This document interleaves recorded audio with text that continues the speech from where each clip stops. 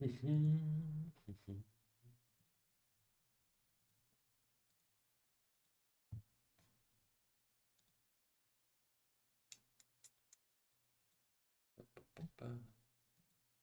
see. What's this?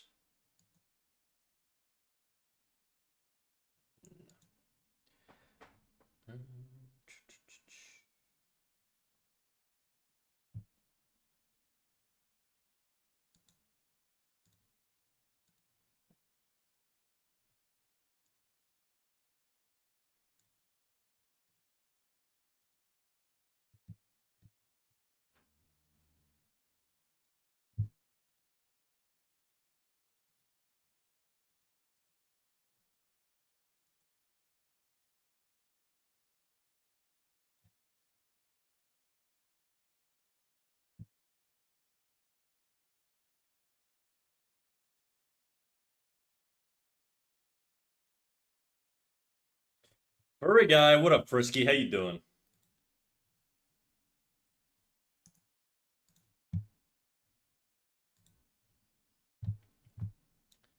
How's life going, Frisk? What the fuck?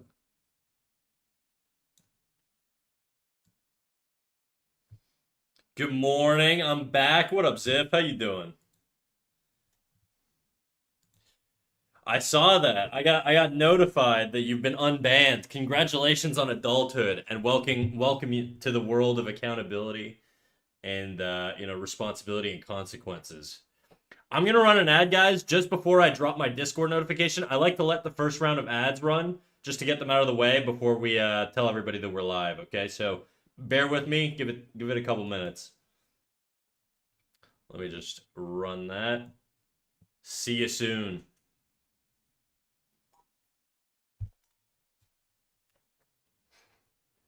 Unless you live in a region with no ads, then, yippee, I guess. But today we're animating. Moving my keys. There we go. Sorry, mate. Ad block. No money for me. Hey, I prefer that, to be honest. If I could disable ads, I would.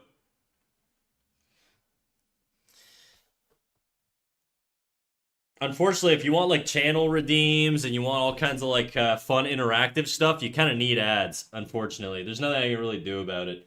They don't make a lot of money for me anyways, so they're just kind of an annoyance. They're just in the way. So I have no issues with people using ad block. By the way, how do I get back on the Discord? Oh, are you banned? I don't know. I'll message what I'll message one of the mods and see what they can do. Unless you just need to like apply again, in which case, you just do exclamation Discord and you should be able to join from there. If that doesn't work, let me know. I'll get a mod on it and we'll figure it out. Oh, I'm not banned, I just left. Oh, okay. Well then you're welcome to join back in there.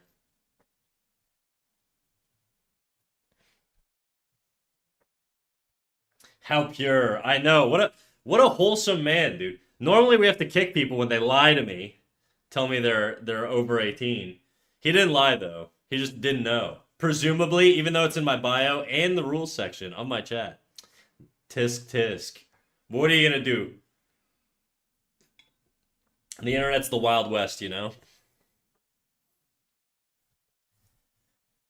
Nobody reads the rules. Yeah, I gather that much. Yeah. It's crazy too. Like every like a month basically, we'll get somebody being like, "Hey, I'm 16. How do I get better at art?" And it's like, "Oh, I don't know. You're going to have to ask someone else." See ya. Every time. I don't like reading. Oops. All good. All good, big dog. We draw. We're here to draw. We're not here to read. So,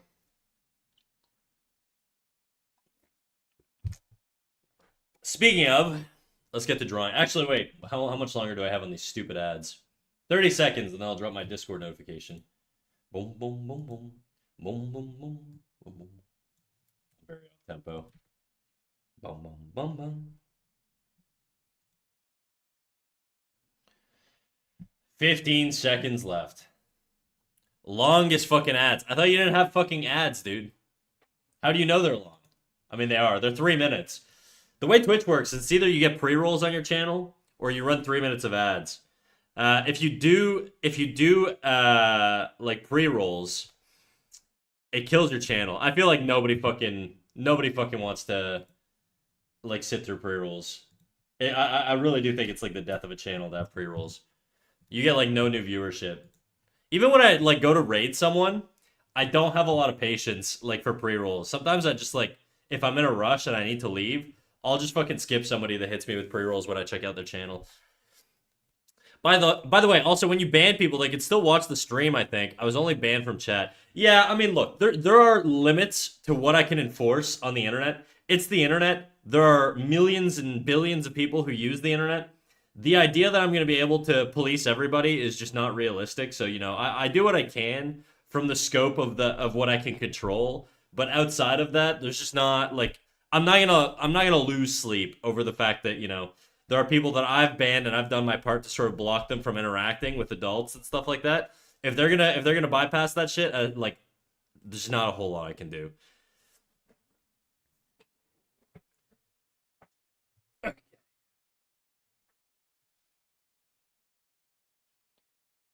So while I know that people can still watch, it's more the interaction. Fair enough. I mean, the reality is, if I actively tried to do that, it would become like a full-time job. I can't just go in and try and find out everybody's age and like verify everybody. A lot of streamers, just to avoid the stress, just like ban any discussion around like age and stuff. I don't personally care if you guys want to tell me you're fucking 80 years old or 19 or whatever. It doesn't bother me at all. Guess my age. Uh 15, you're banned. No, I'm just kidding. I don't know, probably like mid 20s. I feel like the average demographic is anywhere between like 20 and 25. That's sort of probably my demographic. 30? Okay, that checks out. I mean, I'm 31, so not too far off.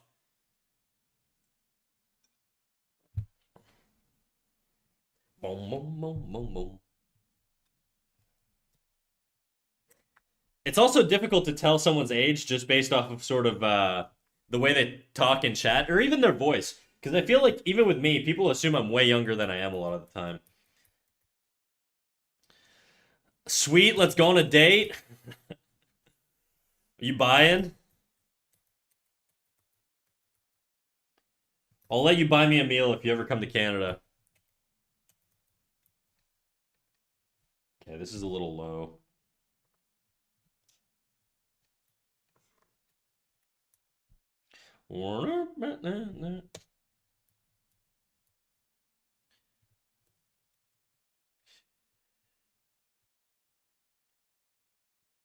Yeah, I used to get people in my chat who thought I was over 18 when I wasn't. It was awkward. Yeah, that would be weird.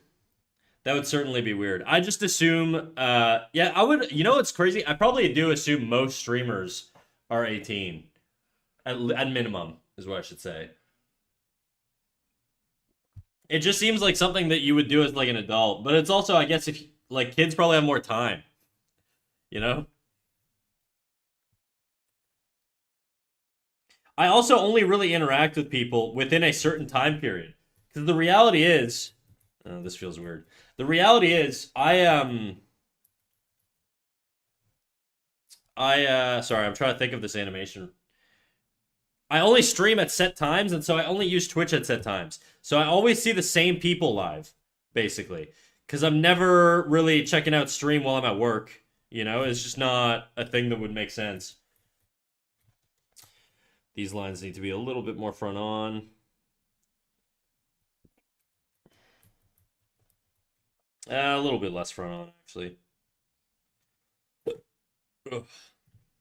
I may be going to Canada because one of my furry friends, I'll remind you that you gave me this option. Wait, wait.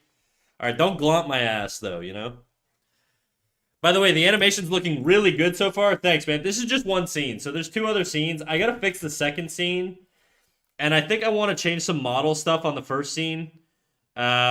And then eventually I gotta color the whole thing and all that good stuff. But yeah, so this is sort of the plan right now. Just do a little Sakuga style animation. It feels dumb using the term Sakuga because Sakuga just literally means animation in Japanese. But in the West, it means like dynamic animation. It's a very specific form of animation.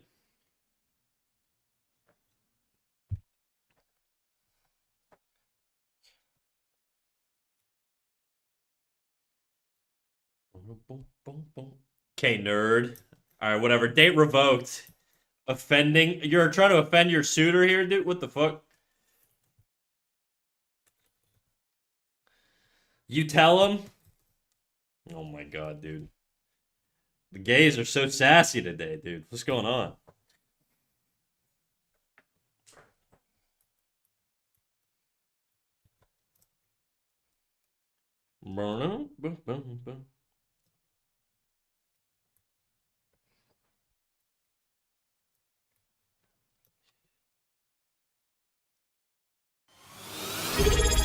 Oh shit.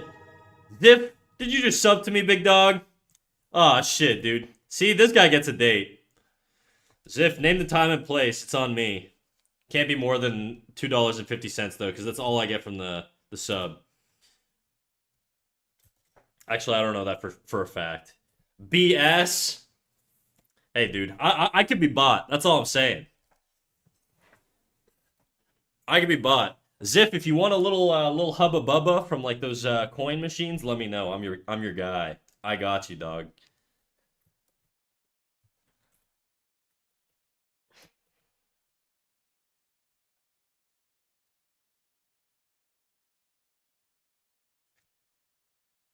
Hell yeah. I don't care, man. You said I could take you out for a dinner, and I will. I won't say no to a free dinner. I'm telling you though, I don't put out. Okay, I'm a little bit of a prude, so I'll take your free food though. It's gonna be my moment to feel like a pretty girl.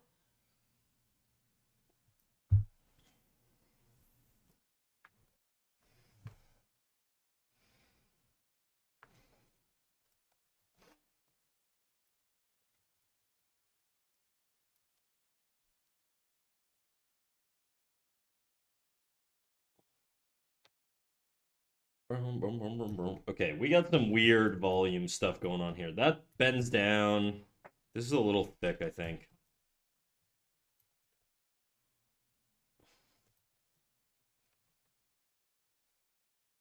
Also, guys, I've noticed, I mean, it's not like huge or anything, but the YouTube algorithm has been recommending my channel. I'm getting a lot more impressions on YouTube. Still get like no fucking traction. So if people clearly are seeing my shit more, they just hate it, you know? But it is interesting to see that I'm getting traction now. I changed my thumbnail and my live thumbnail and my description. I changed my description again today, so we'll see how that goes. Maybe I just fucked myself, but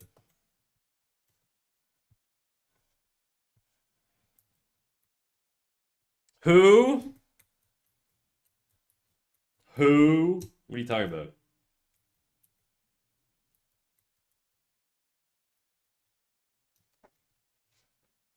Okay.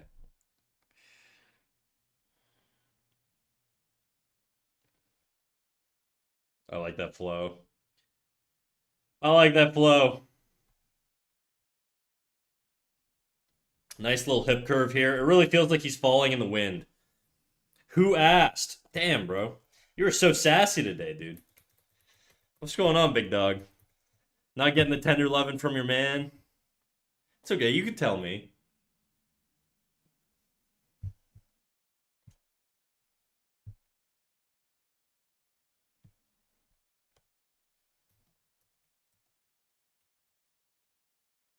I don't know, you got me aroused. Bro, I'm straight, bro. I'm the forbidden fruit. You're not getting this. It's all fun and games. I'm just channeling my inner hockey guy, you know? A little homoerotic, but still factory issue.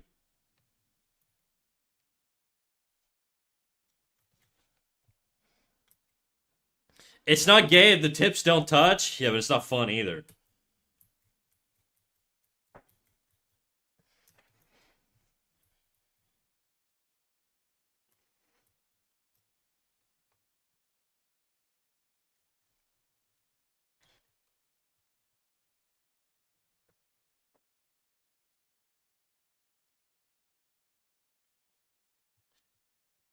Tip isn't long enough to touch.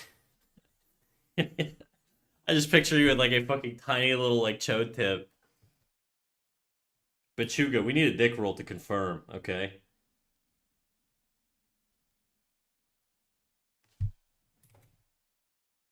Speaking of, damn, Dave Rugg that hog. He's swanging it too, shit. Sometimes the bot needs to reset, Frisk.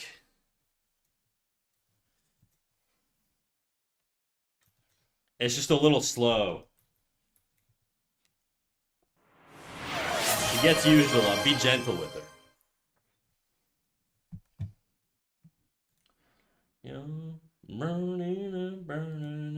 A hype train started. How the fuck does that happen? I don't know anything about Twitch physics. This song, you don't like it? You're gonna make fun of me and now mock my music taste? You don't like my generic Naruto music, dude? I'm a freaking VTuber. All we do is listen to anime music. You should have known.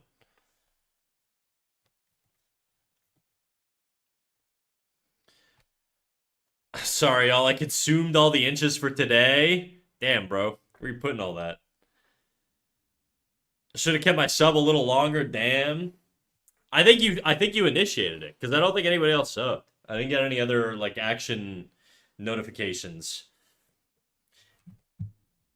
2.8. Shit. Speaking of 2.8, guys, I gotta take a piss. I'll be right back.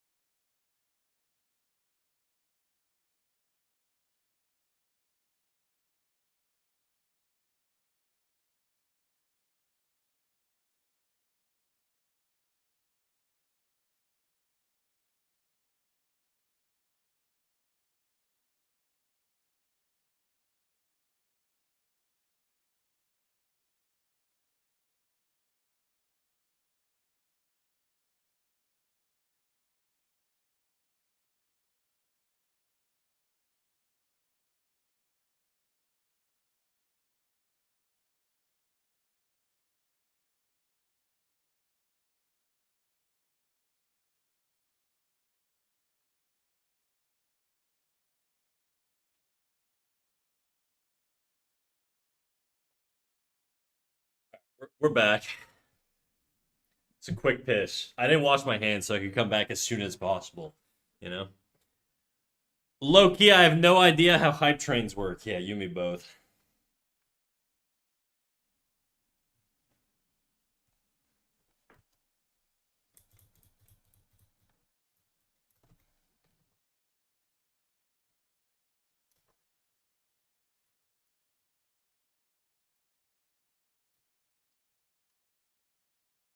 The pisser. Oh, I piss daily, dude. It's crazy. I think I'm so unique.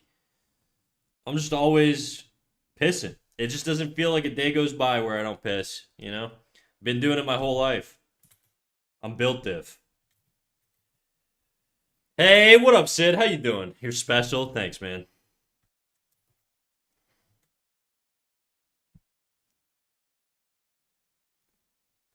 The power of failing kidneys. Wait, you I do like the idea of somebody who thinks that pissing every day is bad for you. Hey, what up, Pat? How you doing? What up? What up, Ian? How you doing? HDMZ, hello. Wow, everybody's coming out to see me. And aren't I special? We're getting there. We're getting there. It's very difficult to get a lot of progress done while I yap most of the stream, but you know, we're gonna try. I do think this leg's a little thick here looking at it. Just volume wise, it feels a little big to me.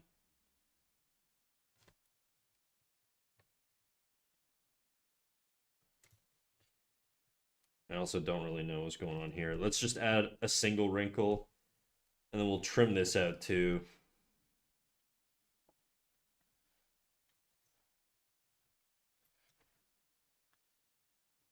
The moment you said you piss every day, people got interested. I know. It's the truth, guys. I'm not lying to you. It's crazy. Sometimes multiple times a day. Gotta lurk. My friend summoned me. Bye-bye. All right, peace, If. Thank you for the sub, eh? I'll catch you whenever.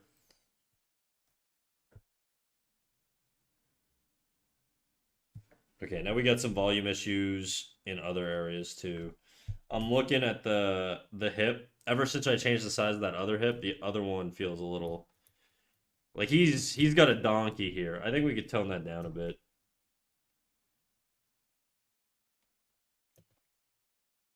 That, and then we could bring this in.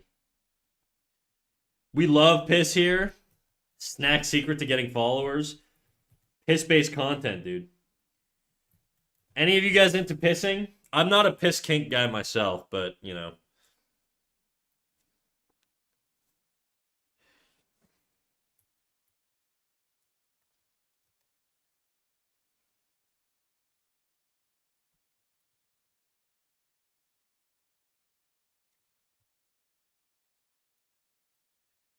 See, this like feels weird. It feels like it should bend out a little bit, you know?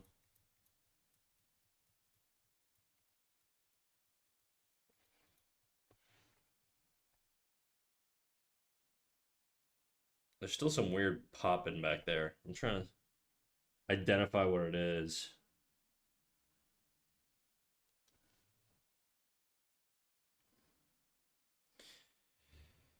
Oh yeah, see what all the piss enthusiasts. That's right. Beware the piss goblin. You are or you're not? No, I'm not. I'm not a big piss guy. I'm not into being pissed on and or pissing on people. It's just not really my thing.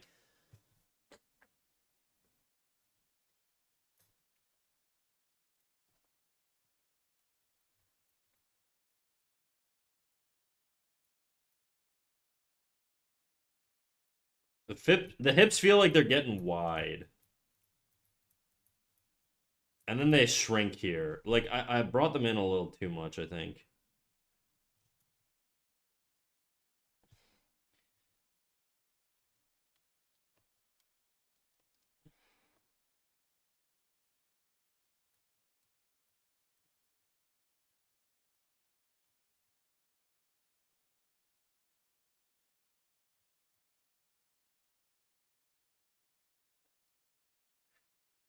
The yellow and Snacks profile picture stands for piss. Yeah, it's surrounded by piss. Guys, why does everything default to piss? I know this time it's my fault, but last time it wasn't, I don't think. Honestly, if I was to take you out for dinner, I'd totally ask you a shit ton of stupid questions about animation. I mean, the beauty of the internet and Twitch is that you can just do that now. You don't have to spend money on it. It's on the house.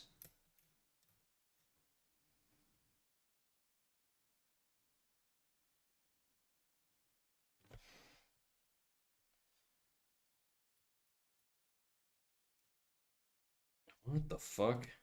Oh. I did make the ass too low here, didn't I? He'd be a little smaller on the cheek department, I think. Okay, animation question then. How many times have you animated piss? Not as many times as Boba, I will say.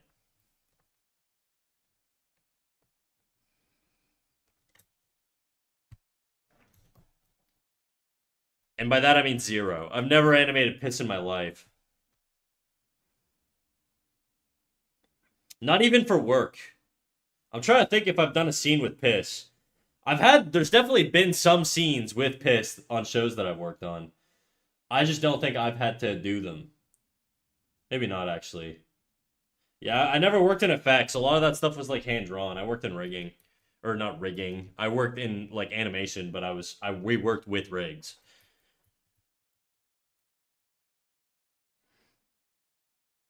Could you please animate some piss? No, probably not right now. Maybe one day. I did think of animating a version of my little character pissing, so that whenever I leave, you know, I can I can I can run a little animation of my little mouse pissing. Some animation I see. What? Yeah, dude, we're animating. We're animating, sort of. It's coming along. Little guy falling. Really, but you piss so often, you'd think they'd ask the expert to do it. That's true. I don't normally let anybody watch though when I'm doing it. I get shy, you know, and then it dribbles. It doesn't come out because I'm piss shy. He better be facing the camera, man. I don't think Twitch would let me draw mouse cock on stream. I just don't think I don't think it'd be okay. Sounds fun though. Dude, same. See, Ian, I was kind of joking. I actually fucking piss Mog. There was one time where I went to the bathroom at the same time as like an executive that I work with, and I pulled up to the urinal beside him, and I could tell he was like struggling, and I just fucking let my fire hydrant shoot crazy. I had a powerful stream, and I pissed faster than him with much more psi and force than he had, and he knew deep down that I don't get piss shy, you know, and he knew that we weren't the same. Even though he made more money than me, we're not the same. Granted, I would love to just be piss shy and make more money. I would take that trade. So, you know, I think he wins at the end of the day, but I do get piss shy sometimes. But I think I've gotten over it. I think for a while when I was like younger, I would get piss shy a lot. And then as I got older, um I think my confidence just went up, you know? That's a power move. Oh, it was. It was for sure.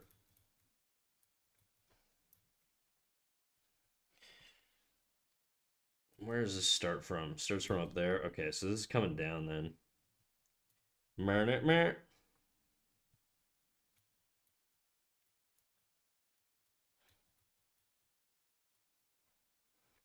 I think we're just gonna have this ease in here. I don't think we're gonna keep the spacing tight.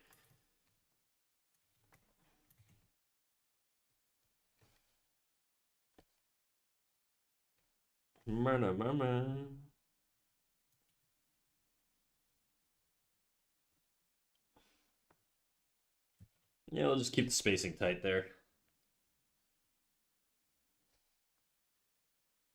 I can easily do it, but it takes a few seconds when I'm next to someone. The worst, I think, look, being piss shy is one thing, being a piss mogger is another. I think the worst is being the piss chatter, okay? If you're a guy, don't start a conversation with your boy at the urinal. I don't know. It's always like, I'll talk back to you, but some guys come in and they're like, hey, Snag, how's work going, you know? Things going good in your department? And I'm like, yeah, yeah. While my fucking dick's in my hand and his dick's in his hand, and we're not making eye contact. We're just staring at our penises. I don't know. It's a weird. I don't like it. You should have helped the bro. Yeah, let me get that for you. You want me to squeeze it a little bit? Maybe if I squeeze the balls, more will come out. Like a little pipette. I can't do it all myself. My friend wanted a video of me pissing. I couldn't take a video of myself in my own bathroom. Your friend wanted a video of you pissing? Friend, huh? Sydney slipping. By the way, were you always Sydney slipping? No, you were Sydney Cow. What prompted the change? At uni, one of my professors started a convo with me, bro. Yeah, no, okay, look. This exact thing happened to me. Okay, I'm gonna tell this story actually. So there's a bathroom at my university. Or my college, I guess. I didn't go to university. My college sort of has like these sinks here. And then there's like mirrors in the middle. It's very like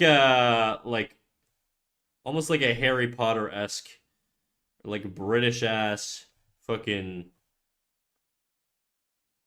So these are the sinks, right? So there's like a billion sinks here. Sink, sink, sink, sink, sink, sink. And then there's like stalls over here for the fucking big time poopers. Okay, I'm not a big public pooper guy myself, but there are stalls for public poopers. Okay, these are all stalls, stalls, stalls.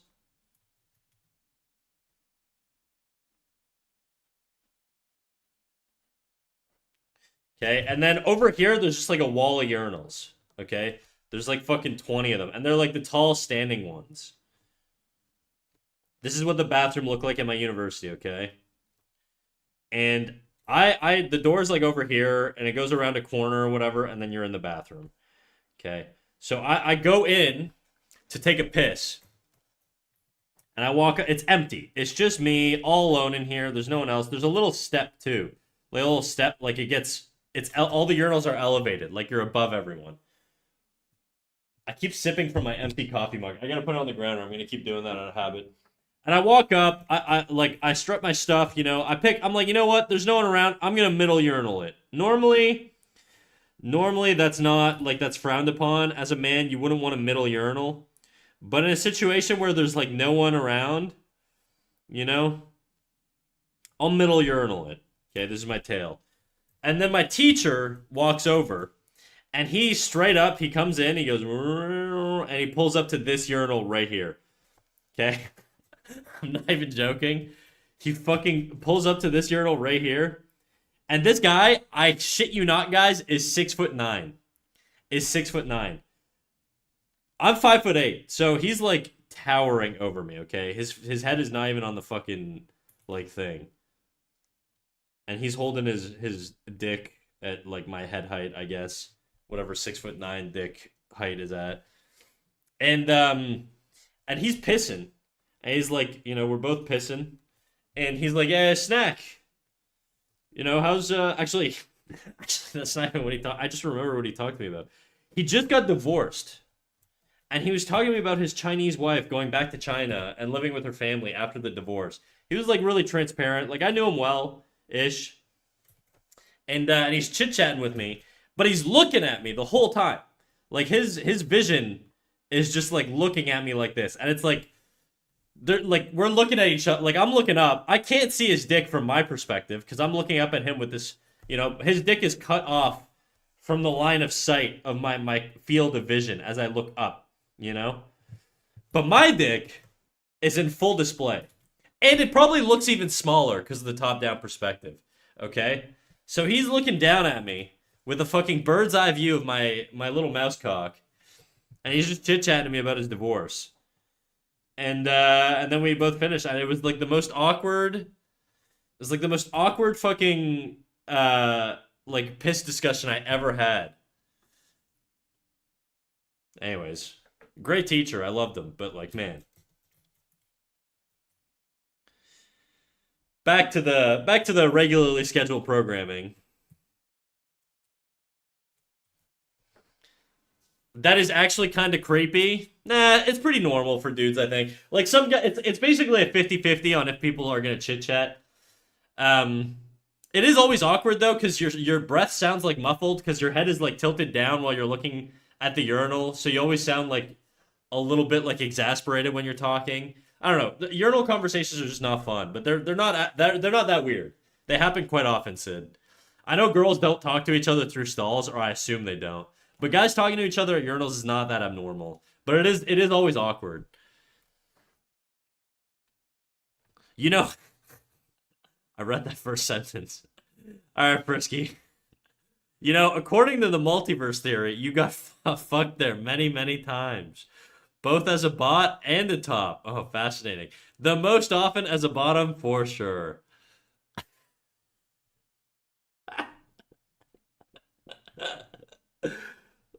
Oh, fuck, dude. You're insane. You actually might be a crazy person. No rules. Don't change, dude. Sorry, give me a second.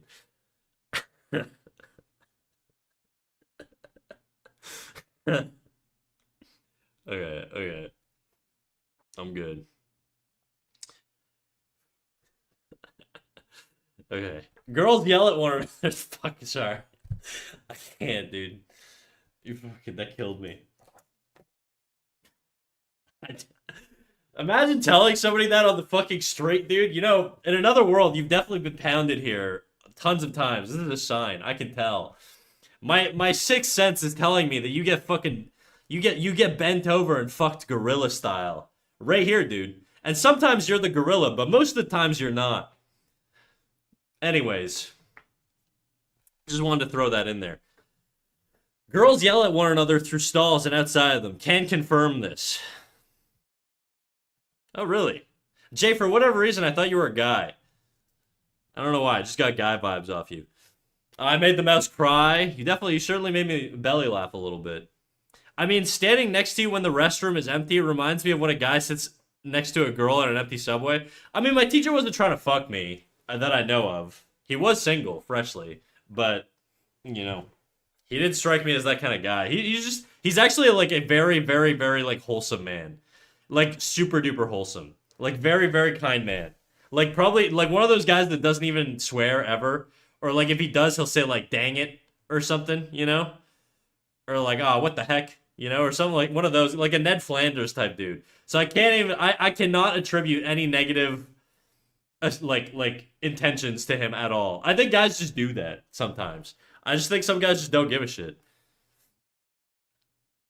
That's what our dinner would be like. You'd be telling me about all the fucking crazy style ways I get destroyed and get my little mouse ass pounded in other universes. I don't know if I want to go on this date, dude. It is still a free meal. I just don't know where the line is with me. I've never been on a gay date before. Everyone thinks I'm a guy. It's okay. I get it. What's the J? I feel like J just sounds like very dude-like. You know? Unless it stands for like Jesse, JC.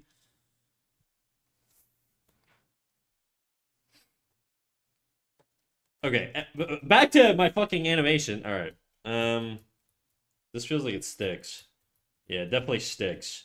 No bueno, we don't want that. When I say stick, guys, by the way, what I mean is if you look here, look at where my cursor is.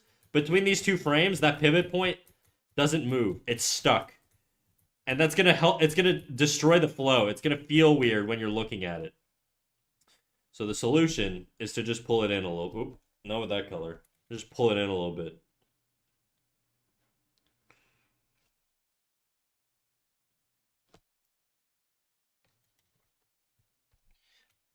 And it's gonna feel a lot more organic.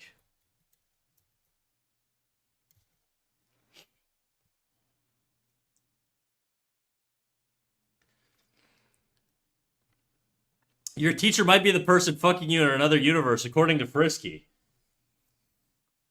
That would be crazy, dude. That would be crazy. I hope not, but it's possible. I don't like the way the chat is fucking going right now. You guys are all so horny. What the fuck? I thought we cleared this out of our system like months ago. We used to have a very very horny chat for a long time, and then everybody got like super grind broy, and they're like, I just gotta get better at art, and then it helped me focus on being a grind bro. And now everybody's like, man, I want the fucking snack X teacher Yowie, dude. It fluctuates. I'm seeing that. Height difference could be cute too. Okay, I mean, I would agree with it, I guess. I don't know. I feel like if I were a gay man, I'd feel like more of a top, you know? I just feel like I got that fucking dog in me. Unless I'm feeling lazy that night, maybe. I don't know. I could definitely be lazy. Chat likes to jump around a bit. Yeah, you think? You have the most bottom energy of all the people I know. Nah, nah. You need to know more people, dude. That ain't right. You need to leave your room. Not me.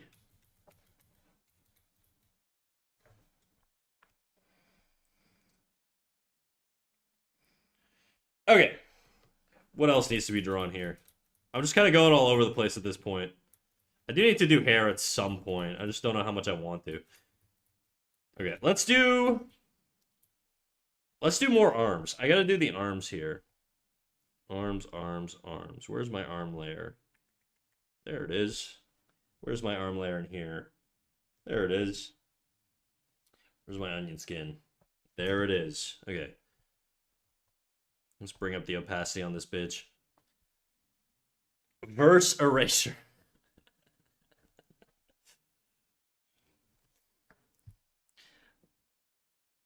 Make a poll. Am I a bot or a top? I'm not doing that. I don't want to give you guys fuel. All right. You're already burning strong. I can almost hear half of you cranking hog in chat. I don't need any more. I don't want to add to that. Scared? No. I'm too socially aware of what's gonna happen if I do.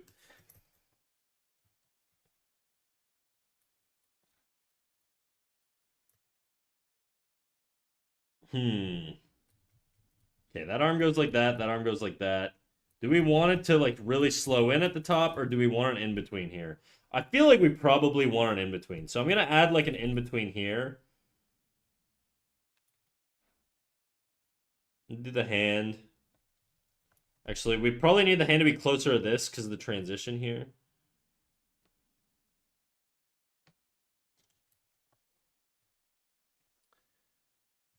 Nice thick cloth folds. Thank you. I'm trying. I do like the feel of thick cloth folds in animation more than like the stiff anime style ones, but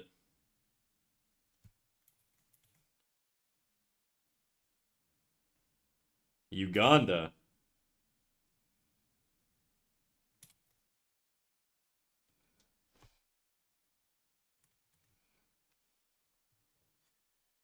Do you know D-Way? I apparently one of my friends was like involved in making that meme. Or that's what I heard. I never actually validated that claim, but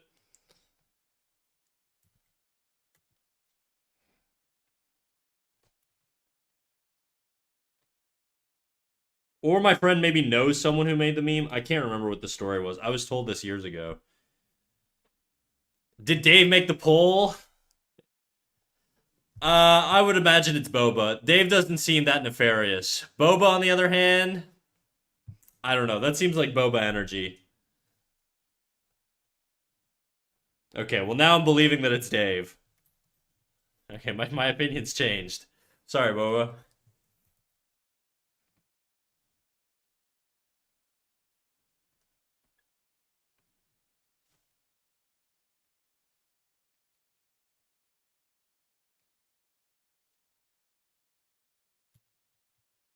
This would curve down more, I think. Where's the shoulder? Like here? If the shoulder's there, it's probably gonna do something like that.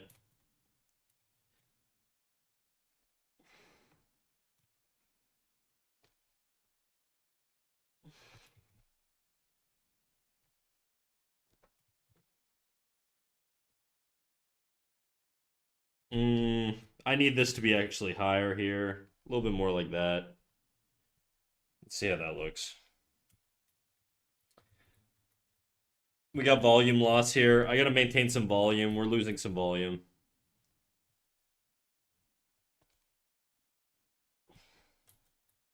Does that feel better? Yeah, except I need this to sort of fold up like that.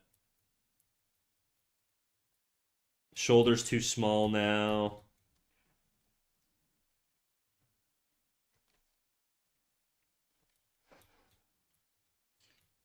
Does that feel better? A little bit. That sounds sarcastic. I know it because I'd say something like that. Oh, yeah, that's how I read it too. Okay, how's that looking?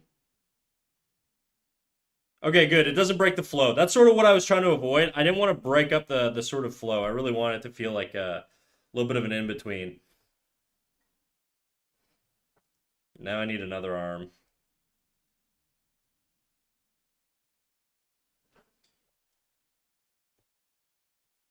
Okay.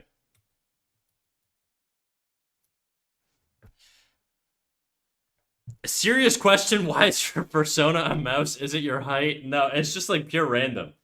Hello, friends. Hello, Sirkin, Altanok, 241 over on YouTube. Sorry I missed your message. I was too busy with my head down, animating.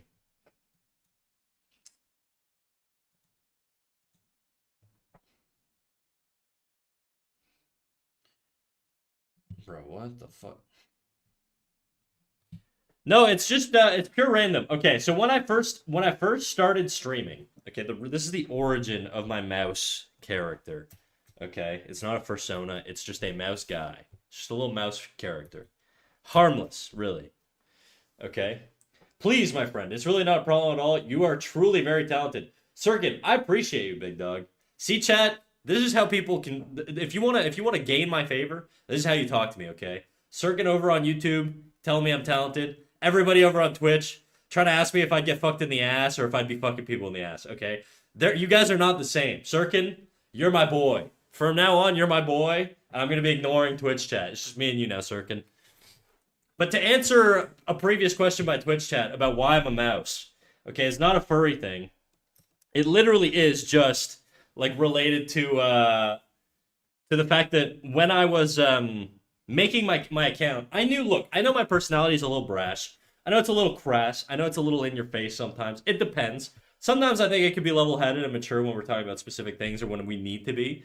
But I can also get a little wild and crazy. And I think because of that, I like the idea of a mouse as a representation because the mouse is like to me is like the symbol of like meek and quiet, and the idea in my head of having a contracting or like a contradicting or contrasting, I should say, personality with a character just felt unique. I guess maybe it isn't. Maybe it's like a trope or a stereotype or whatever. But I do think that like to me it just felt more interesting than being like an anime dude. Because everybody on Twitch who's like a PNG tuber is some sort of like succubus anime creature. Okay, and I want to stick out a little bit, and I didn't actually think at the time of the furry community because it's never crossed my mind. There was never like a moment in time where I was like I'm gonna be misconstrued as a furry. But now it happens all the time, and I guess I kind of embrace it at this point. But that's sort of the lore. I don't think there's no there wasn't like any persona or anything like that. That's why under your stream it says hashtag furry. Hey, that's a marketing thing, dude. We gotta make it out here, out in these streets. It's tough out here for a streamer. All right, if you want to pull numbers, you gotta sell your soul a little bit. And luckily for me, furries love buying souls. So why not? When life gives you lemons.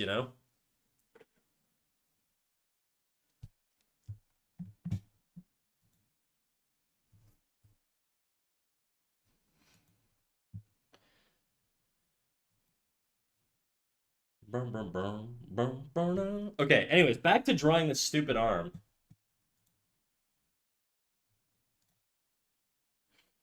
How much is your soul? How much is it worth? I don't know. If you could get me to retire, I'd be willing to do anything, really. Like if I had a gateway to no longer having to go to work, there's not a lot I wouldn't do. I hate working, guys. I just hate having a 9 to 5. It just sucks. I like the freedom of not having any of that.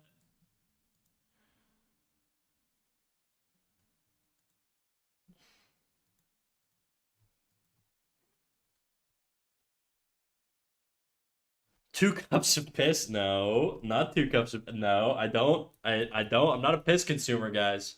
Stop saying that.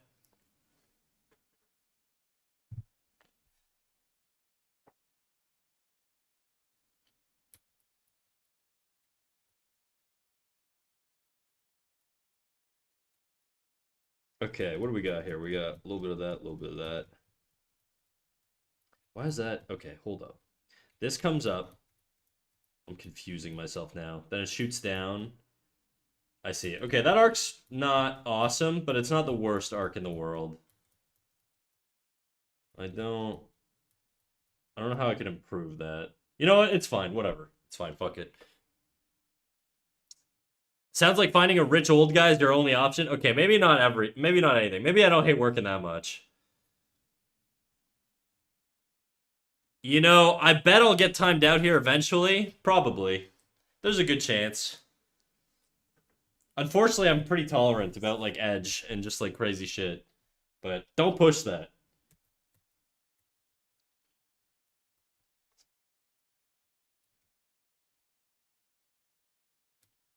Okay, yeah. Let's see.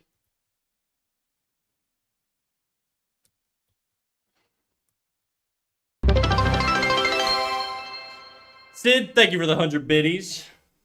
Thank you so much. Okay, we got a little bit of that.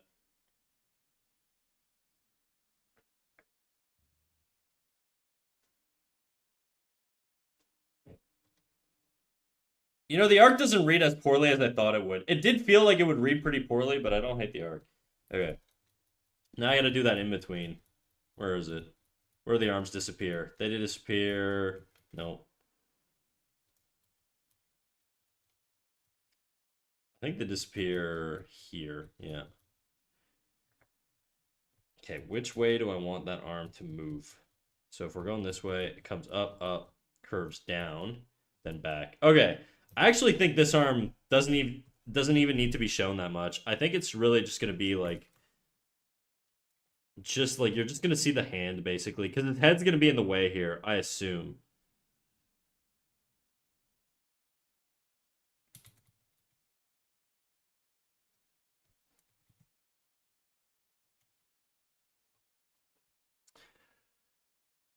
I'm not a rich old guy, but I have a little bit of salary. Thank you. My soul, a small fraction of a percentage of my soul belongs to you now, Sid.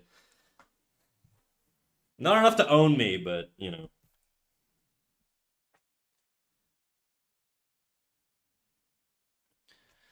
The thing is, I like pushing it. It's my thing, my Nindo, my ninja way.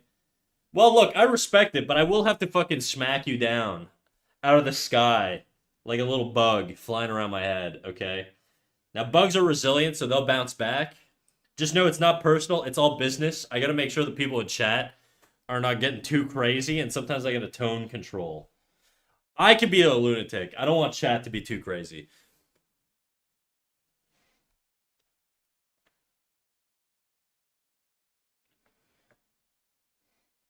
Okay, you know what? I am gonna draw the whole hand.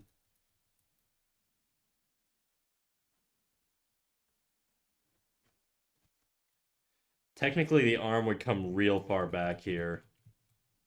I don't know. Would I see the back of the elbow? We'll leave it like that for now. That is a really extreme tilt in the torso. Yeah, it kind of pops. I don't know if I really like that.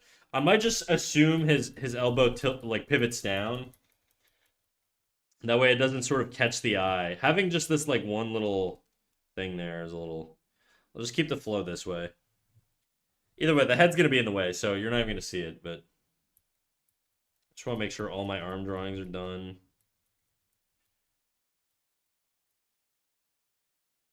Is there a way for me to get this arm?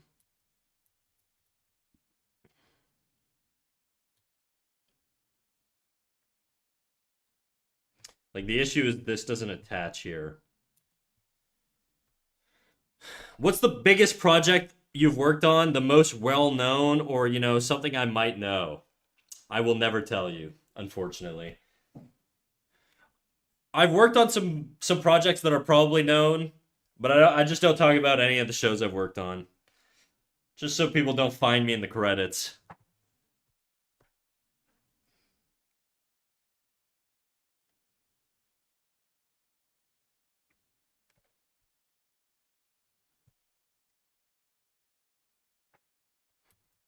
You'll never know my accolades, ever. I will say it hurts to not talk about because it is awesome and I am awesome, but Geez, is it really that much of a big deal? Yes, sir.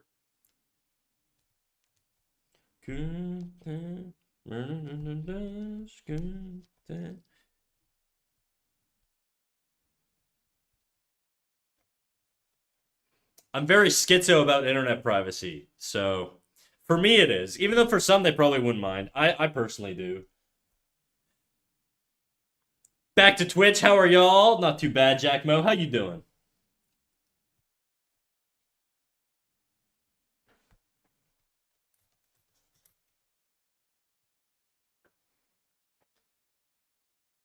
I guess we have to keep glazing him until his ego becomes so big that he'll slip.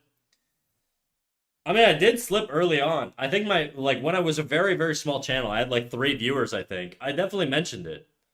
And then somebody found me instantly. And I was like, okay, I'm never doing that again.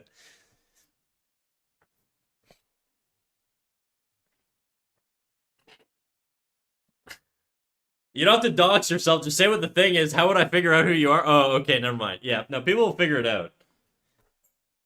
There's only so many people that work on shows, guys. If you find out what someone works on, they're basically one of like 100 people. Okay? and then you eliminate half of them that aren't like if you eliminate all the women, you narrow it down quite a bit. And I will tell you, the animation industry these days is fairly female dominated. So you probably like eliminate more than 60% of like the people that would potentially not be me. I'm cutting an old air tank from a truck for my project. My arms feel like it's gonna fall. You're cutting an old air tank. What the fuck? What do you mean? Like a big metal tank? Why my screen is just blank right now? Okay. We got another disappearing arm.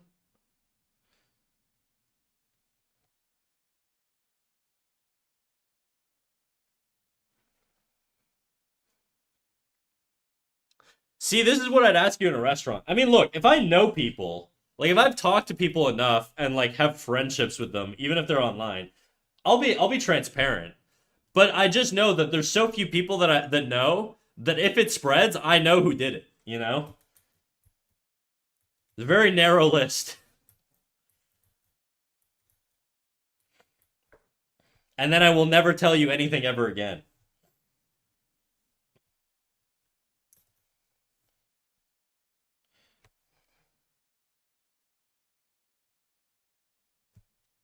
Understandable. Thank you.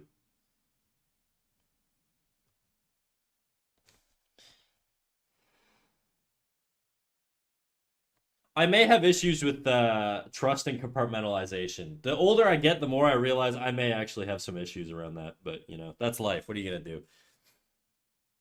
I kind of don't want to know what snack looks like IRL. I'm hideous, dude. I'm like deformed. I got like, you ever seen Elephant Man? It's basically me.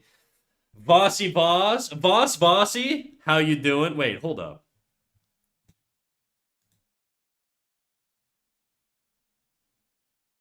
Who the hell's boss bossy?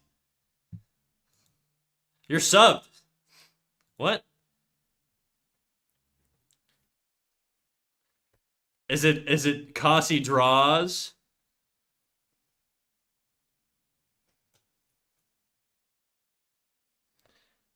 Nope. Starts with an F. Is it Faye? There's a lot of people that start with an F here. Uh, Frisky? That's not Frisky. It's Faye. Oh, there you go. I was so confused. What up, Faye? Why you piss yellow and name Bossy Boss Bossy now? I'm gonna call you Bossy Boss. I feel like I'm gonna fuck that up all the time.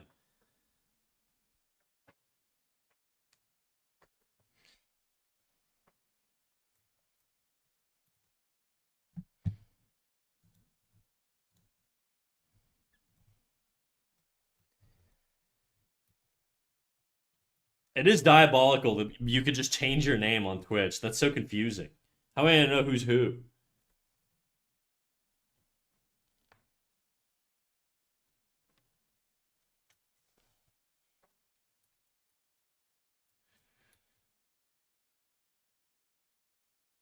You changed your name to your WoW name. Okay.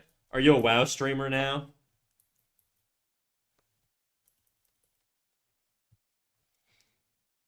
This comes up. Where does this knee go, actually? What is this? I think I'm just gonna make this really just like ease in.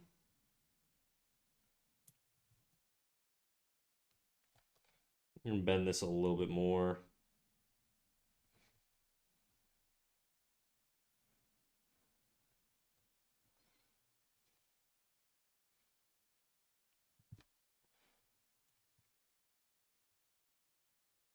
No, but my friends are. I see. What if I actually change? What if I am actually a friend of yours just with a name changed? I promise you, I know like one furry in my real life. Okay, odds of you being somebody I know in real life, you could be a secret furry, but a gay furry that I would know in real life, I feel like it would be pretty easy to identify. So I'm gonna put those odds at like 5%.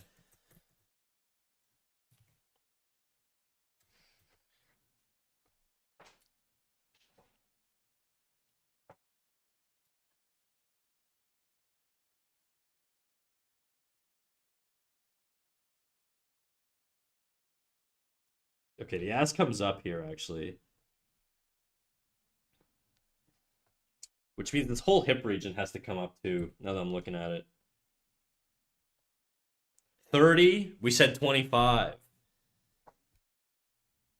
25. I'm missing chat messages, dude. I just can't follow. I'm too crazy. I'm too wild. Okay, let's bring this up a little bit. Just a little smidgen. Just to match the height elevation on the butt there.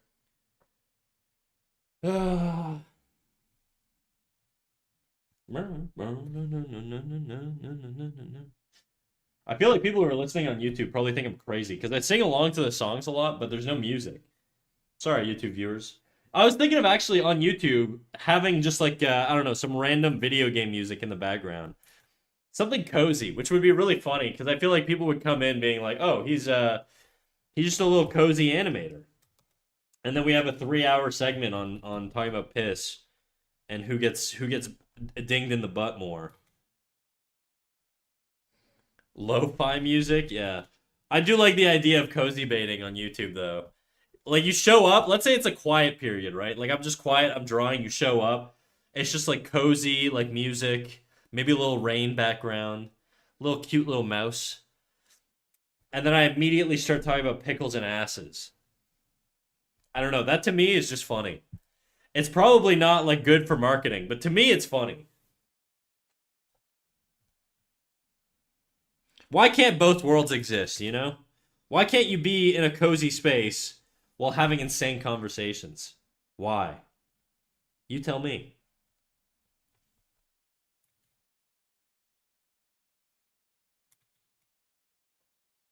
I'm gonna add some drag. I'm gonna add a little drag to the pants here.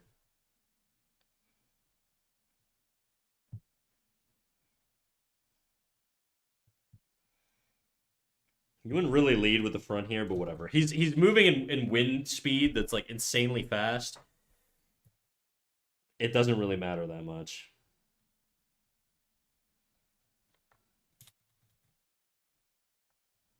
I do think the volume on this pant is also a little big too. I'm gonna match it to this one.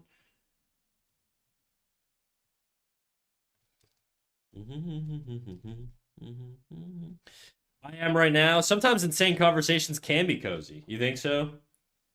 What's a good example of a crazy convo that's cozy?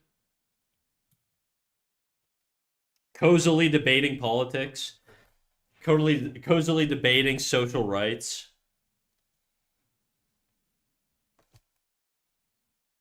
Just a cozy, heated argument.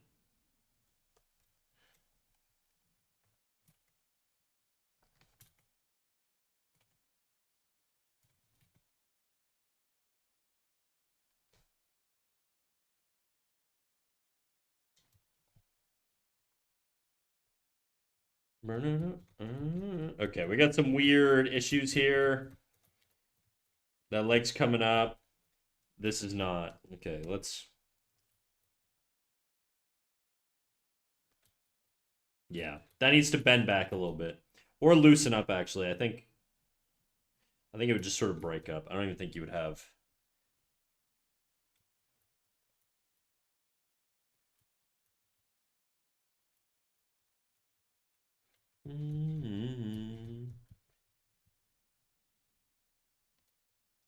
My ankle's a little thick on this one.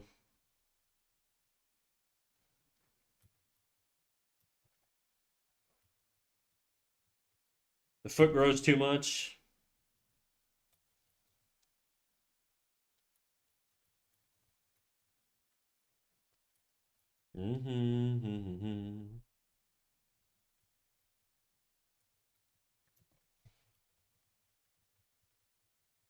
Something sticking.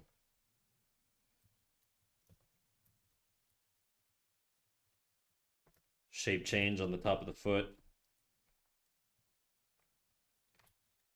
Better. Foot grows a little bit too much. I'm just gonna use my liquefy tool at this point. Boom, boom, boom, boom, boom, boom, boom.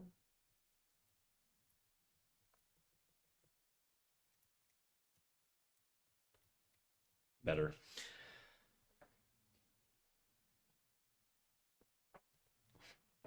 Some of the coziest nights I had with my ex best friend was 7 a.m. chats about our disturbing past while I stream Mirror's Edge. I suppose that, yeah, that sounds nice, I guess. I mean, he's your ex best friend, so, you know. Remind me not to share all of my deep, dark secrets with you on the off chance I become an ex of some sort. When I have a blanket and a cup of tea, every topic is cozy for me. Damn, you dropping bars, dude.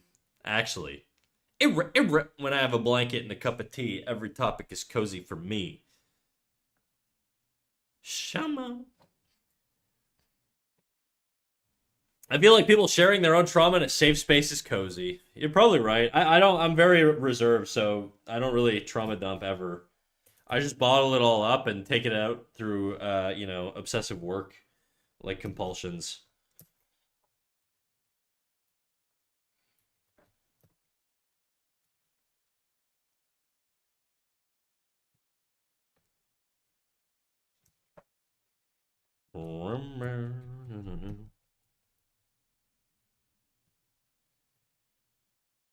I don't know whether I'd be a good friend for you, maybe, but I think I'd mess up. What do you mean you mess up? You do like evil things. You tie women to train tracks and twirl your mustache. How do you mess it up? Hope you find your safe space one day, Snack. I mean, I have a good friend circle. I don't like I can talk to them about shit. I'm not gonna talk to them about like crazy stuff or anything like that. But if I'm dealing with lady trouble, if I'm dealing with not liking my job, like stuff like that, I'll talk about. I'm a pretty open book for the most part.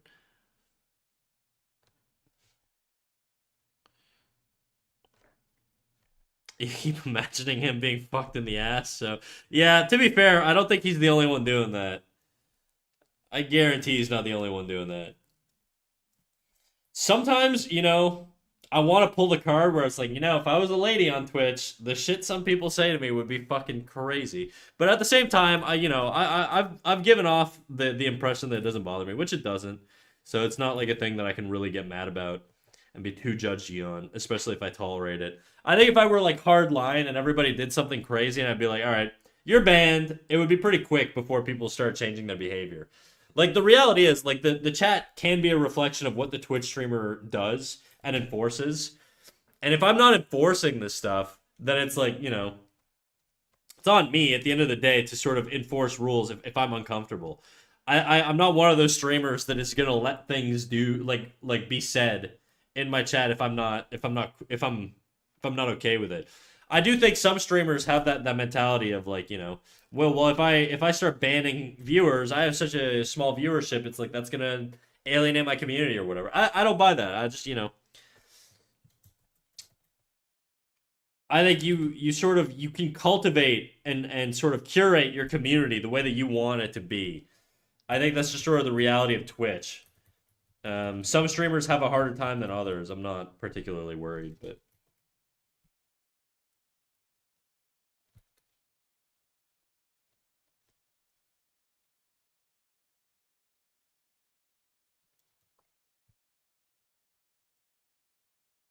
look at that fucking arts, dude. Damn, he throwing it back.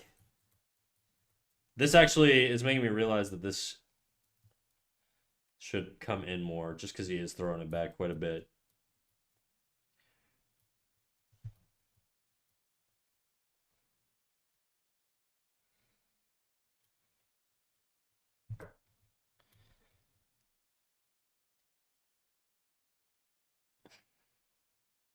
Me secretly imagining, you're sick, dude. You make me sick.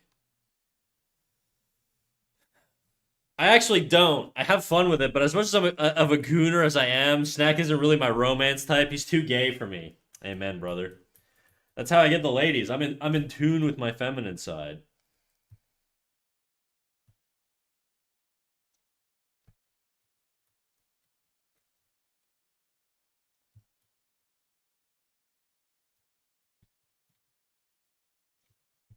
Boom, boom, boom. That feels better. That feels better. We've got some unnecessary growth over here. Okay. This needs to shift up. So this is going to be up here now. This is going to curve down like that. Maybe we'll leave a little bump. Just for some shape. Bigger.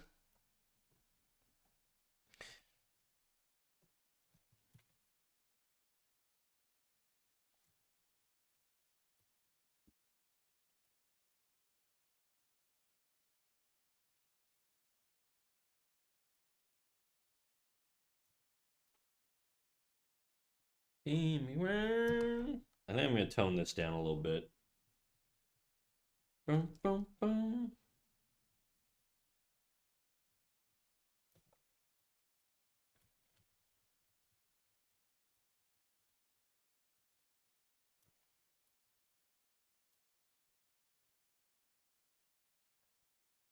do we got here?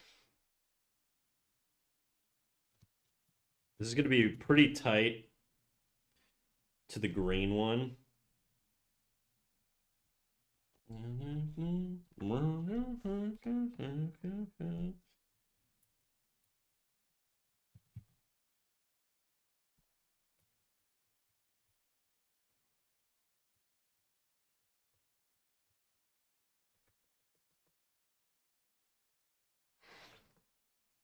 I like the growth. What growth?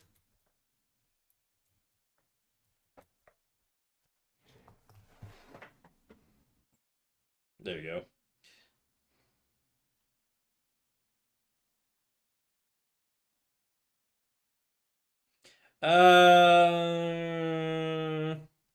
I'm gonna do something else for the back, I think.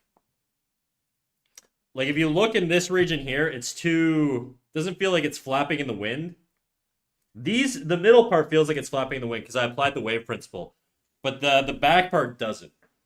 And for those who don't know, the wave principle is literally if you want to make something feel like it's moving fast, hair, clothes, whatever, you apply the wave principle. So you can think of the wave principle as like if you have a wave, basically what you're doing is you're picturing within this wave that the wave is formed of perfect spheres, okay? Perfect balls.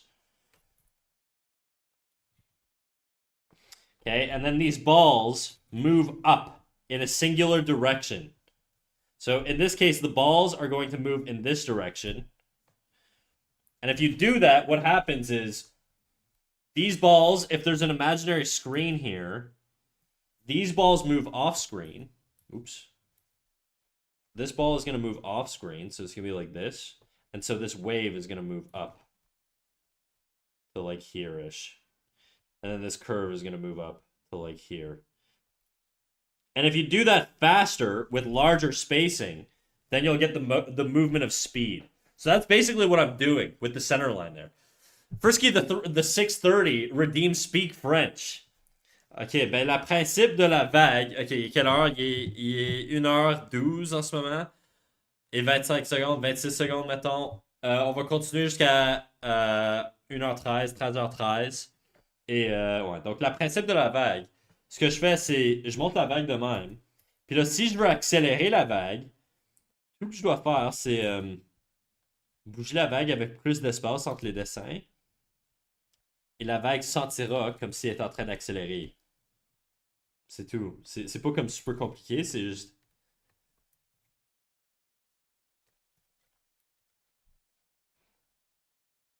Donc si je fais de même, puis là je fais la dernière vague, c'est. Ça, c'est une. Il y a une fille super cute. C'est un rat. C'est une femme rat.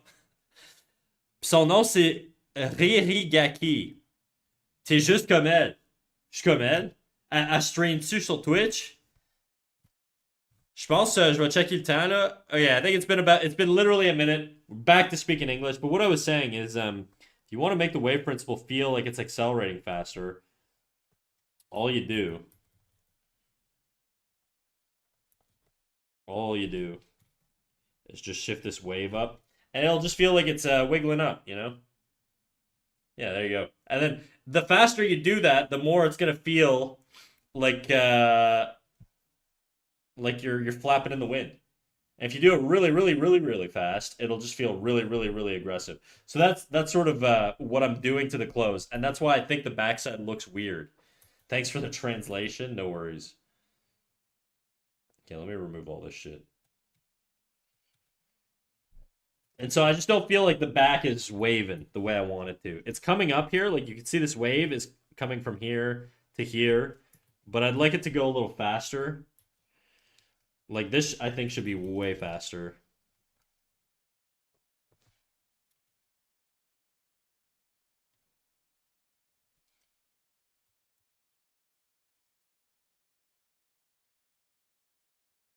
And then we're gonna have it slow down here.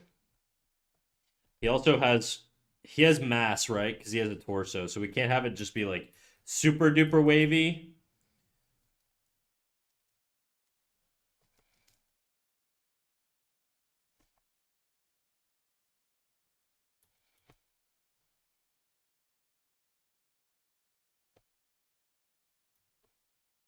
Let's see how that looks. Yeah, a lot better, I think.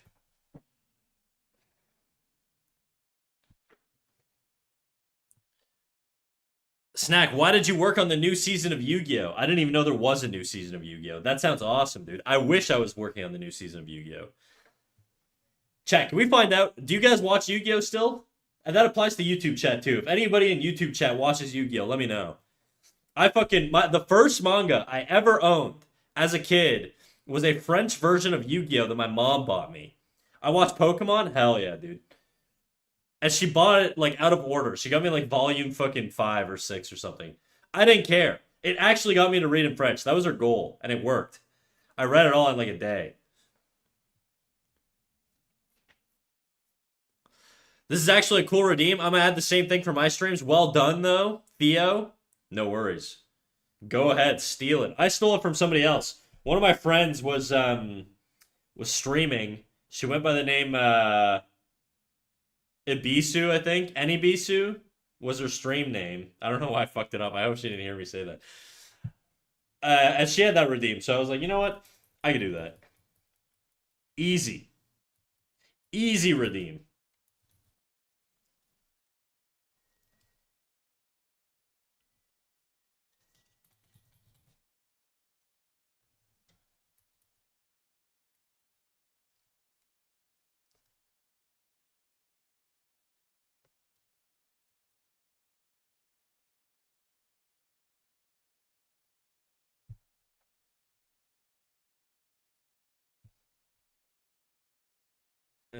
It's too much. I think it's definitely too much. I think I liked it the way it was before.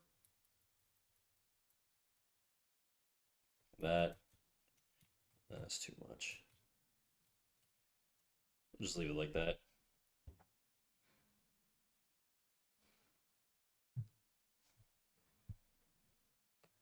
Wait, you worked on the new season of SpongeBob? Yeah, you got me. Go dig through the credits, guys. You'll find me. The first manga I ever read was the entire volume manga my mom found in the recycling bin. Oh, that's yeah. Moms be frugal, dude. I watched Pokemon. Hell yeah, dude. When I was learning Japanese a few years ago, I fell off my Japanese hard. When I started streaming, I actually was pretty good at reading in Japanese, but then I stopped because streaming was my new hobby. But when I started streaming back in or not started streaming, when I started studying Japanese back in the day, I what was I gonna say? I would watch Pokemon because it was very easy Japanese, and so I would just watch it because it was made for kids, and I would put on Japanese subtitles and I'd just try and understand it. That's sort of how I got my reading level up. My goal was to work through the entire series. I think I got through like 3 seasons, and I was like, okay, I can only take so much Pokemon. The first manga I read is Garfield. Hell yeah, dude. Mine was Cory in the House. I'm gonna take a piss. I'll be right back. Again.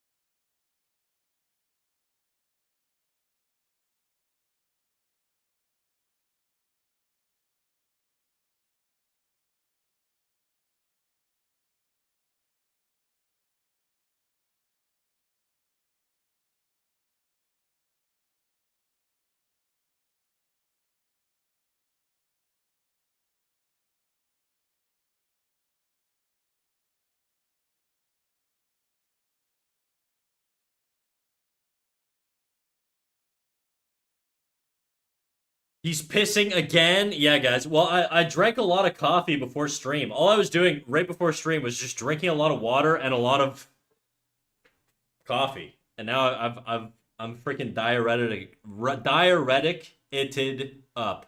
And now I gotta piss like crazy. Are you gonna color this animation and finish it and stuff? Yeah, I colored the first scene. I'll show you what it looks like colored. No, go back here.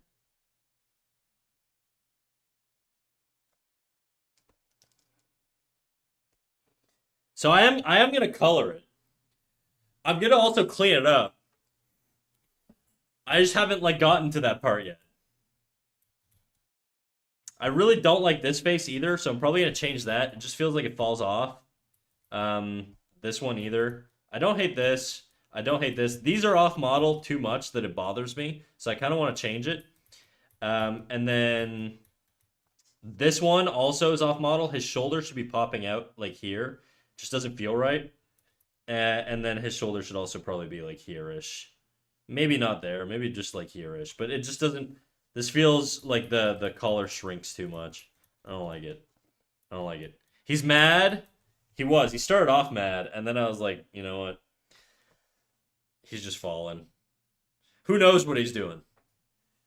I like it. Play it. I gotta fix the second scene because I don't like the motion of the hands. It doesn't feel right. It's too slow. I want it to feel fast. This scene. Where he like curves around here.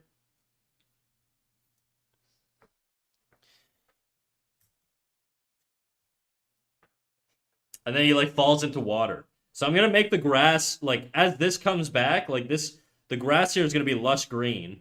And then the water is gonna be blue, obviously, and I'm gonna do a sky and the rock behind him. So yeah, I'm gonna color it all. This is going in my portfolio. This is gonna be like a portfolio piece, which is why I'm wasting so much time working on it. Can you make a yellow water version? That'd be really funny. Maybe. Probably not, but maybe. Maybe in an alternate world. The piss jumper.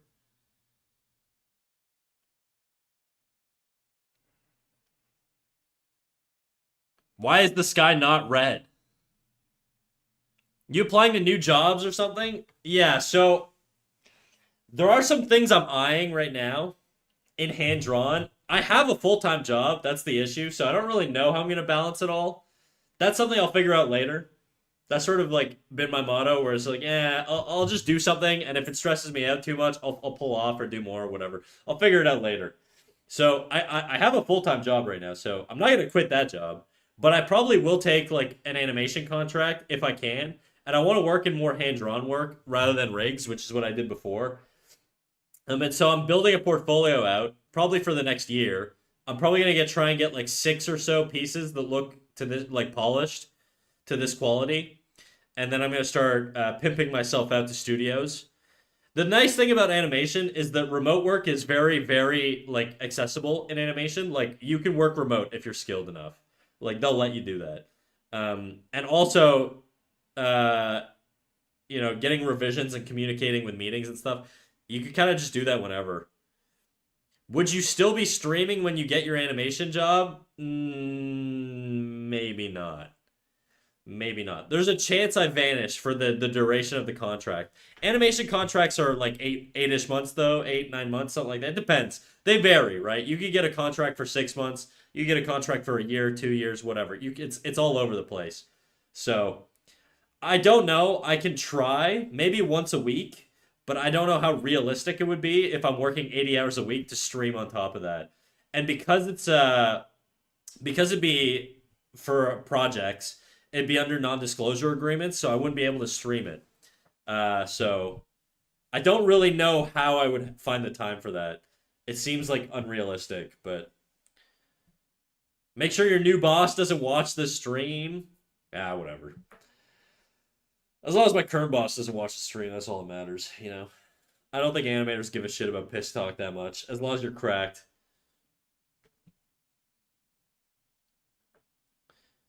You could stream face cam only, just me staring, just you guys looking at the top of my head while I look down at my tablet.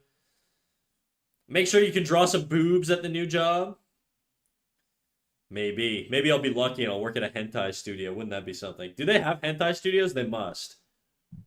I don't really know if there's a big hentai industry. I don't really watch it, to be honest.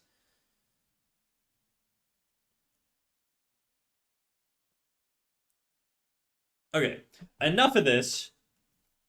Back to the last scene I'm working on here, which starts around here roughly.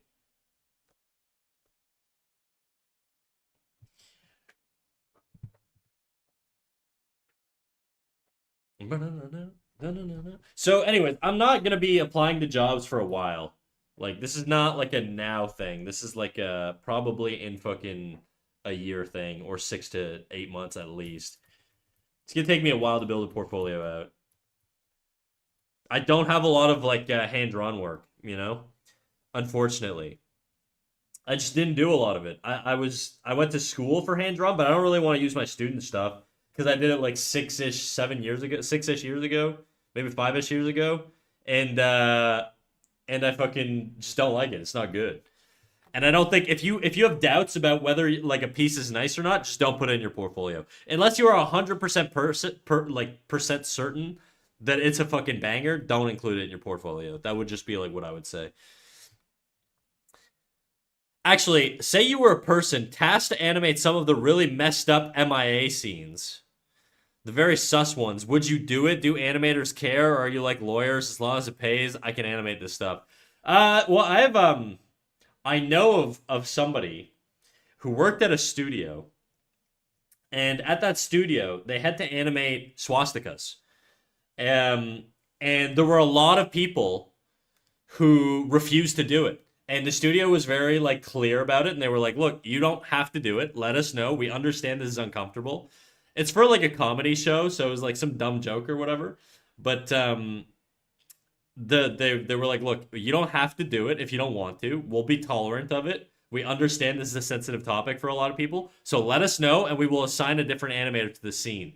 Okay? Don't worry." Basically, so they handled it as best as they could.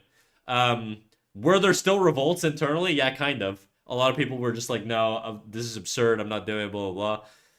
And then there are people who are like, "Yeah, I don't give a shit." If you ask me, I don't give a shit personally. If you ask me, if you're like, "Hey, Snack, you want to be the guy that animates fucking swastikas?" I mean, it would depend. If it was like some propaganda shit for like neo-Nazi stuff, probably not. If it's like a joke of some sort that's like edgy, I'd probably be like, I don't really give a fuck. So yeah, I mean, it depends. It really, really depends. It's gonna depend. Like, I don't know what the MIA stuff is. If it's like weird kid stuff, which is what I assume it is, probably not. I probably didn't want that. Verbanter, what did I just join into? Wow, what the man of the hour, dude. Yeah, we are talking about swastikas, and I was saying that I have a buddy who worked at a studio where they were working on a show that involves drawing swastikas, and a large swath of the studio refused to do it. Um, just because they didn't feel comfortable, right? And the studio, the corporate executives at the studio, and just like production teams and stuff like that in general were like, "Hey, look, we get it, dude. You don't have to do it. We're not gonna make you do it. Somebody needs to do it, obviously, but you don't have to do it. And so, if you didn't want to, you didn't have to. So that was it, really. Did it still piss people off that they were doing it? Yeah, sure, but you don't get to decide what you work on. I'm not the production company who hired me to make this show. I'm just an employee of the studio, and that's on the studio if they want to do stuff like that. But like I said, it would depend on context. In this case, it was like a joke, right? And it was like edgy satire or whatever. Um, Now, if it wasn't that, and it was like, "Hey, you're making like neo-Nazi propaganda," then the answer's no. I don't want to do that. But you know, it would depend. If it's like, "Hey, we got a dumb joke where a Nazi dies, and the punchline is like the Nazis are bad, but you have to draw a swastika," I probably wouldn't care in that circumstance. That's not going to bother me too much, right? I think context is pretty important. And also, is anybody going to know that I did it? Probably not. Can I use it in my portfolio? No, you can't really put like a. I mean, I guess you could. It'd be really funny. I guess you know what I would probably do? I would relabel it. Actually, no, this might be even more offensive. I was gonna say I would just redraw it as like an LGBT flag or something, but I was like that would like equate the two, and that seems not good either.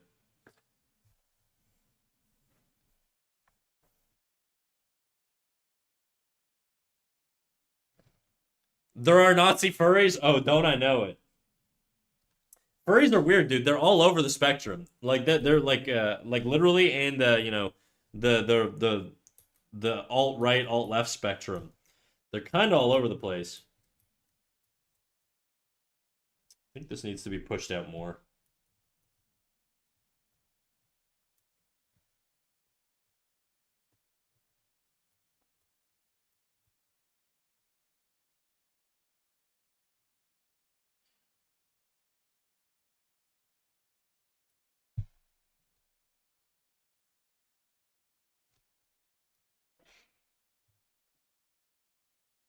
What up, Chadu? How you doing, big dog?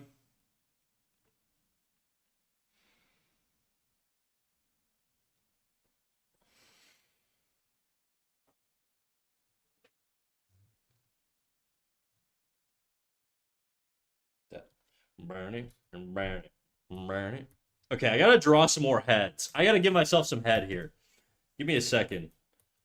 It's gonna take more than a second, actually. Okay, there's the next head. Where do I want this to be? I want this to be. It's gotta be in between these two. He's kind of gonna be turning a little bit more profile here. I don't want him to turn full profile, though. It's a little extreme. I just don't want it to feel too weird. I do want it to change angle a little bit. Ooh, that's too close. I'm gonna have it a lot closer. Let's see. What's the path it's following? So it's curving out like this, and then it curves up into that. Okay, you know what? I'm just gonna basically draw this head first, and then we're gonna change it so it sort of is a little bit more three-quarter. Feeling a bit funky, but chilling. What's going on, big dog? What's got you down, Jadu?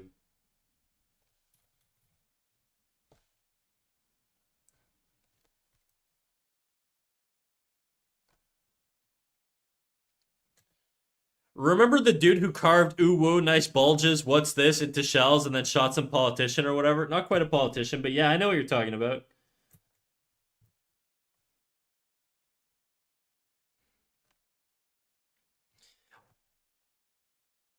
The Charlie Kirk. He's basically like what where I assume Frisky's going with this is that there are neo-Nazi furries.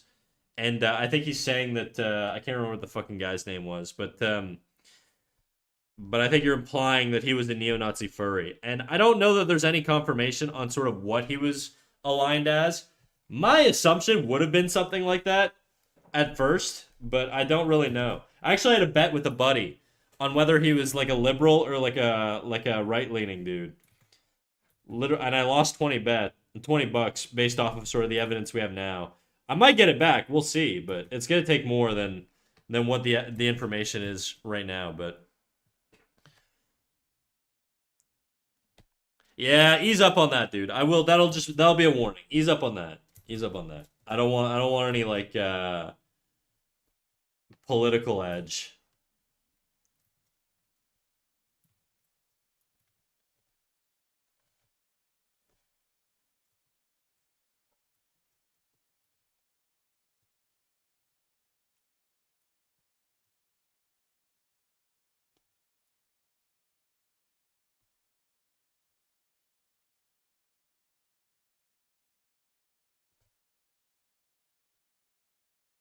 I get you all abandoned this thing right away.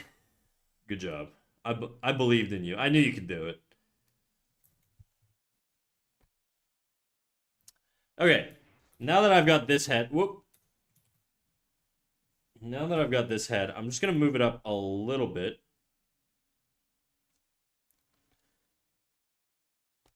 My favorite political commentator, Sack. Thank you. Do a jiggle. You know it, do Pete. The jig is up, Snack. We all know you animated for Sausage Party. I'm not a 3D animator. I've never done any 3D work ever.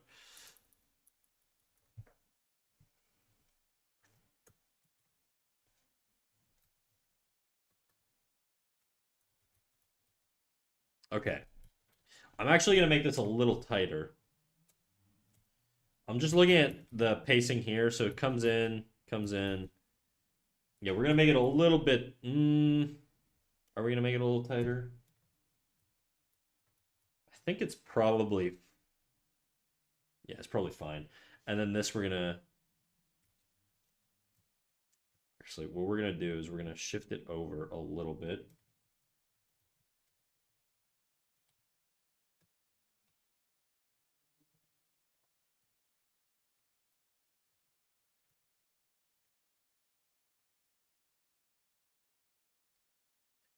Pivot this out a little bit. I'm looking at the arc now. Does that work if it comes up and then back? Yeah, it can work so long as it's like subtle. We're gonna rotate a little bit. And then what I'm gonna do is I'm gonna make the features sort of overlap more because I want it to feel a little bit more like it's 3/4. So the nose is gonna move a little bit, just a smidge. The eye is gonna come in just a smidge. The spacing on the brow bone is going to get a little bit more narrow. This whole region is just going to come in a little bit.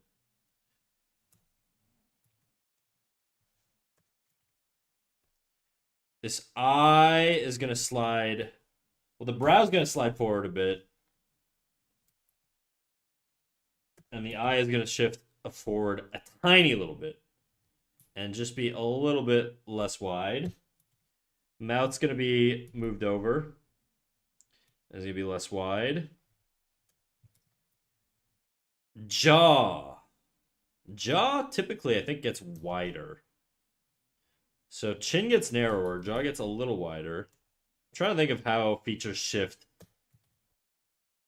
with different perspectives. Let's see. Yeah, that definitely feels like it's a little more 3/4 now. Very subtle, but I just wanted it to be a little subtle. Man, this is so good. Blue Guy 2197 over on Twitch or on freaking YouTube. Thank you for the comment, Big Dog. You want to see it play? You want to see it play, Blue Guy? Let me know if you want to see it play. I'll give you a little taste of what's going on. Unless you played it through. I guess you could just rewind on Twitch. That's a possibility, but...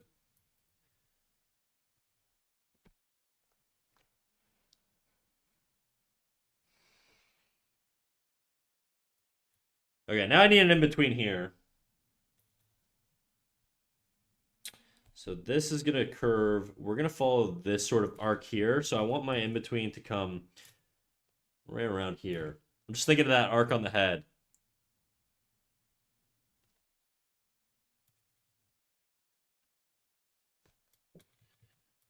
Easing out of that bottom pose, though. So we're going to have it a little closer to this blue line than the green line. Tangential question from Jadu. What counts as political? Like, if an American politician was like, fuck anime and fuck Japan, the incest is corrupting the kids, and it becomes a massive issue, would we not be able to talk anime? Oh, you mean like within my community or my chat? No, I think, if like that happened, I think it'd be a little... I think it's more like, I don't want to know what your takes are on shit, That's sort of it. I don't want you guys to be like, I voted for so-and-so, or, we got to get rid of so-and-so, or there's too much of this or that. Or, so-and-so is actually just kind of chill, He's misunderstood. Like, I don't want to be a political channel. It's not that every now and then there's not going to be crossover between political topics. I just don't want to delve too deep into discussing politics. Just because it's a sensitive topic. It alienates people. A lot of you guys are from different points of the world. Some of you guys are European. Some of you guys I'm Canadian. Some of you guys are American. Some of you guys are probably from fucking, I don't know, India or wherever. There's tons of people from all over the world here, China, whatever, right?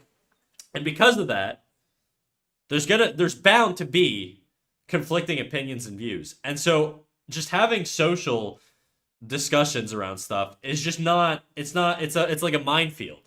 Now, do I trust you guys to be reasonable? Sure. But do I want to sort of encourage like the community to sort of always go in that direction? No. So it's not about like being absolutist and being like, we can never talk about these topics or politics or whatever. It's about basically steering the ship so that the ship doesn't go too heavy into that like hurricane, of just mixing views and stuff like that. We could like see it from the distance and sort of, point it out maybe, but I don't want to always just sort of dive into the eye of the hurricane, See, the way of never getting political is knowing absolutely nothing about it. It saves me a lot of trouble. The thing is, I know quite a bit. Like I talk politics all the time. I know that it's not like for internet discussion. It doesn't make for a fun stream. At least not within the realm of what I want to shift my content towards. And I think that's it. It's not. This isn't a prescription on Twitch and streamers in general, where I'm saying that no streamer should ever be political. I don't agree with that. I think it's more a prescription saying for my community. I don't want to deal with sort of like political views and having political discussions all the time. I just don't need to know it. It doesn't matter that much to me for what I produce, content wise, right? So that's sort of where the take comes from. Hello, guys. Shisha Shireen, how you doing?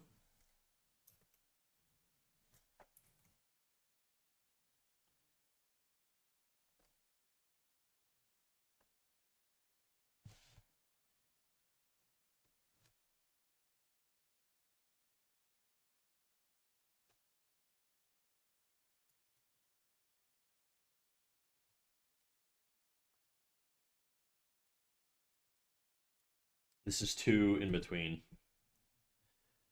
By the way, I can't hear a thing. I came to visit some cousins. Boo, boo. No, JK, great chat here on YouTube. Very nice, Kossi. I see you over there. How you doing? Is it weird hearing me with no music in the background? Oh my god, I'm number one. You are now.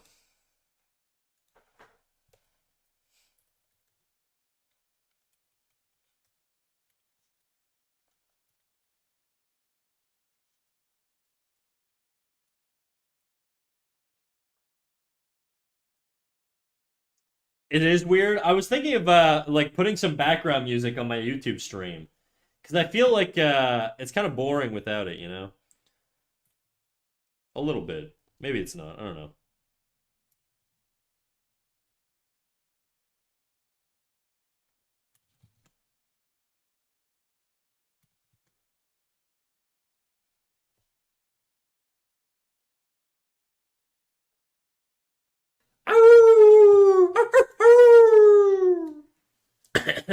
Fuck. Ikro-san, thank you for the follow. Welcome in, big dog. Is it because it's on a different track? No, it's because YouTube is incredibly strict about music and copyright, and Twitch doesn't have their shit set up to detect copyright infringement. So you can play audio like music on a different track on Twitch, and you're not gonna get flagged for it. But if you do on YouTube, it delists your video or like it basically flags your video. You get like you don't get recommended. It's just not good for the channel. And so, and right now, there's no way to bypass it on YouTube, which, is probably a good thing, I guess, if you're an advertiser. But at the same time, if you're a streamer, it makes for a very bland stream.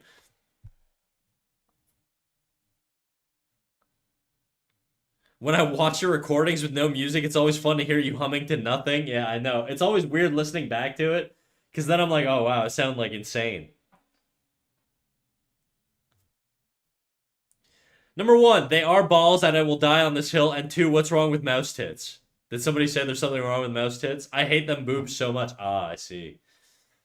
Frisky, how gay of you to not like boobs. On brand though.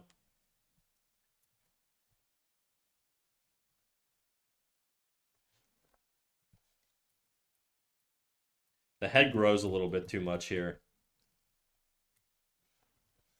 I think because the arc is going up, so does the brow needs to go up. Feels like this gets way too long here. The voice is in his head, exactly.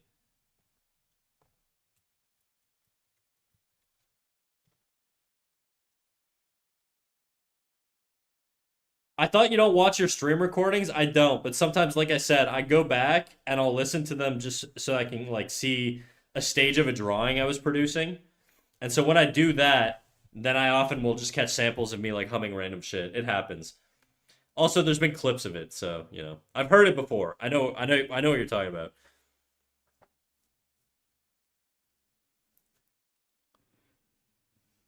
He can't see half of his tablet because of his tits. This is true. My balls and or tits. I find it crazy that YouTube's so strict with copyright on music when the number one platform for music consumption is YouTube. Surely they can work out something that allows people to enjoy more freely. Yeah, I mean, it's ironic for a platform that is really, really strict on music like restrictions, but has absolutely no control over people just like fucking stealing other people's content. And like there's no detection software for that, but there is on YouTube for whatever for music. Kind of crazy. You know what? I think I'm gonna oops. I'm gonna not talk. I'm trying to talk here. It's not working clearly. I'm gonna overlap this. I'm just gonna trace it and then I'm gonna modify it a little bit. Oh, you know what? From my in between, it's kind of on. It's kind of on model. I expected it to be way worse, but this is a little off. But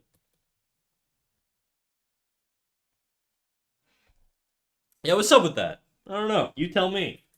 I have no idea. I think you know what? I think the reality is they know their platform works well. They know creators enjoy it, and the whole point of the community is basically to create stuff. And so if they started like restricting things more, then I think to they'll likely end up risking alienating creators, and they might go somewhere else. Maybe I don't know. I don't think there's a YouTube alternative to be quite honest, but that's a possibility. I'm wearing white today, and I'm scared of getting dirty at work. What do you work in construction?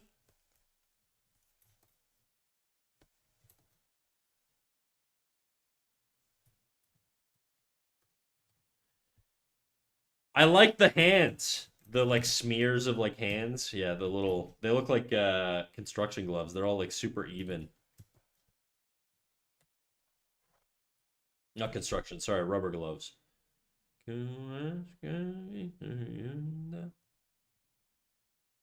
okay. We're just gonna trace the whole thing.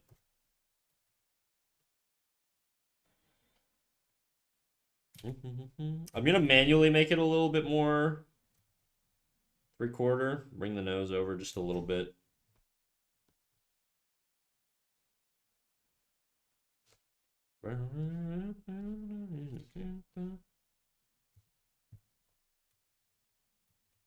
Oh, that grows. I don't like that. Should be shrinking a little bit, not growing.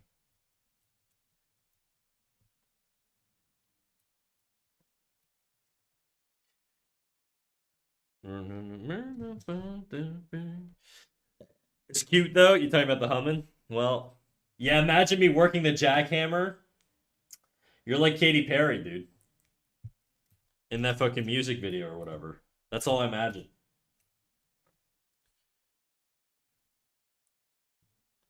I like the way he holds a stylus. Yeah, he just fists it up. That's all Boba. That ain't me.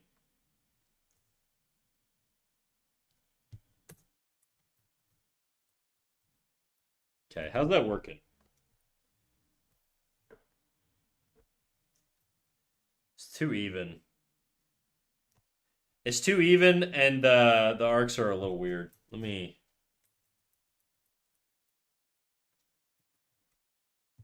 stop selecting the whole fucking thing. There we go. I'm gonna change the eyes so they're a little closer to this next one.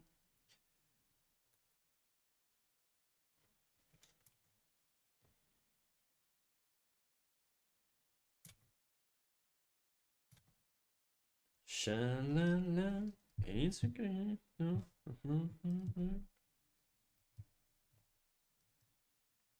Mouth shrinks a little. Sha-la-la, it's okay.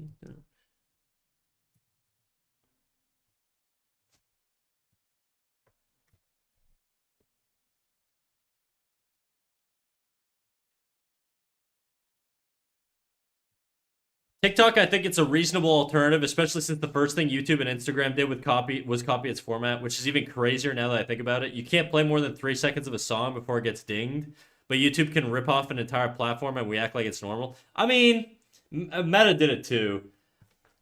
I feel like that the whole like tech industry is just cannibalistic in a way, and you don't have like rights over like a feature necessarily. Well, actually, you probably do. I don't really know how copyright law works. Maybe you do. Maybe that is a little unethical. Well, I mean, it is unethical, but I don't think they give a fuck at all, you know? Bro, did you see Katy Perry and Justin Bieber or Justin Bieber, Justin Trudeau are together? Yes, I did see that.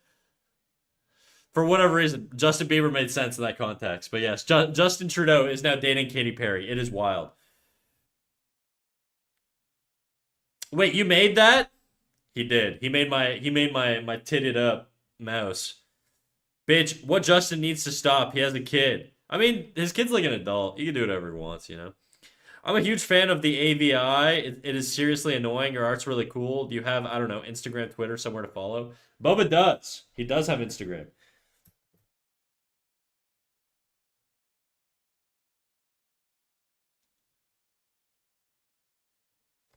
Still just feels like weird. Like it sort of wobbles out too much, I think.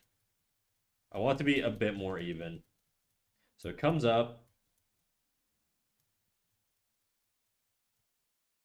What's the issue here? It goes out, curves in.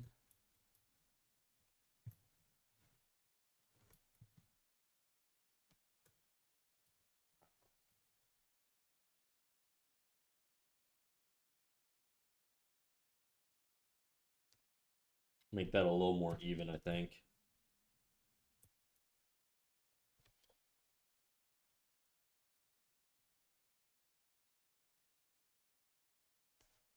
Yeah, that's better.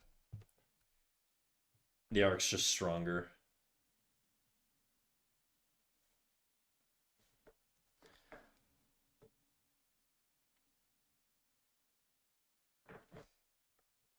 Honestly, I understand copyright is supposed to protect creators' interests, but I always felt like it kind of strangles creativity, especially since creativity relies on iterative development. Most ideas will be some version of what this idea was actually like this. Nothing is truly original, so if you need to pay for every idea, then no one's going to make it. I mean, it's in part it protects creators, but on the other side, it's really to protect advertisers.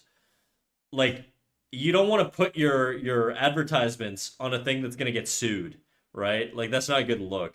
So I think a lot of the money that YouTube makes comes from advertisers, and so things like music and stuff is probably because advertisers don't want to be anywhere near like a creator that's sort of stealing and is potentially going to be sued. It's just a bad look for like the product.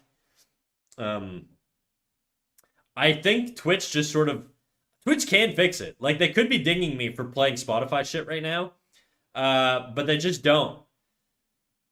They don't. I don't know why. I think it's they probably have like a balance of where they still have advertisers, but advertisers aren't complaining about it enough.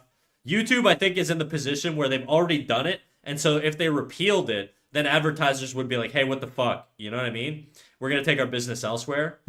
That's what I think the position is with YouTube and why they're not sort of cracking down on other stuff because they're trying to find that balance between supporting creators but also benefiting from advertisers. And I think like it's one of those things where it's like, look, we've already kind of set the protection for the advertisers with the YouTube like stuff, and so we're sort of balancing the two.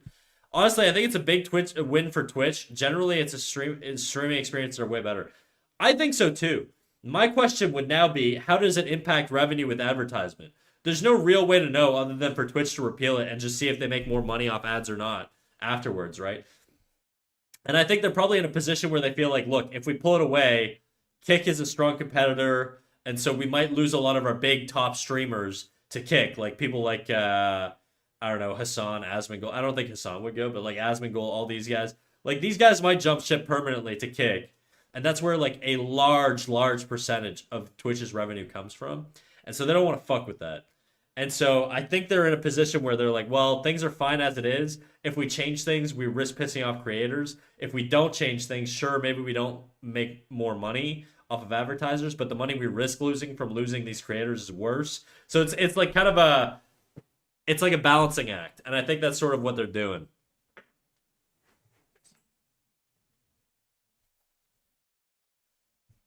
Whereas I think YouTube can't really undo the fact that they've teetered over to one side too much.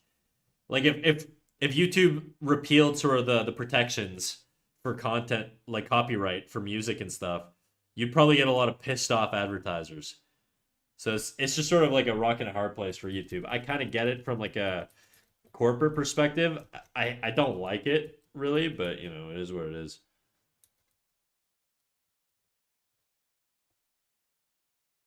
I think this could curve down more.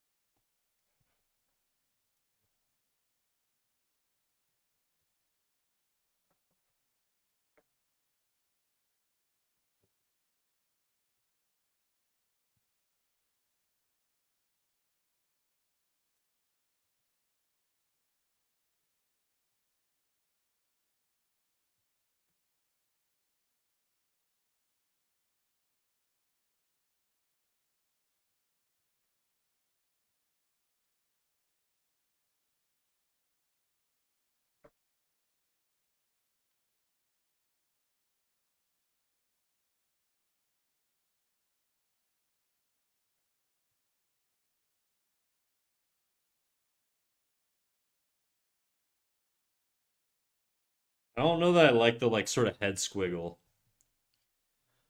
When I think of platforms, generally things feel quite rigid, even though they could pop up out of nowhere. Like when Twitter got all fucked up, there was a bunch of different clones of Twitter, but they didn't really make Twitter disappear in the way that they were suggesting. Yeah, I think a lot of websites sort of exist off of ecosystems, right? So I feel like the reality is if you're if you're like Twitter, you kind of recognize that your community is like the fucking like Elon stands and like the grind bros and like the more unfiltered like LinkedIn bros, you know? Whereas like if you're Blue Sky, if Blue Sky started just pushing like I don't know, fucking like Nick Fuentes stuff, like that would probably like not be good. Or if they start pushing like alt right like views, that would make people leave their platform. And so you have like a reinforcement effect of like where people sort of the community sorry, the streaming platforms recognize which communities they have and they cater to that. Streamers get like caught in the same dynamic too, right? It's called audience capture, where your audience will get mad at you if you change your behaviors from like the standard like group behavior. Like if I started doing shit where I was like, um, I don't fucking know, dude. If I change my community shit to like politics or uh workout content or fucking whatever, right? I'd probably lose and churn a lot of people from my community. But before that happens, before I get a big group of people doing like an exodus from my community, there would probably be vocal pushback. Be like, hey, I don't like when you do that, or like, we prefer you do this, or whatever. And then as a creator, I'm now in the position where I feel like social pressure to adapt or to conform to sort of the community's views. Um, and I think I'm just very like cognizant of that or whatever. Mayne rating with a party of 49. Oh my god. How you doing, Mayne? What are you up to today? How you doing? How was stream? We'll allow that. Oh shit. Okay, it's for context, guys. The rat emoji got flagged. It's not because it's a bad thing or a slur. I have this running joke here because I'm a mouse and everybody confuses me for a rat. That I get pissed off whenever people like call me a rat. Okay, and so it's become like a joke that it's a slur here. But don't worry, you're not offending me by calling me a rat. It is just like I don't know. I just saw that it got flagged the second like Wild Style Coyote dropped their thing. But anyways, how was stream, Mayne? We've just been animating today. We're just getting some drawings done. What were you up to? I always have people spam the Radimo when I raid. It's all good. I just thought it was funny that it got flagged. I'm like, this is gonna confuse the shit out of them. Mayne, maybe you could touch on this topic because we were talking about was related to being a streamer. I'll let you talk a little bit about what you were doing today, and then maybe we'll ask you a couple questions if you got time. If you gotta take off though, no pressure. Feel free to do your thing. You were doodling some art. Well, do you want to share any of the art that you were doodling? You're more than welcome to share it if you want. Up to you. And then I'll show the chat. I can't really show it on my animation thing, but I'll switch to a different drawing and then we'll show off a little bit of your art. Then you can do the classic tell everybody where to follow you. And then I got a question for you if you want, but I haven't posted anywhere. Well, look, you can share some old stuff. It doesn't have to be what you worked on today. If you want to just show off, flex a little, go crazy. Mayne is a fantastic artist, guys. If you guys want to follow anybody, you should go follow Mayne. Check out their stuff online. I think they're a very underrated streamer, a very underrated artist. And I think they deserve more follows. So you can always drop some links too, and you can do that. But you can follow me, and I'll post it later on my socials. Well, I'm already following you, I think. If I'm not following you on Instagram, or like, I think I'm following you on Twitter. I don't know if I'm following you on Instagram. Give me a link and I'll follow you, all right? And then everybody else can go too. And with that, I have a question for you, Mayne. While you're digging up your, I'm not on Insta. I'm on Twitter and Blue Sky though. Sure, drop your links, dude. Go crazy. How do you feel about audience capture? We were just talking about how sometimes streamers feel like sometimes like if they do a certain thing or if they change, they churn a lot of people. Like, and an example, I guess, in my personal experience is like animation, right? I've like this year I've been pretty explicit about the fact that I'm going to be focusing on animation a whole lot, and I do feel like it's impacted my channel a little bit. It's not like crazy or anything, but I do feel like there's a little bit of a shift of community and people that come in here, and I think a lot of streamers are apprehensive, and I think a lot of streamers also, in a social sense, they feel like a lot of pressure whenever their communities tell like disagreeing with them, let's say on a certain viewpoint. Do you feel that pressure, Mayne? And how do you deal with it? Are you just sort of like me, where you're like, yeah, you know what, fuck it. If you don't agree, too bad. Even if like the whole chat's telling me I'm an idiot, I feel like fuck it. I'm right. You're wrong. I feel a lot of conviction in the things I believe sometimes, so I don't feel like too bad about disagreeing with chat. But I do know that I've seen it before where I have like streamers that feel strong pressure, and I catch them while they're live talking about sort of something, and then somebody will give it a deferring opinion, and they'll be like, oh yeah, and then they'll try and like sort of pivot and hedge, I guess, is a good word. Glacier Pops over on YouTube says, hello, Glacier Pops. How you doing, big dog? Guys, we got a Blue Sky link. Go follow Mayne over on Blue Sky. Check out their stuff. I think it's fantastic. I really love her sort of her shape design in general. It's just very appealing. I like it. I dig it. And with that said, I'm going to read some chat messages here. I will say some systems rely on conflict to drive interest. If we take Blue Sky and Twitter, for example, it was people arguing that kept a lot of people on the platform. So when people who had a specific view left, some people went with them just to pick fights a little bit. Like JD Vance made a Blue Sky, which feels weird, right? That does feel a little weird. Not to say he can't, but like if people he strongly opposes all fled to another platform, why would he chase them? Well, I also think there was probably an earlier like opinion too that like you didn't really know what Blue Sky was gonna be when there was a big Twitter exodus. So maybe a lot of these creators that typically wouldn't exist on those platforms created like their accounts just sort of because there was a little bit of a fog of war where we didn't really know what these platforms were gonna be like. But at the same time, maybe they just like being everywhere. Who knows? Glacier Pop says, "Big dog, thank you, but you're the big dog for real. Just found this and loving the style. Not gonna lie, you found this." You're calling me big dog? I know you're not new. There's no way you're new, Glacier Pops, if you're calling me big dog. I call everybody big dog, alright? So you're the big dog. And shout out to you, big dog. Mayne over on Twitch says, I feel it a little bit, where if I feel like I'm playing a game one day, and there's a little less people watching usually, unless it's Rain World, but personally I just want to do whatever I feel like that day. It's not that big of a deal to me.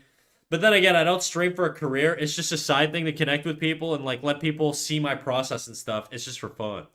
Yeah, that's sort of how I feel about it. I think being in a position where you don't have to rely on Twitch as a primary source of income is I think it's really the shield against that.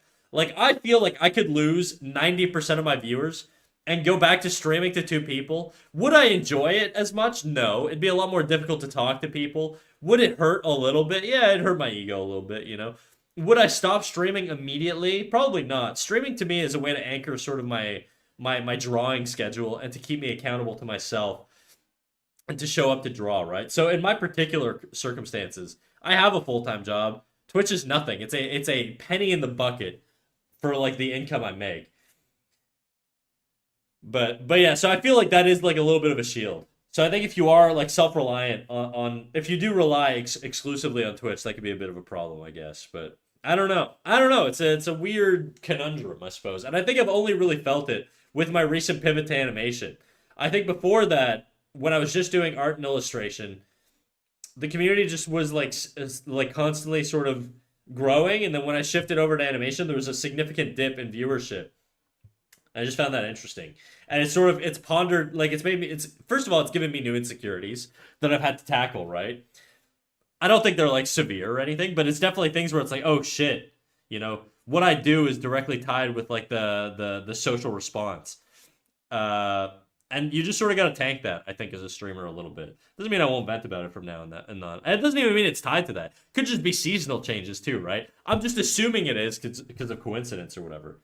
Glacier Pops over on YouTube says, I'm new. I've been on a journey to find a whole bunch of small art streamers. So far, this is the one that's the most promising. Well, Glacier Pops, I'm glad that you're joining our community. If you like to learn about how to draw and how to animate in particular, I'm your boy.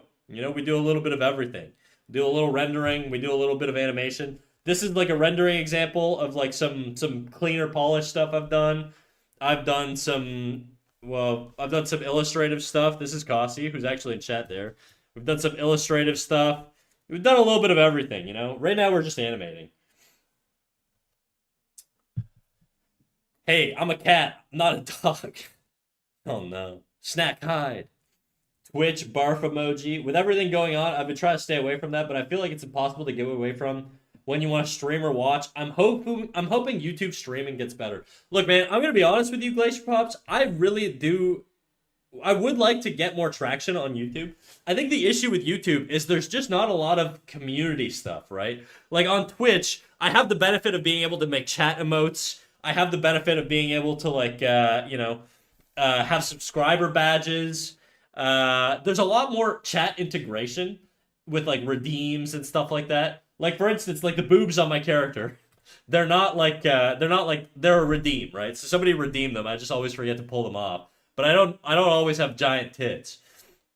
And I think Twitch has its benefits for that. But like you said, I do disagree with a lot of like the Twitch politics stuff. I'm not a big fan of how Twitch sort of moderates their stuff. It's kind of you got to take the good with the bad, I guess. I don't know. It's a bummer, but like hopefully YouTube improves their stuff, and hopefully I get more traction on YouTube. And I don't think I'm going to stop streaming on Twitch, but I'll definitely give more love to both. Also, Mayne, by the way, if you go to dip, if you got to go do stuff, you're more than welcome to leave. You don't have to hang out here. We're just sort of yapping about random shit right now, but in between doing an in between every now and then. Glacier Pops on YouTube says, I would agree that there's more chat integration on Twitch, but I think the YouTube system is better at showing small streamers. It's funny you say that, Glacier Pops, because I started streaming on Twitch in May of 2024. May of 2024, and I started streaming on YouTube shortly after that. But what I found was I just wasn't growing on YouTube ever. I would get no traction at all. But Twitch, I didn't explode, but I definitely got a lot more traction on Twitch, and I just found so I just started focusing on Twitch more. So it's like you're saying you find more small streamers on YouTube, but I found that I just grew a lot better on Twitch. So it was like the opposite of what everybody would say. Just got back from ads. Oh man, well we were just talking about how I feel like Twitch has better chat integration and viewership integration and stuff like that. Like you can do redeems better. There's like emotes. There's more community stuff. Which I find Twitch does better than YouTube. But I am gonna continue to multi-stream on YouTube. I found a small YouTube community that's gotten me into making videos and streaming, so that may be why I like YouTube more. Oh, that's pretty cool, dude. I kind of want to get into making YouTube videos and stuff too. So that's kind of I want to have my hands in both pockets or my feet in both doors, as they say, or whatever. But yeah, Twitch is definitely better in my opinion, says Mayne over on Twitch. I gotta caveat. I mean, I guess you could see the chat popping up. So, but yeah, I don't know, dude. I definitely think I prefer the YouTube community features a lot more. Or not YouTube, sorry, Twitch community features a lot more. They're just better. They just encourage engagement more. They're just more fun. YouTube's cool. It's not quite there yet, but YouTube has a lot of potential, dude. I think YouTube's gonna, if they get their shit together, they could really fuck Twitch up. Snack busy multitasking. I know. That's why I'm not drawing anything right now. Speaking of, maybe we do a little drawing.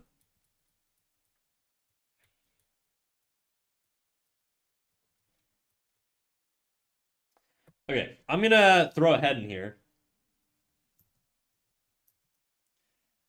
Glacier Pops on YouTube says, to be fair, I've yet to set up my Duke streaming, so I haven't streamed on Twitch yet. I mean, it doesn't hurt, right? Like, it doesn't, there's no reason not to. Well, if you ever want to collab, just kidding, my art would look like crap compared to this. I love your style. What are you inspired by? What am I inspired by? I do like a lot of Japanese style animation. My background is in Western animation, so I worked in the Canadian animation industry for about 3 years, and then I left that industry just because of stability issues.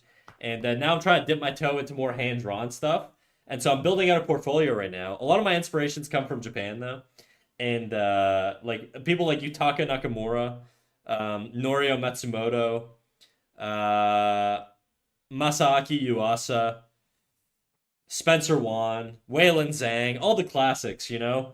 And I feel like that's sort of where I draw a lot of my reference from, a lot of my inspiration from. Those are the guys I love. And then, I mean, you know, it's funny. I'm actually probably more of an illustrator than an animator in general. I just draw more, but this year I'm like really trying to commit to fucking doing more animation stuff. But Sid, snack busy multitasking. Oh yeah. And also, Mayne, I don't know if I said earlier, but if you gotta take off or whatever, you're more than welcome to dip. I keep saying that. I'm just saying that again because I think you were in ads earlier when I said it. If you weren't, it sounds like I'm pressuring you to leave. I'm not, but Twisted Kestrel says, I feel like YouTube's an extremely perilous place for small creators where they will take everything away from you in the blink of an eye. Yeah, I wonder about that. Look, I don't make long form content, or I mean, I guess live streaming is long form content, but I don't make like focused videos yet. It's on my to-do list, but I don't do it yet. So I'm yet to discover how fucking brutal YouTube's gonna be to my ass. But you know, maybe one day we'll find out. Animation's fun. I overly do small ones for emotes and stuff, but it's satisfying when you finish it up. They take forever. I've been on this for probably like a month now. Like I mean, this is not the whole animation. There's two other scenes, but I've been doing this like animation for almost a month. So yeah, it takes a really long fucking time. But I also can only really work on it on the weekends because I have a full-time job. So Jadu says, honestly, I'd like to start streaming because I do like the interaction process while I'm drawing. It's tough though, because I think when you start streaming, like when I started streaming, I streamed to like no one, and then I had like a small group of people. I had like Boba, I had Dave, I had NFT, I had all that stuff, you know.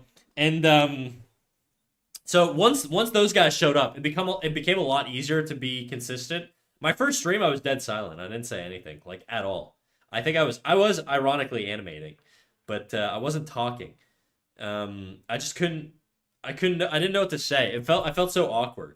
And then when I sort of got into a rhythm of talking to chat and having different chatters in there, it got a little easier. So I think, you know, if you're ready to stream, just do it. I think I was waiting to do everything, and I was like, I need a perfect mic. I need a perfect setup. I need banners. I need to commission fucking chatter emotes. I need all this shit. And then at a certain point, I was like, I'm never gonna do this if I don't just do it, right? And so I started off with nothing, no PNG tuber, nothing, just a voice. And eventually, people started showing up, and we sort of built on that. And I think that's sort of the approach I need to take with YouTube. Because in my head right now, I'm like, my first video needs to be perfectly edited. It needs to be the most perfect video ever. Everything needs to be great. I need to pop off instantly. But I don't think that's the mentality I should have with doing something new. I think you should just jump in, know you're gonna suck ass at it, and then pivot from there and just build on that. Right? But Glacier Pops on YouTube says, I think animation's so cool, but I can never stick with it. ADHD is a blessing and a curse. Dude, I think it's a fucking muscle you could train, though. I think, I was never able to really finish drawings, and I would give up on a drawing after, like, a day or two, But then I sort of over time would build that up, and I'd be like, no, I'm gonna go back and I'm gonna rework this drawing. My trick is basically just have multiple things going on at once and jump in between them.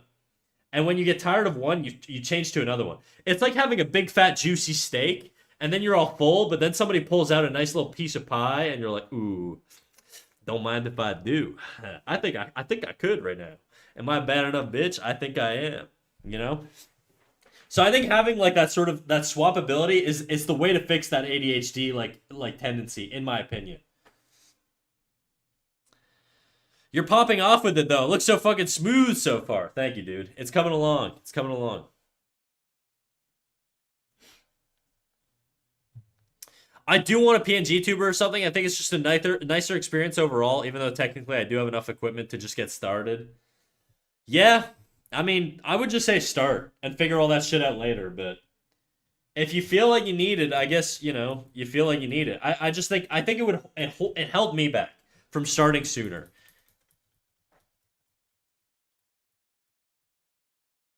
I think Twitch is also kind of a cruel platform for artists. I think being an artist on Twitch is very very difficult.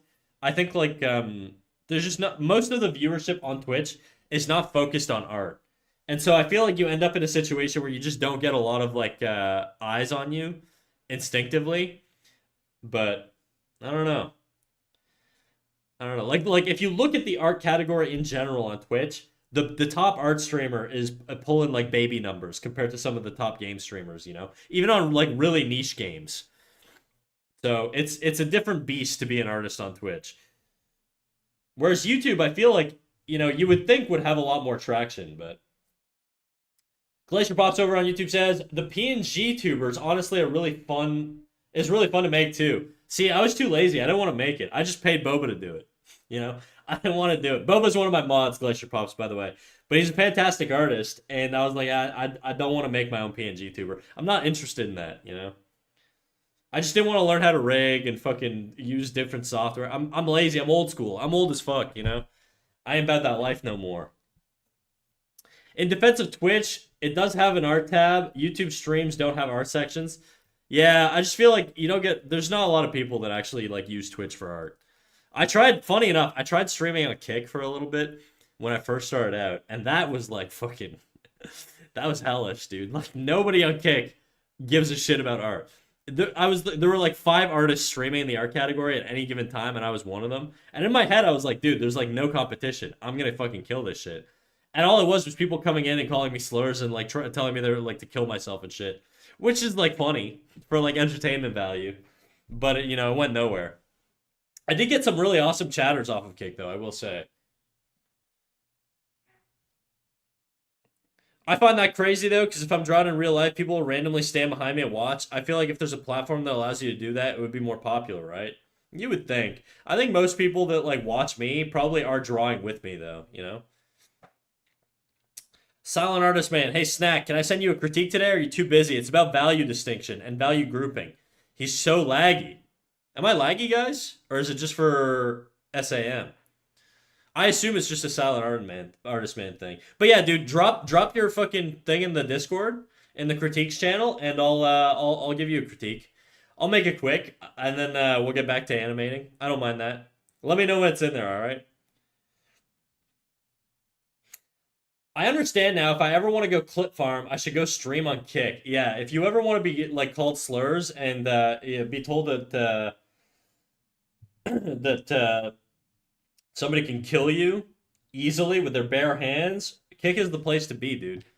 And then the automatic response to that is just tell them you fucked their mom and then move on with your day. That's what I do. Sometimes I stutter, and then if I stutter and I can't think of a witty comeback, I just have my mod ban them. Works like a charm. Instead of drawing right now, I'm playing with my cat. What are you waiting for, Glacier? Get to work.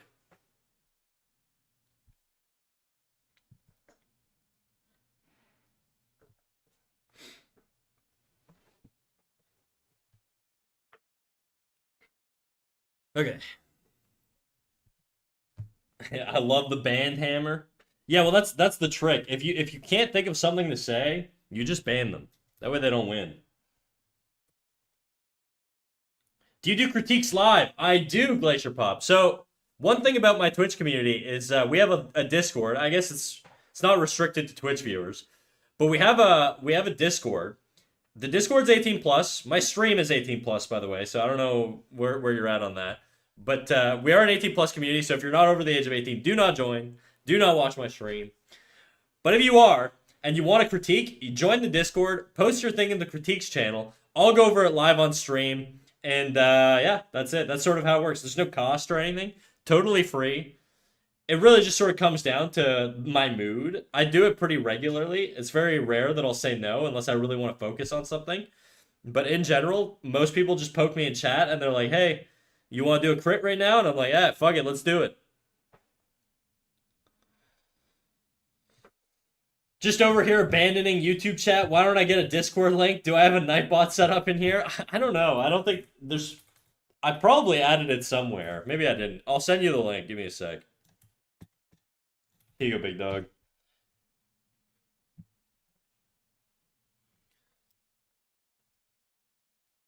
I'm just getting a general feel for how much it would cost. I don't have any clear ideas of what I want yet. If you don't want to say publicly for you though, you could just send me a DM. I mean, I don't want to like say it just because like I'll say it if Boba's fine with it. If Boba's cool with it, I don't mind mentioning what I paid him. I just don't know like if he's got like a thing around like if he's like if he wants privacy over his pricing. Also, I think it was his first commission of that kind, and I kind of just decided the price. So I don't know if his prices have changed or what, or if he does that. But shout out to Boba if you want a PNG tuber, dude. I'm sure he'll tell you all about it. I can't reply snack in my critique. I'm lagging every 5 seconds, so I'll try to follow, but I'll see the VOD later. Okay, all right. Well, because you're you, Silent Artist Man, I'll just do your critique, and then you can check out the VOD later, because I believe that you'll actually do that. So some people tell me like to do a critique and then they disappear, and it's like a giant pet peeve of mine. But in your case, I totally believe that you'll watch it later. So just drop it in there, and I'll give you a little crit. Oh, it's in there already. All right, hell yeah. Okay, give me 2 seconds, guys. I'm just gonna go get a sip of water and some food, and then I will do the critique and we'll get into it. All right, I'll be right back. Just give me 5 minutes. I'm gonna make a little tuna sandwich. I've been fucking yapping so much, guys. My throat is dry. I'm a hungry little mouse, dude. I'm a little hungry boy. BRB.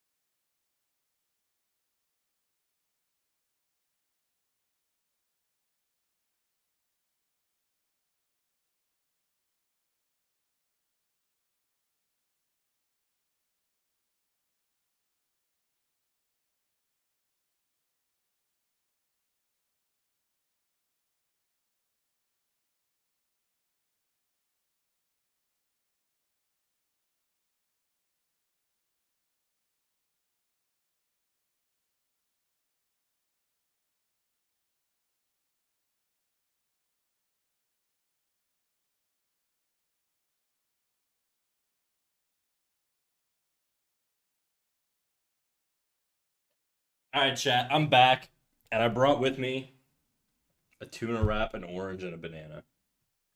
Lunch of champions, dude. I'm gonna let this run through while I eat. I'm gonna be just a little. Not gonna, I'm not. I'm still here, but I'm gonna be with my mouth full.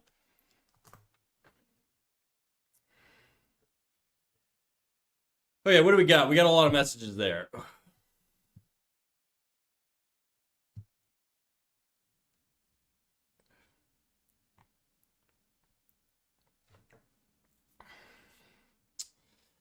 I can't reply, blah, blah, blah. I won't lie. I watch every VOD with a critique of my work multiple times over. Sometimes I record it and take notes. Hell yeah, that's exactly what I want, dude.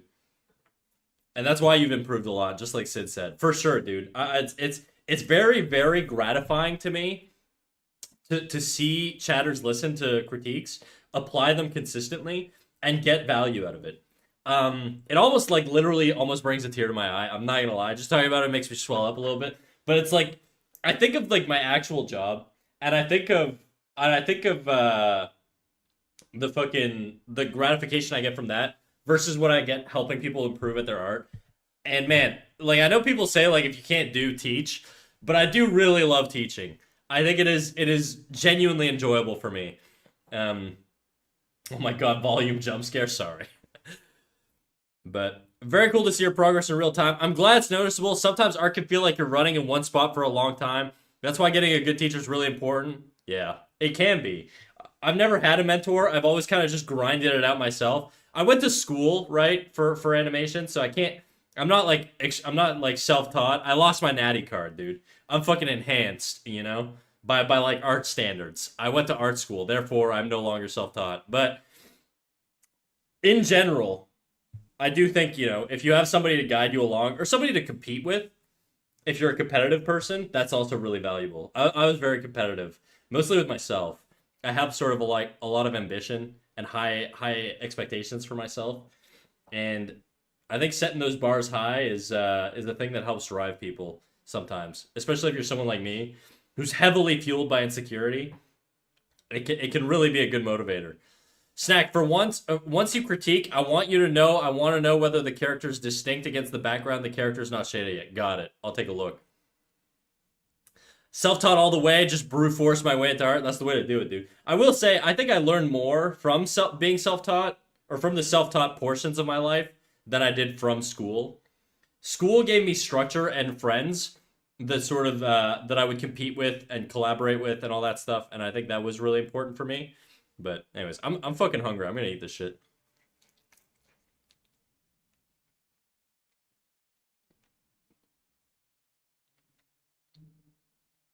Hello, Pookies. Hello, Zaza.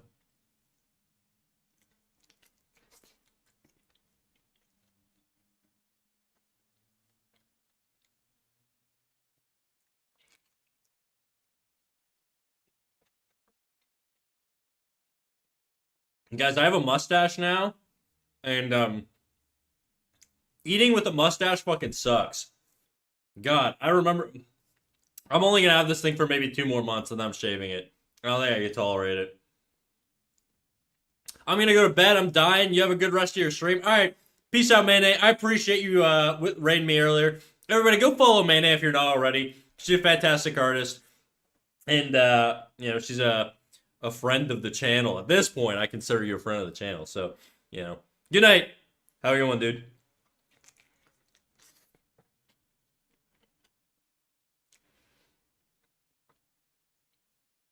Been a hell of a day. Glad you're here to stream. What's going on, big dog? Jadu, the one time I was a perfect student, where specifically I had a friend who was at a close enough school level to where I was, but just a tiny bit better in grades, and we got hyper competitive about it. Yeah, I'm the same way.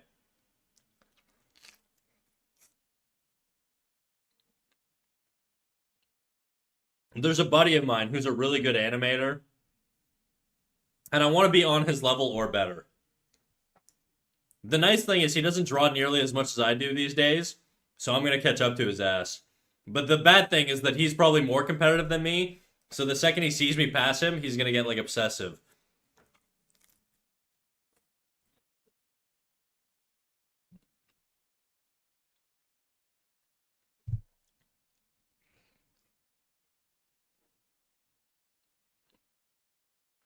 Glacier Pops on YouTube says the little bits of food get stuck in your mustache and you get to save them for later. Too true. Too true. No, honestly, that's the part I hate. Is I have to fucking clean my mustache after every meal. Otherwise, I just smell my lunch on my face. It's disgusting. I tried growing a mustache for less than 2 weeks and I hated it. Also, way less enjoyable to kiss your homies with. That's true. Your little mustache hairs get tangled together and then you can't unlock lips from your fucking your male boy, your male homie.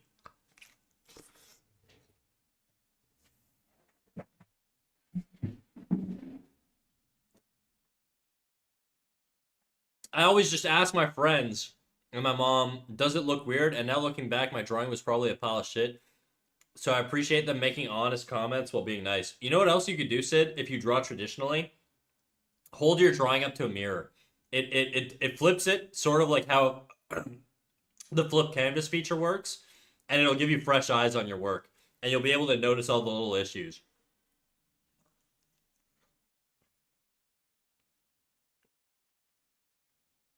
I just didn't get a lot of time to rest, so the fact that you're here is perfect. See what I mean? I appreciate it, big dog.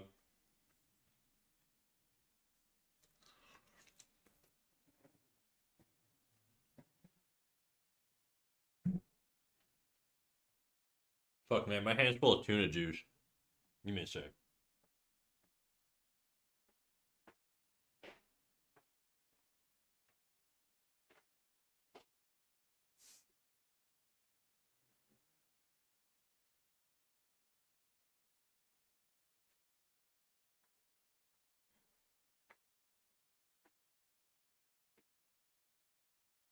Bro, I'm telling you, tuna, mayo, and fucking, like, cucumber is, like, the best combo ever, dude. Cucumber and mayo is probably as good as, like, peanut butter and jelly, dude. I'm gonna say it. For real. Such an underrated combo. Protuberancy. Yeah, mustache sometimes suck. Yeah, mine sucks, dude. Also, welcome to the community, big dog. Get in here, protuberancy. Honestly, sounds like a disgusting combination. Yeah, whatever, dude. You sound like a disgusting combination. You don't know what the fuck you're talking about. Fuck. What do you eat, huh?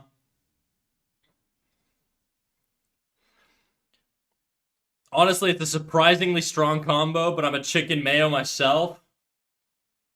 Chicken mayo is good too. Cucumber just adds like a nice freshness to any sort of like fatty like mayo meaty sandwich. I don't know. It's just like the perfect.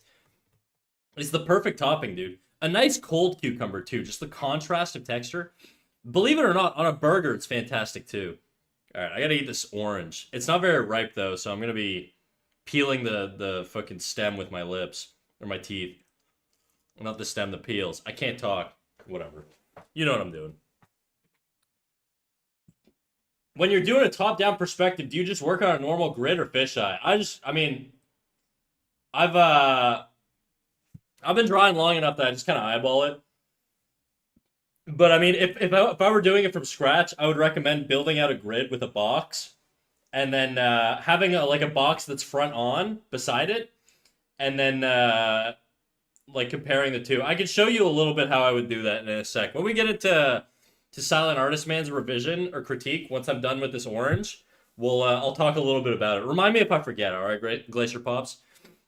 Also, guys, if I'm like asking questions that you guys don't see in Twitch chat, it's because you guys can't see YouTube chat unless you're there, which is fine. But just know I'm not having a schizophrenic episode. I'm just reading out a commenter from YouTube's comments. So if I start asking random questions out of nowhere, I'm not crazy. Not any crazier than I was before, anyways. But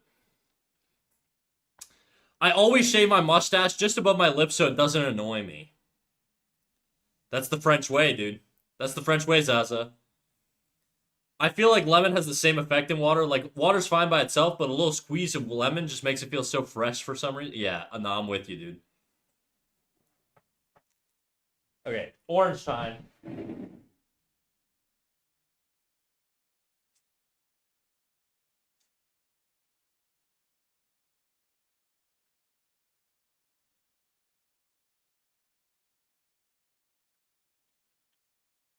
Does Glacier Pops actually exist, or are they just in your head? God, I hope they're real. I need more YouTube love, so I'm trying to bag this one, guys. I feel like whenever I get a YouTube chatter, it's like trying to catch a Pokemon. You know when you see your little Pokeball wiggling and you're like, okay, two more clicks and he's mine. I've got him locked in. That's what getting a YouTube chatter feels like for me because I get like no. I said they come in, they say hi, and then they leave, and I never see them again, and it's the most tragic thing ever. So getting a little YouTube chatter to stick around is like I got him. I'm reeling him in. You know, you're mine, Glacier Pops. You're my little Pokemon. I'm gonna turn you into my HM whore. YouTube gang, what up, Boba? How you doing?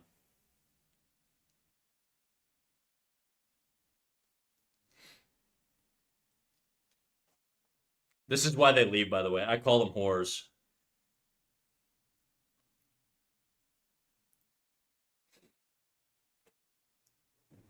My schizophrenic via YouTube chat. You're making me feel so included over here.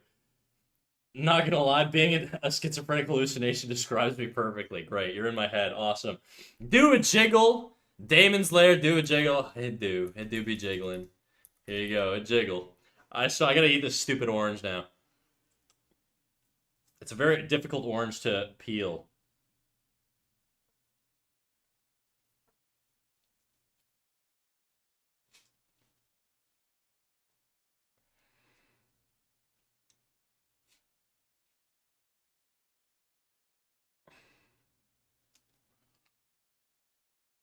I see two oranges. Are you talking about my testicles I've shoved through my shirt to look like breasts to trap all the gooners? And or maybe they're real breasts. We'll never know.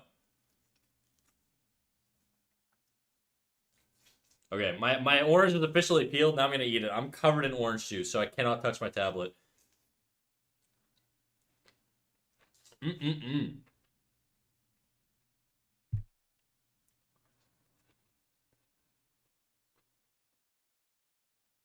There should be a way to combine chats. I don't know if there is. Maybe I could get a second chat box that's for YouTube, but I don't know where I would put it. I don't want like too much shit on my screen, you know?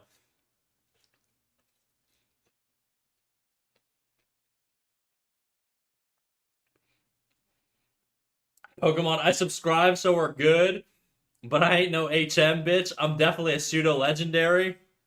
Now, you're a little rare candy fiend. I know your ass. Don't lie to me. You're in my head. I conjured you up.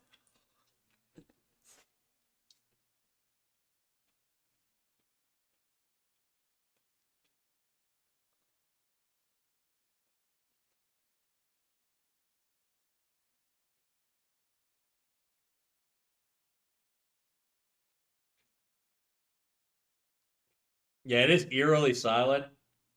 Glacier Pops, you know what I'm thinking of doing on YouTube? I'm thinking of just putting like some copyright free like music. I think like some video game music and stuff can is acceptable on YouTube. So I might do that. I don't know yet. I don't know yet. Maybe we'll do that and it'll make it a little bit more enjoyable. But the thing is, I know Boba hangs out over there because he hates my music. He fucking hates me, dude. He's like my angsty teenager. He hates my music.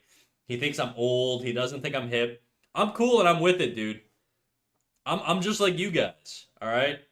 So he hangs out over there so he can listen to his own shit.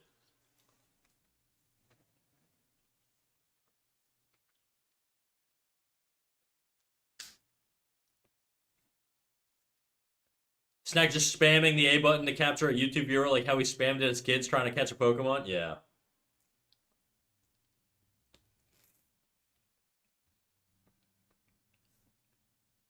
I swear I used to be able to hear the feet slapping on the floor here. Probably can. I have hardwood floors and I wear slippers. So there is like a tap when I walk.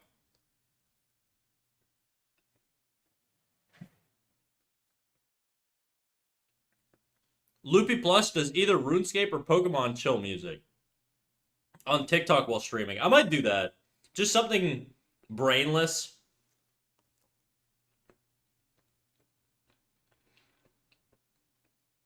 All right, I'm gonna go wash my hands because I'm covered in orange juice, banana juice, all kinds of shit, dude. Just fucking, I'm a mess. I'm disgusting. BRB.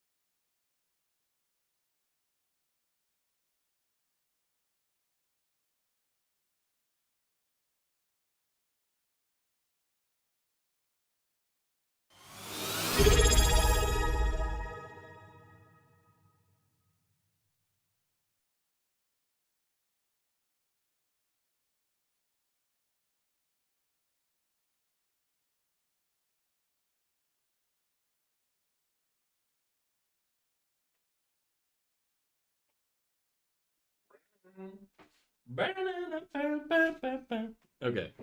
I heard a noise. What was the noise? Let me take a little look at my activity feed. Blue Raz Spider Woman be resubscribed for 3 months. Ain't biggest fan, dude. Number one fan over here. Thank you for the sub, dude. I appreciate it big time.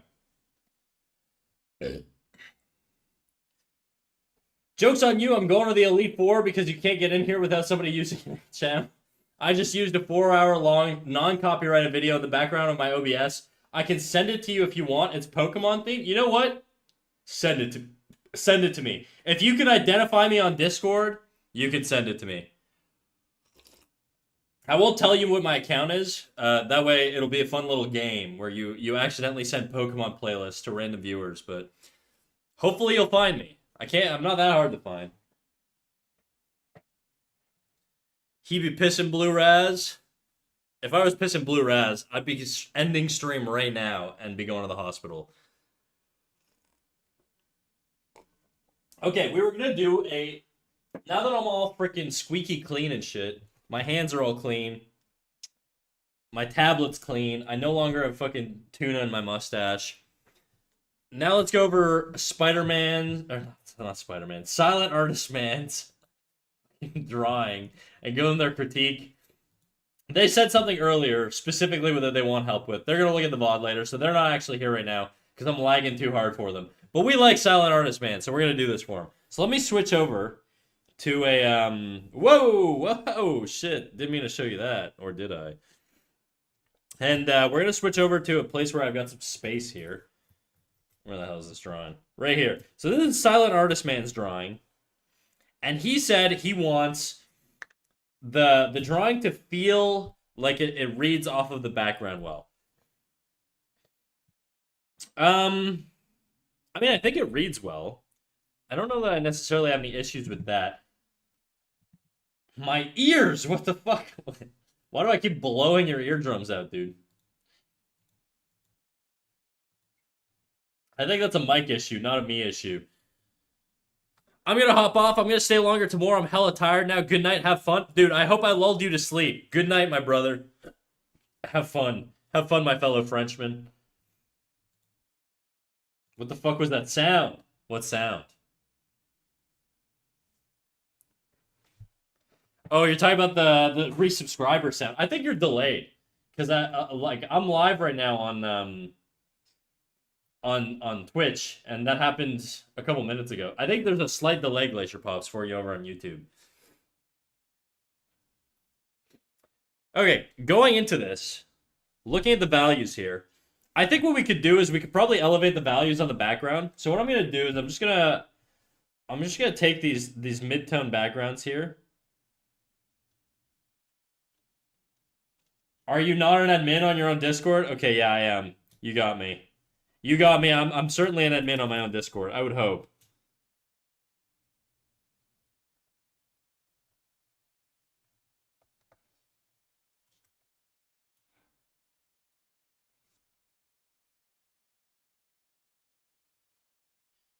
Okay, what do we got? I'm just trying to clean this up. What I'm gonna do is I'm just gonna push the value. I think this could be brighter. That's all. I don't think if you're watching Silent Artist Man, which I know you are, I just think this could be brighter. Now, the issue is that's gonna create some blending in with the hand here. So what we could actually do is probably just add another little bushel behind the hand to make the readability a bit better, maybe. But that's all I think you really need to change here. What you could also do, if you want to be fancy, is you can add some atmospheric perspective, and I'll talk to you about that in about 2 seconds. So let me just crank the values up here. So we'll boost the luminosity. No, up, up.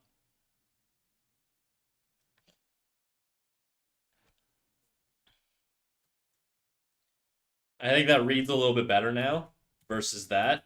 Just a little bit. And then what we can do from here is we're going to add a little atmospheric perspective. So what that is basically when you're looking at things, I'm going to explain it in the scientific way so that you guys get a good visual in your mind on why atmospheric perspective works this way. But essentially what it does is it makes the things that are farther away less detailed. And the reason that happens is because if your eye, okay, if this is your eyeball, okay, and you're looking in a specific direction, say I'm looking this way. If I'm looking at something and let's say there's a tree right here, okay, this is going to be my rendition of a tree. It's beautiful, I know, okay. If this tree is here, there are less air particles between my eyeball and the tree. I know, it's crazy. There are air particles between you and the objects you look at. Otherwise, you'd suffocate.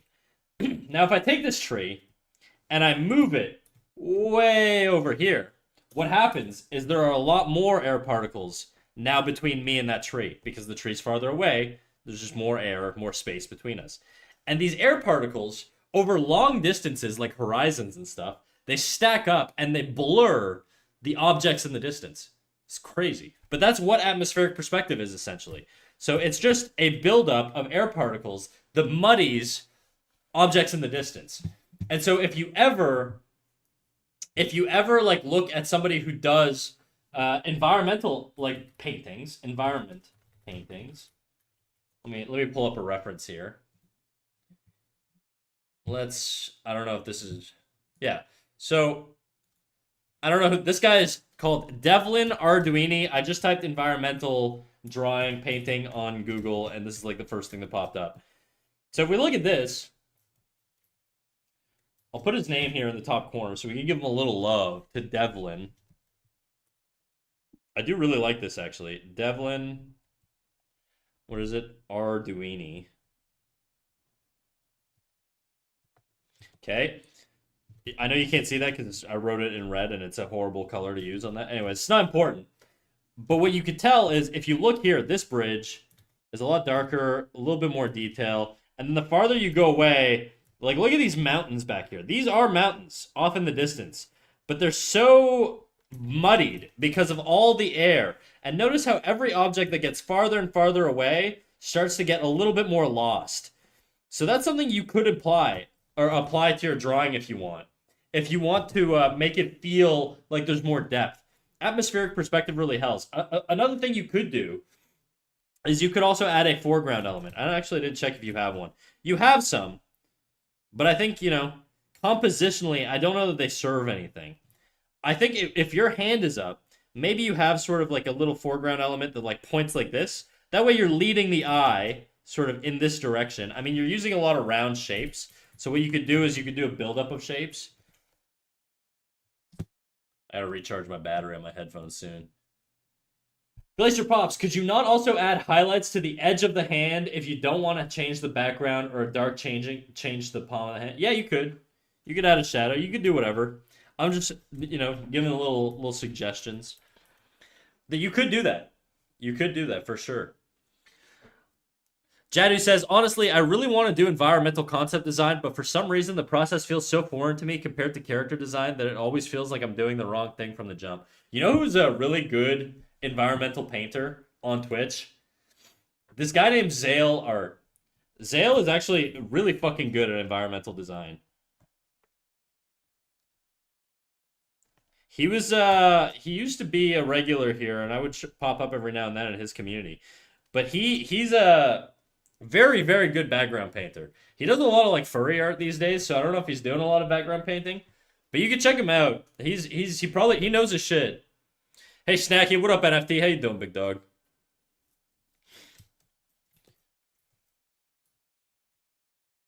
Now, what you could also do if you wanted to blend in more, you could make like a mountain maybe. I'm gonna use more of a painterly brush or like a rock.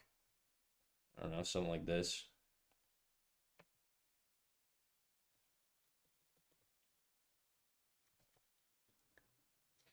How do I feel about that? I don't know if I like that. You could create also a spotlight. So if you use like a soft airbrush, just do a new layer, and then take your scene, take a lighter value, and just start painting in focal areas, areas that you want the eye to catch first. Doesn't have to be an airbrush. You could use a soft hard, or sorry, hard round, right? We'll put it as a. Let's do color dodge. No. Let's try color dodge. Something like that. You know? And now your eye is going to naturally be drawn to this region a lot more. And look at how it makes like a nice little glow. Now, what you could do is you could give him a torch in his hand, let's say, and it'll make the glow feel a little bit more organic. It'll make a little bit more sense. If he's got like a white flame here or something.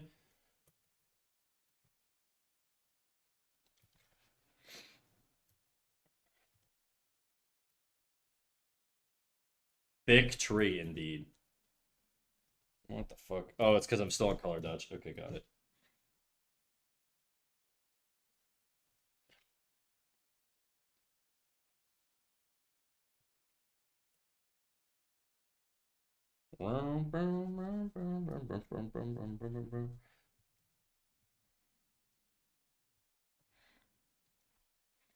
Now, this isn't the exact design you need to take, but I'm just saying if you want to draw more attention compositionally to your character, this is a good way to do it.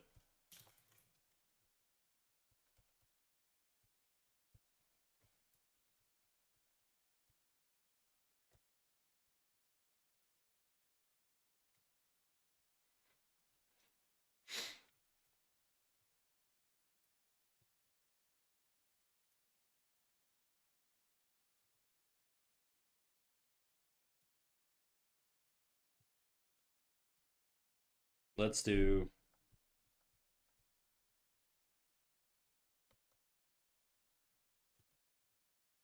Yeah, it's a little much. Little much. Anyways, I would just say play around with foreground elements. See if you can get something that makes it feel like the eye sort of leads to the area that you want the character to be viewed at. Like, where do you want the eye to look is what you need to ask yourself. Zisha, how you doing, big dog? How you doing? Furry art question mark? That's right. Zale does do furry art every now and then. But I would say compositionally, instead of like changing your values too much, what I would really say is just sort of like, push your values or make a focal area. I usually like to do that with some sort of glow. That's what I do on this character. Like if you look at it, there's a lot less detail in these areas down here, right? There's just like I didn't even really paint it. It's still like kind of just like rough. I could add it, but then it's gonna detract from where I want people to actually look, which is this area here, right? And so having that be the focal area for me was important, which is why I made this area a lot more detailed and everything else was just kind of meh, right? Oops. Oops. What fucking layer? Okay. And that's why I added a little bit of a glow. So that's what I would say, dude. Just determine your focal point.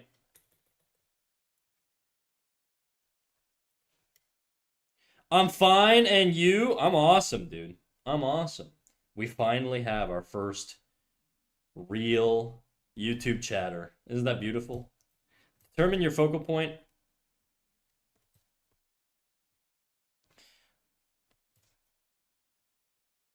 Point of focus, I should say. For the composition. Add contrast to that region. And if this was a really bright scene, I would say add dark values, right? Contrast just means, have something that clashes so that the eye is like, ooh, that's interesting. Like think of seeing glowing eyes in the dark in the middle of the night. Your eyes are probably going to lock onto those, right? It's just instinctive for humans. So you want to do the same thing with your compositions. Add contrast.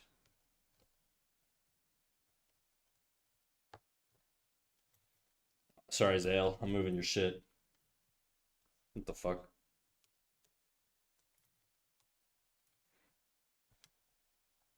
Where did I draw this?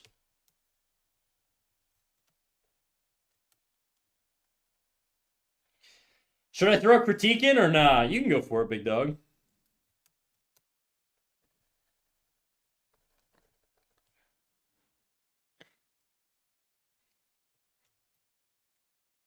So determine your focal area. Maybe consider adding stronger foreground elements. These are just kind of boring to me. Just a little boring. Boring.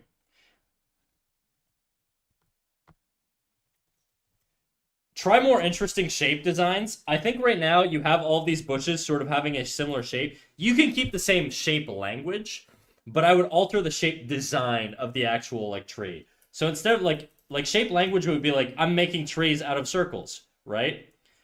Shape design would be like I'm always making trees out of these 3 circles or this sort of variations of this, right?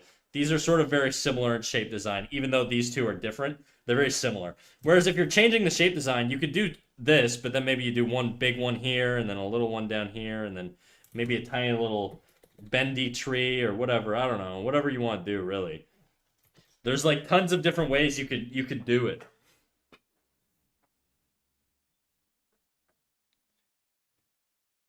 You're wrong. Nah, ban that guy. So add more interesting foreground elements. I'm gonna switch my brush, dude. One that can be seen better.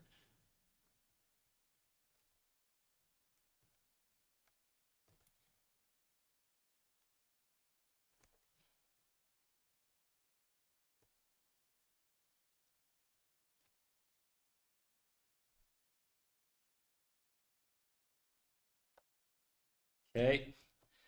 And what was the last thing I said? Foreground elements, contrast. We got that. Point of focus. I think here also this book is like pretty big. I think you could change it so that it's a little bit less um massive. Something like that. And then that way you kind of get a little bit of breathing room between these two and it's not tangenting. Because right now it feels like there's a tangent here. And tangents are just the killer of composition. We don't like tangents in art. And I think this just is, there's a lot more breathing space. It reads stronger, in my opinion. Obviously, all my opinion. But I think it reads a little bit better. So that's what I would say. More breathing room. I fucking love Naruto, dude. More.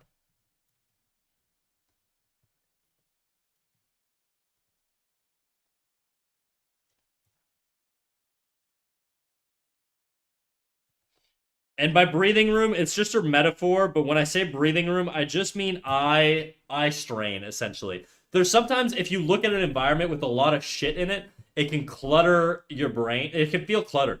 And your eye just picks up on that. And so when you create these sort of like little canals of space, like I did here, it creates what's called breathing room. It's just a rest area so that your eye doesn't feel uncomfortable looking at a certain shape or position of something. And a lot of appealing design in art comes down to sort of these relationships and being able to balance these really well, which is why like a lot of high level art is very intuitive because just sort of you get an innate sense for this stuff after you've drawn a lot and looked at a lot of art, which is why observation is very important. You should be consuming a lot of art too. All that said, that's a good amount of revisions for you. I would say start with that, and if you want to go over it again, we can do that. But that's a good place to start. So I'll drop that in the critiques channel. I do gotta fucking change my headphones because they're about to die. So give me 2 seconds here. And then whenever you post your thing, Glacier Pops, let me know, and I'll go over it shortly after. I'm just gonna switch my headphones out. Date bio, indeed.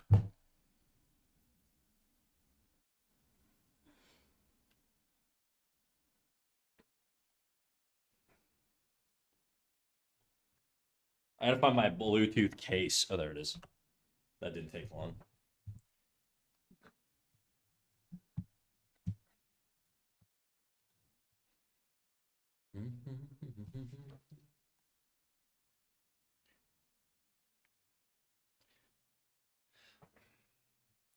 Can you do like a tutorial on how to study a piece of art? Yeah, for sure, dude. Give me a second. We'll go through Glacier Pop's thing, and then I'll talk a little bit about how I like to study. And it's gonna vary a lot depending on the piece. There's some things that are harder to extract from, and there are some pieces that are a lot easier to extract from. So I'm gonna, you know what? Give me a piece of art that you like. Send me a link to an Instagram or a drawing of someone you like, and I'll show you how I would dissect it. And if you can keep it within the realm of sort of fuck it, whatever. Just throw me whatever, and I'll see what I can pull out of it.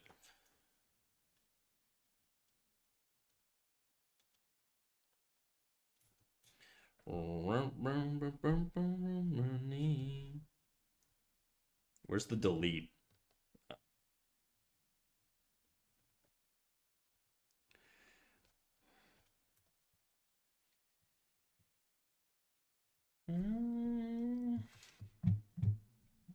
Since we're doing background stuff, I'll drop one that needs background stuff. Oh shit. I will be honest, Glacier, my experience is not in background and environment design. So whenever I'm talking to it, I'm kind of out of my depth a little bit.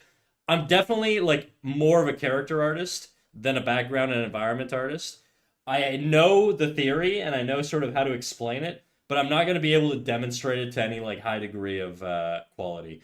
But I'll give it a shot. So if you want to drop some background stuff, go for it. But I will tell you, you'll get a lot more value out of me around anatomy and like character stuff.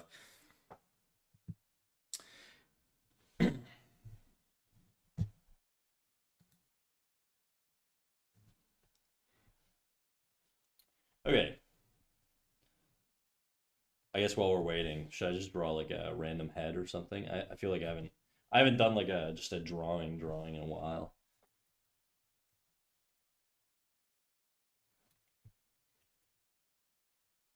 Oops, wrong brush.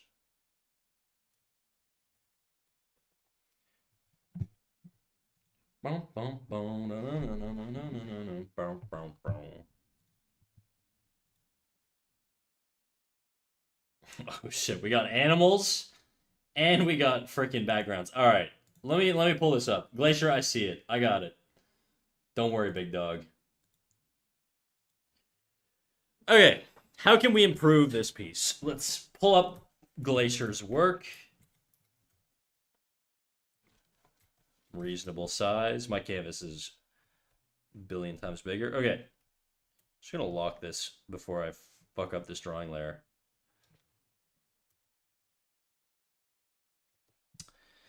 So what I'm looking at here, I'll touch on the creatures first, and then we'll talk a little bit about the background. So I'm going to introduce you to a concept that I call, well, animators call it twinning. I call it symmetry.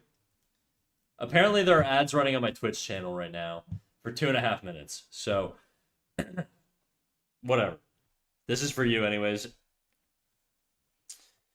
The reason I bring up symmetry is because I'm seeing a lot of it. And the symmetry in art, where's my... Symmetry in art is just a general no-no. There are times where you can use it, so it's not like this isn't like an absolute rule. But in general, it tends to flatten out compositions.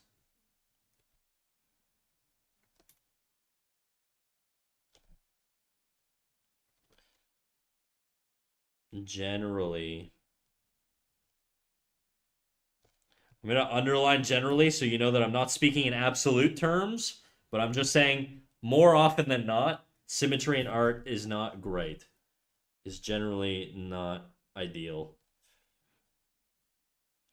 It flattens things out a lot. And the reason I bring it up is because if you look at, I don't know how familiar you are with the concept of gesture lines or like gesture in art and anatomy. But when we talk about gesture, what we're talking about is the major axis of a character.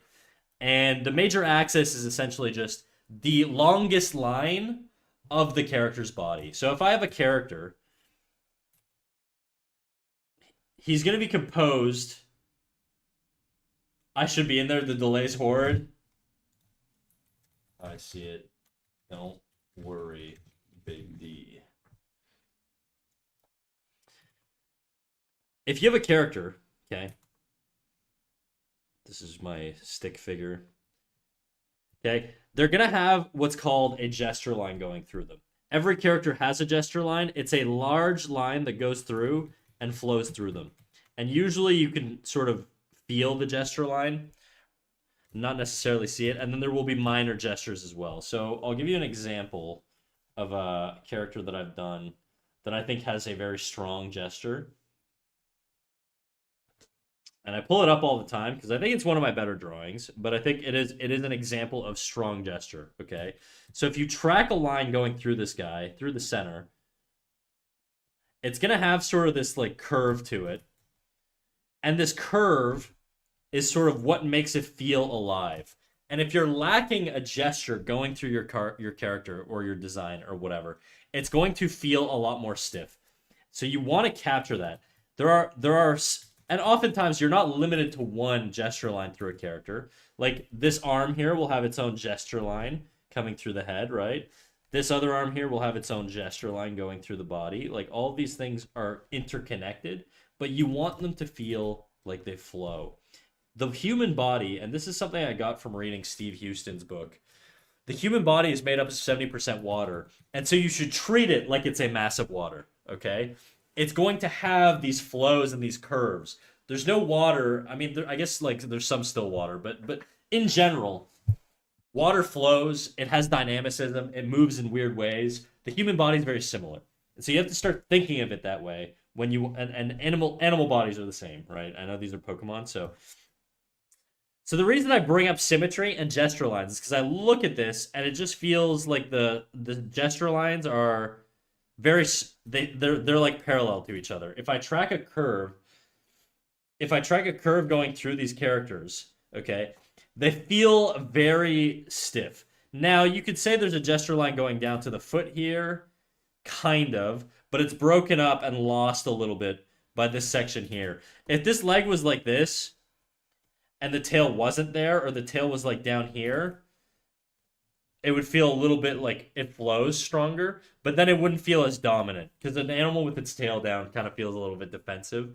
So your tail positioning is not horrible, but it's just it flattens out the flow of the character. Having these two parallel gestures going through these characters is not ideal. So what I would do is I would think, especially if you have two characters tussling around, what I would try and think about is how to position the characters where their relationship to each other has an appealing flow. Commonly, you'll see things like I don't know, like a character sort of. How would I redraw this in a way that works?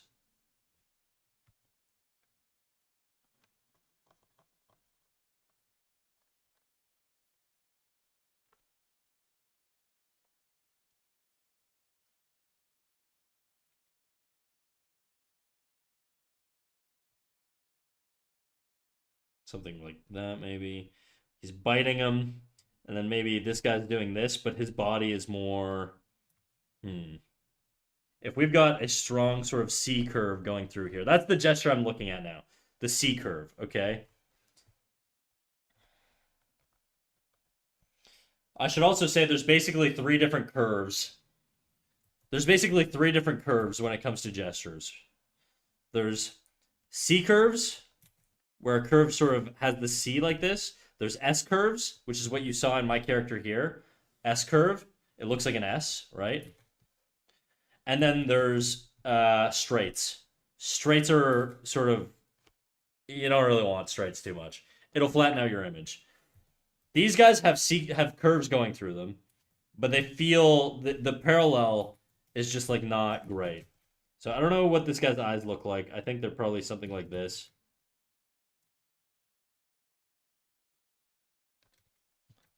I don't know. Whatever. I'm not gonna draw all the details of the Pokemon. I'll leave that for you.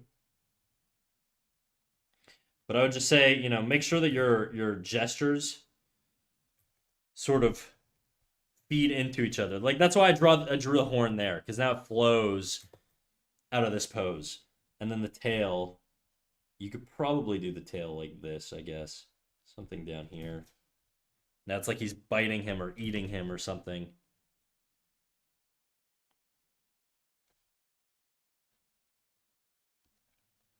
I don't really know how animal legs work. I think they're double jointed. So I think it's basically you've got your elbow here, shoulder up here, or I guess triple jointed, and then your wrist like down here. I don't know that I would position it like that, actually. I'd probably have this one a little bit more front on. Where do I send my drawings for critique? Or will you not do another one? I'll do another one. It's in the Discord. We are an 18 plus channel, I will say. So if you join the Discord, make sure you're over the age of 18. If you're in this chat, make sure you're over the age of 18. But if you want to share your art for critique, you can join our Discord and post to the critiques channel. I am doing critiques right now. And then once we get through these, after I'm done with yours, Ziza, I'll probably stop just so I can get back to drawing my animation.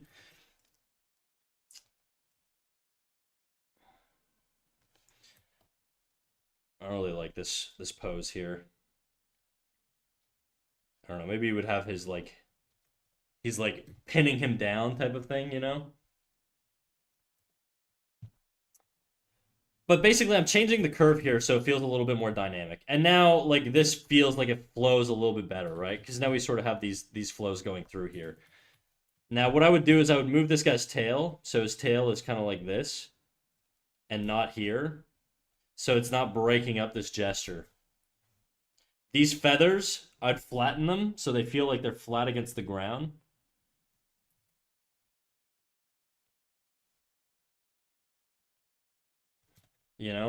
And then that way, again, this just sort of flows a lot better.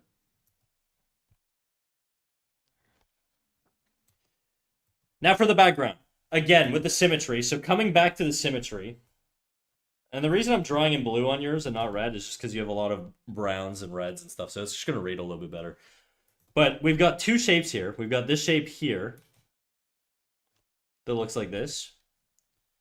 And then on this side, we've got this shape here that looks like this. They're more or less the same height as each other with slight variance, but they're more or less the same height as each other. A little bit different. But because they're right next to each other in the composition with a similar height, they read as being really symmetric and they flatten things out. Now watch what happens if I take one of these, okay? I get rid of it.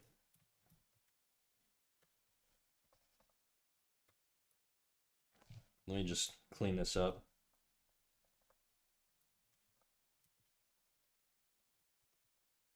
I get rid of it. Instantly we feel a little less clutter and a little less flat. More curve, less parallel, so less stiff overall.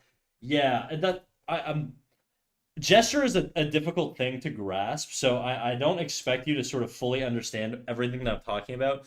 But what I'm saying right now is if you have two characters staying next to each other and they're both doing a thing where they both sort of like feel like they're flat to each other like this or parallel or whatever, it stiffens things out. Whereas if you have one sort of flow into the other, right? Like there's sort of this directionality to the way I have him biting here. And then it continues to flow over into like the tail coming out this way. All of these things sort of organically sort of go into each other. It feels a little bit better, right? There's less breakup. And it just visually is more appealing. It's a difficult thing to do. What I would say the best way to improve it is to study, do life drawing. So whether it's like animals, people, whatever, do life drawing and sort of see how animals move in motion, and then notice the references that look really good compositionally, and try to identify the gestures within them. And you'll notice a lot of very basic patterns that keep coming up over and over and over again, and then you want to implement those into your art. Now, okay, so we got rid of that sort of that rock formation or whatever. Now what I'm going to do is I'm going to add a rock formation in the front here. I'm going to make it dark, actually.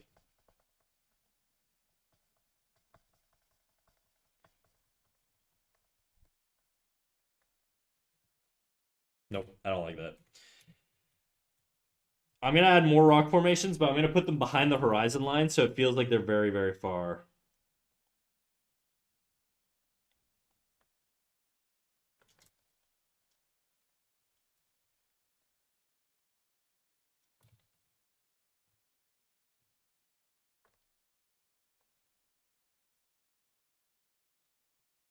Just trying things out here.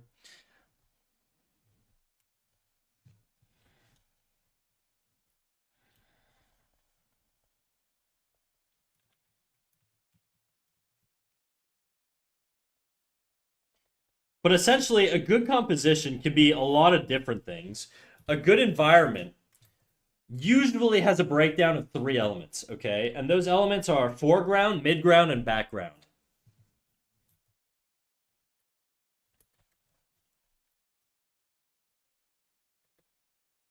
So foreground,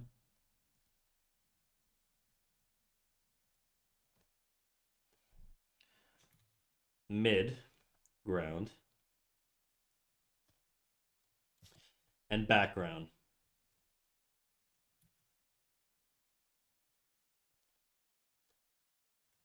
Okay, and these sort of actually I should pull up that example I had earlier, the environmental painting, because it has all of those elements, and I'll show you where they are on the thing. So if we pull up the thing by whatchamacallit, Devlin Arduini, you'll see he has these foreground elements here, and I'll show them for you. So these would be considered foreground elements. These like regions here. And see how they have gesture to them? They flow and they lead into other things, right? So if you're looking at this, your eye goes, okay, this is a dark region, so it's going to track this area first. Because it's so dark compared to like the other areas. And then this line sort of has this flow.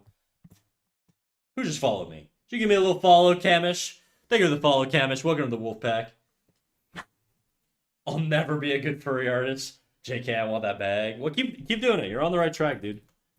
But what I would say is, notice how the decisions this character's making here leads the eye to what we call the focal point, right? So he wants you to look here. He's got a lot of like high value contrast here. Everything around here is very dark or medium toned, right? All of this is like 70% of this is all very dark, okay? Except for this region. Clearly, he wants you to look into this region. And so what he's doing is he's choosing elements of the piece here that lead the eye in that direction. Notice how all these branches seem to flow in that direction. This river here flows into the direction that he wants you to look at. It's literally like a visual channel. Okay? All these elements, look at these rocks. This rock's positioned here. This rock is positioned here. Okay, this might feel random. This rock's positioned here. This might feel random, but look at this sort of flow that it creates through there. What's it doing? It's leading the eye where you want it to go. And then this leads into this, and then boom, you're looking at where he wants you to look. So you can draw the eye using foreground and midground elements. And that's what he's doing. And you don't necessarily need to have your focal point in the background here. He just has it that way. There's tons of different ways you could do composition.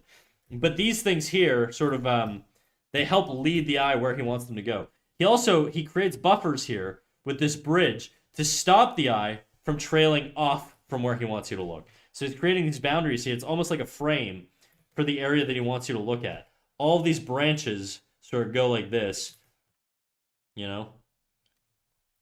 These branches are going this way. Look at that. Look at all these directional flows with the branches.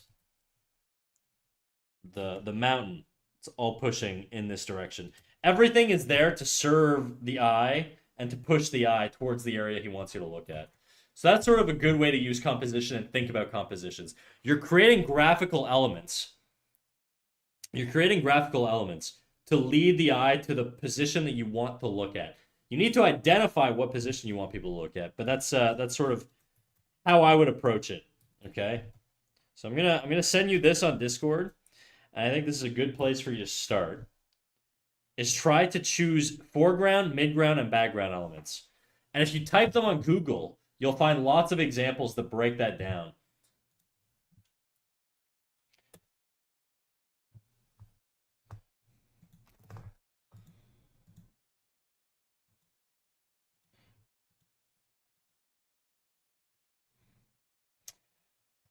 All right, Zisha, we're gonna take a look at your thing in 2 seconds. I'm just gonna take a quick little bathroom break to drain my pinor because it's full of piss, and then I'll be right back and we'll jump into your critique. All right, and then I think we'll wrap up critiques for the day, and I'm gonna get back into animating.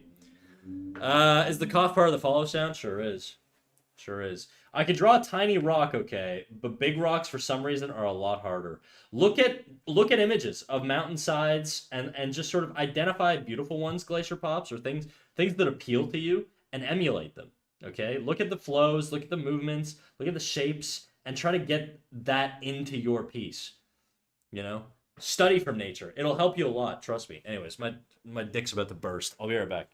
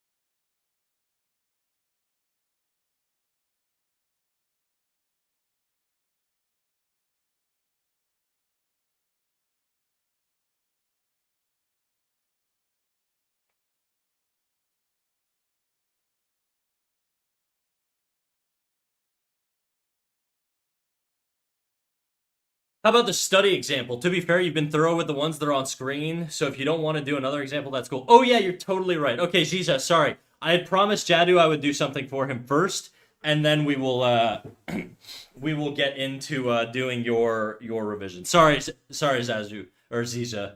I didn't mean to fucking edge you there. But we're gonna help out Jadu just because first come first serve, and then we will give you your critique.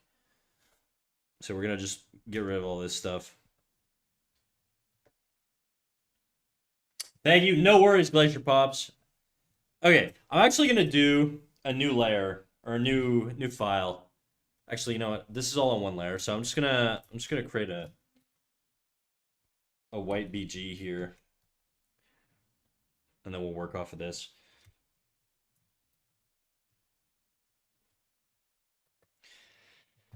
Did you throw an art piece you want me to look at, Jadu? I just threw a couple interesting art pieces in art chair. Okay.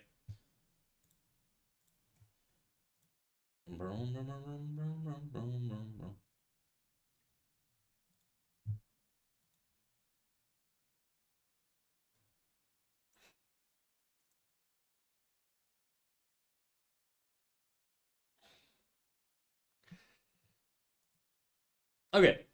Let's take a look at this one. Beautiful piece, by the way. Do you know who did it? Not a big deal if you don't. Just figured if you do, maybe I'll just throw it up there.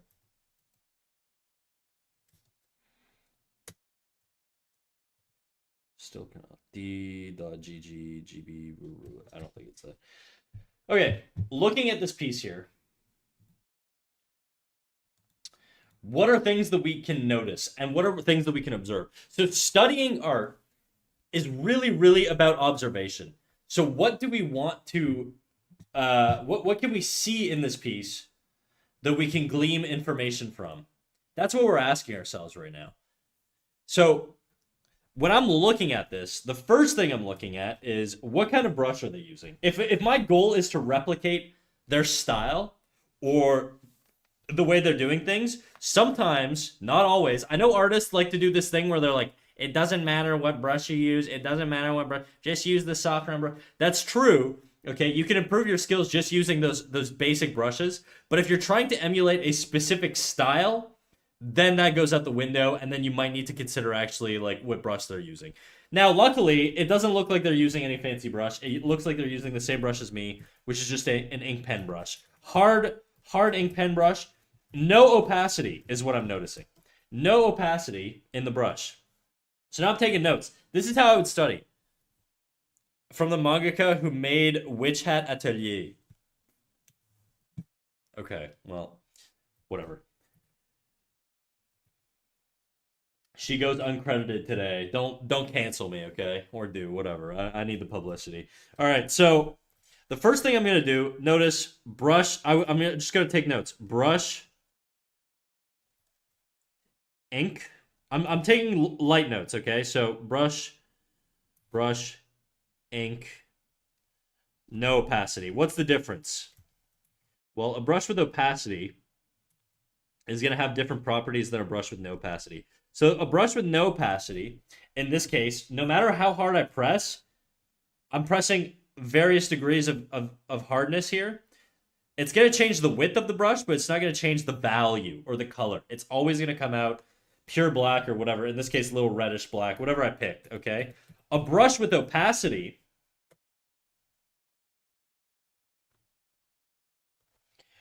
this one, which is a brush I used a lot, is going to change color based on how hard I press. See? And then if I press lighter, it gets lighter. And then harder, gets harder. Lighter. So it gets lighter and darker. So that's, if you want to emulate a style, stuff like this is important, okay? In this particular case, there's no opacity. This is just like the other brush that I would regularly use. But in this case, there's no opacity, so we're using an ink brush. There you go. We just pulled a lot of information out of that. And now we know that we can probably emulate this line work using that. Next thing we're looking at. Okay. What are we looking at here? We're looking at composition. Now, from experience, I know that she's using sort of a graphic element or a graphic style that was popularized by J.C. Leyendecker. Okay. So if you look at this big circle here, this graphical element in the background, or the shape, this shape leads the eye, and it makes it so that the focal area up here pops a lot more, because all the detail is within this shape. Yeah, this is not something Leyendecker does, but he does use these shapes quite often. But she did something smart. She put all of the detail inside of this shape here, and then the place that she wants you to actually look at, the face, which is going to be like the soul of the character, she has that sitting outside of there. Why? Okay, why? Because all of this stuff inside of here, okay, is very detailed. It's not cluttered, but there's a lot of information there. Okay, whereas everything on the outside here, there's barely any information. I'm going to ignore the crap at the top, but there's barely any information here. And what that creates is it creates contrast. So another thing that we're looking at, Jadu, when I'm doing a study, is I'm trying to identify where are the contrasts. Are they color-based contrasts? Are they line art contrast? Maybe it's line weight contrast. Where is the contrast?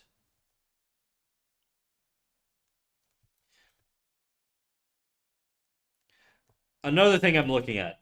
Now I'm looking at hues, values, and saturation. What is that? Some of you guys know, some of you guys don't. So I'm going to give a brief little recap for those who don't know. But hues are essentially what color are you picking? I'm going to make my color wheel a little bit bigger here. Hues are essentially what color are you picking on this wheel? And you might have different wheels depending on what software you're using. If you're using Clip Studio Paint, like I am, then you're going to end up with this color wheel on the outside here. If I land on red, I'm using a red hue. If I land on green, I'm using a green hue. If I land on blue, I'm using a blue hue. You could think of it this way. I'll explain it actually after. And then within that, we have value and saturation. So once you've chosen your hue, you can determine how much value and how much saturation that hue has. So we'll start with value. So value is basically how black or how white something is and how gray it is in between. Is it medium gray, like closer to white? Is it a dark gray, closer to black? Is it pure black?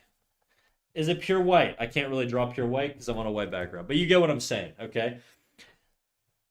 What value range does this piece exist within? This is all valuable information because you're going to start noticing these patterns everywhere, and then you'll be like, oh, wow, the art I really like tends to always have lighter values or tends to always have desaturated hues or whatever, okay? So next is value. We've determined our hues. Now we're determining our value of the piece. We haven't actually looked at it. I'm just giving a quick recap. And then saturation. So saturation is basically what you're saying. If you take a petri dish, you guys know what a petri dish is? Like, let's say you're studying, you're a scientist, okay? You're a little book nerd. You're in your little lab here doing research, okay? In this lab, you've got a petri dish filled with all kinds of crazy alchemical things. But in this particular case, you've managed to extract the rare element called value, okay? And what value is it's an arbitrary scale of light and dark captured in a sort of swatch, so to speak. Okay, so you've got this value in this petri dish. Snack, you said your whiteness or your blackness determines your value. Hashtag canceled. Too true. Clip it and ship it, baby. Okay, now basically the way you can think of it is what you're gonna do is you're going to take any value, either from pure black to pure white and anything in between, okay? And you're going to take a pipette, okay? You guys know what a pipette is? It's or like an eyedropper. Picture a little eyedropper here. Okay, you're taking your little eyedropper. Boom, eyedropper. These drawings aren't meant to be pretty, but you get it, okay? And in this eyedropper, there's a hue. Isn't that something? There's a hue in this eyedropper. In this particular case, the hue is red. Okay, I'm going to use red as an example for the hue here. So we've got a pipette filled with the hue red. And now what we're doing is we're going to drop a little bit of that red, okay, into the value that we have. And the amount of these droplets that you add, or the amount of hue that you add to a value, is going to determine how saturated it is. That's the formula. That's how it works. So you take a gray color here, and color blending doesn't work very well on digital software, but painters do this all the time on like an actual like. I'm gonna make this smaller. It's way too fucking big. All right.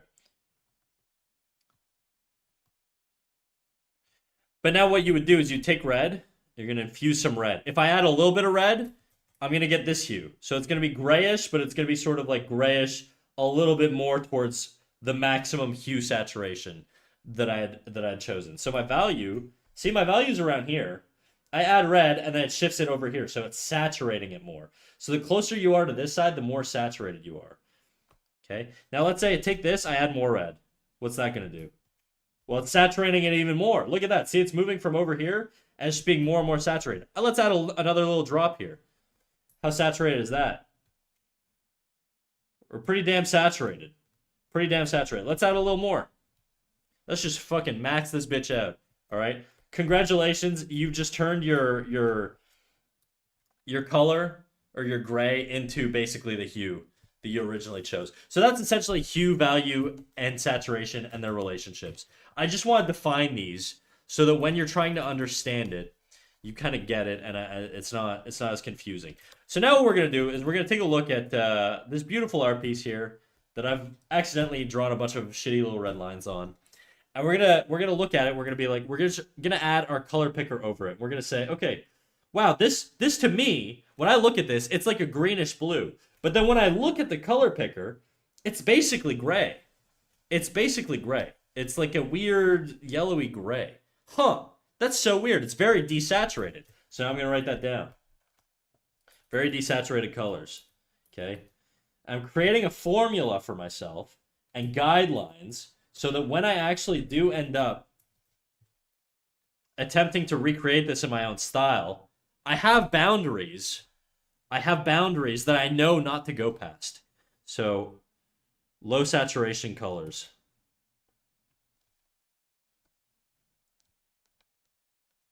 And to me, this is not shocking. To somebody who's not very familiar with color theory, this might be mind blowing for you.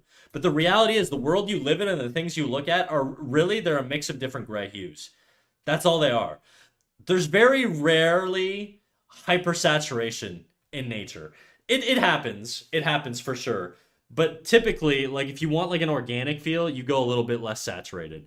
Really saturated stuff just feels unnatural. Have you ever gotten like American Chinese food and your fucking like your pork is like bright red and it looks like fucking radioactive? It's weird. It gives you a weird feeling. It's delicious, but it feels weird. It's because you're not really. It's not really normal. Okay. Most things are kind of like a grayish, like muddy tone. Okay, so that's for our sort of background. It's like a bluish, and it ranges, right? Look as I'm moving this all over. It's very, very gray. Like it never goes past the halfway mark on the saturation. It just kind of moves all over the place. Okay, but it stays very close to grays. But the hues are shifting. The hues are shifting between a sort of orangey and green. Now that's weird. I look at this and I'm thinking blue, but I don't see a single drop of blue here. Huh. Isn't that something? So you're telling me if I do like weird grayish orange and I put that next to weird grayish green, it gives me the feeling of like a blue? Huh. Isn't that something? Isn't that something? Maybe I should try that in my own artwork. So that's something you could write down. Do you see where I'm going with this, Jadu? Do you see what I'm talking about? This is how I would study something. I would literally just dissect it like I'm doing an autopsy. Okay? And I'm trying to pull out as much information as I can. I'm trying to recreate the crime. I'm trying to find out where was this guy shot? What kind of bone damage? Are there any indications of a struggle under his nails? Is there any of that shit, right? That's sort of how I'm thinking about my studies. And it's not like a lot of people think that studying is going into an art piece and being like, oh, okay, well I got this here, so I'm gonna draw my little anime girl here. I'm gonna have her hair flow this way. I'm gonna do her little dress here. I'm gonna have the dress flow like this, blah blah blah blah blah. It's blah blah blah blah blah. And then maybe by the end of it, you kind of have a nice picture. But what did you learn, right? What'd you learn out of that? Nothing. You didn't learn shit. You copied. Maybe you'll get some sort of subconscious muscle memory out of it, which is why it's a good idea to do that for like anatomy if you're not good at proportions and stuff like that, because you will train that skill. But if you've got a sort of degree of anatomy or you want to hit a certain style, you're gonna have to go beyond sort of recreating it, and you're gonna have to do a lot of observation and just sort of studying it like you're in a lab, like you're trying to really deeply understand it. Okay, so that's sort of like for the background there. Then I could go here. What are we thinking? This looks yellow to me, but my instinct. I mean, I've drawn a lot, so I know it's gonna be like a grayish sort of like yellow, maybe a little higher on the value scale. My guess is probably around here-ish, like grayish, but not quite fully gray. Let's see. Let me color pick this. And pretty close. It's pretty white, but it's sort of in that region that I was color picking, right? And then you can sort of adjust, be like, oh, look, I tend to feel these things in this range, but I know that I'm usually wrong when I actually check with the color picker. So let me just hedge, and let me just sort of push it up a little bit in value. So that's sort of what you want to do.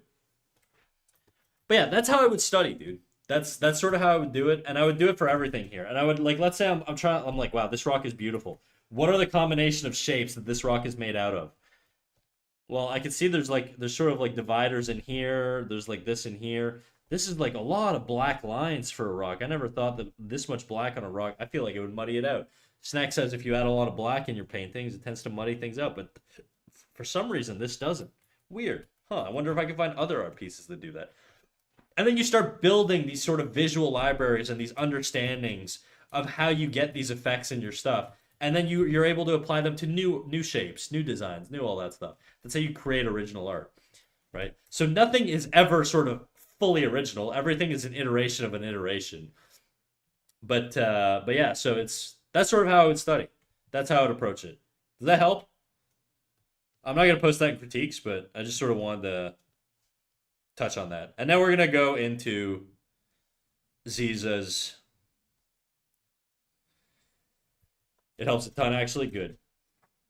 Like literally, I will literally like study. I have a OneNote that I keep on artists that I really like, and I take notes on them. And then I'll show you. I did this a while ago. I was doing an EO 58 study. This was in my own time. This was not on stream, right? So this is sort of what I did. Like I wanted to get I saw this piece online, okay? And I was like, I want to be able to replicate that feeling in my work, which I think I did. I think I kind of captured that feeling in my work, right?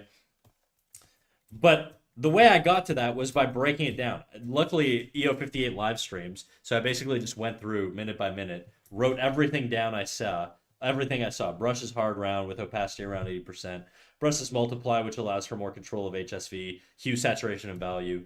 General observations start with this desaturated block in. Okay, this is where he started.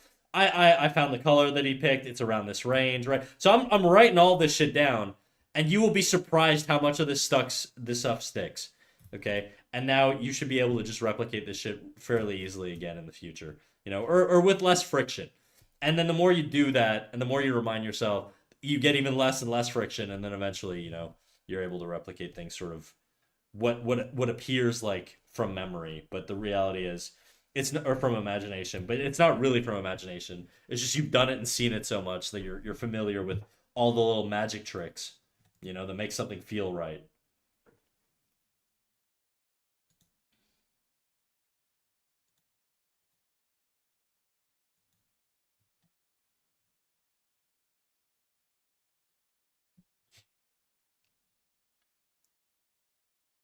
Okay. All right, let's get into the next critique, which is Ziza. Okay. Where the fuck did I added a new layer over top of this, right?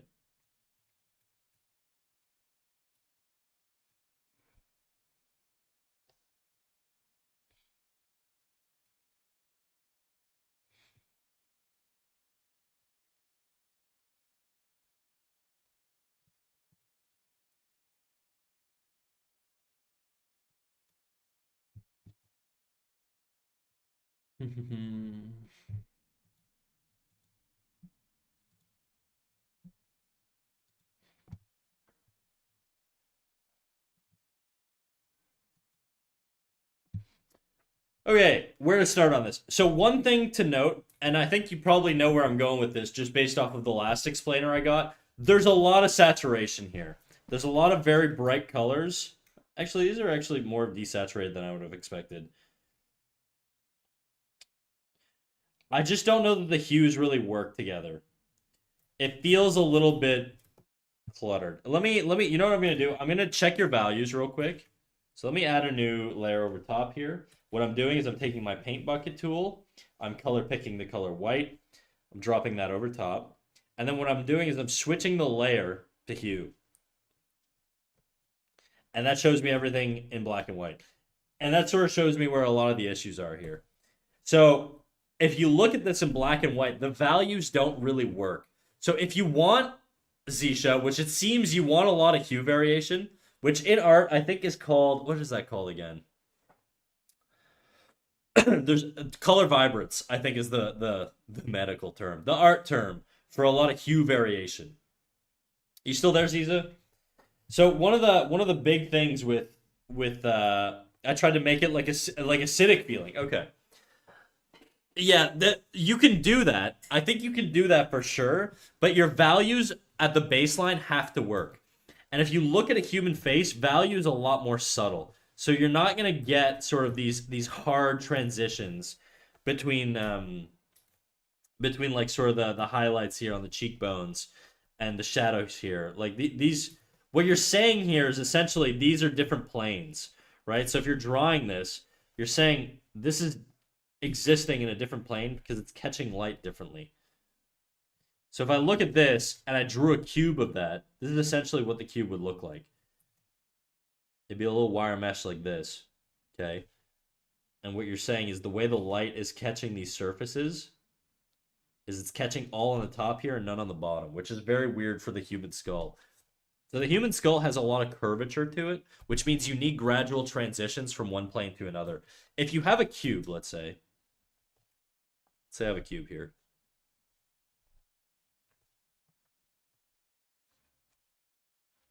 Give me a little rough cube. let's say I want to light up this cube, okay? I'm the sun, all right? And I'm trying to fucking make this shit bright.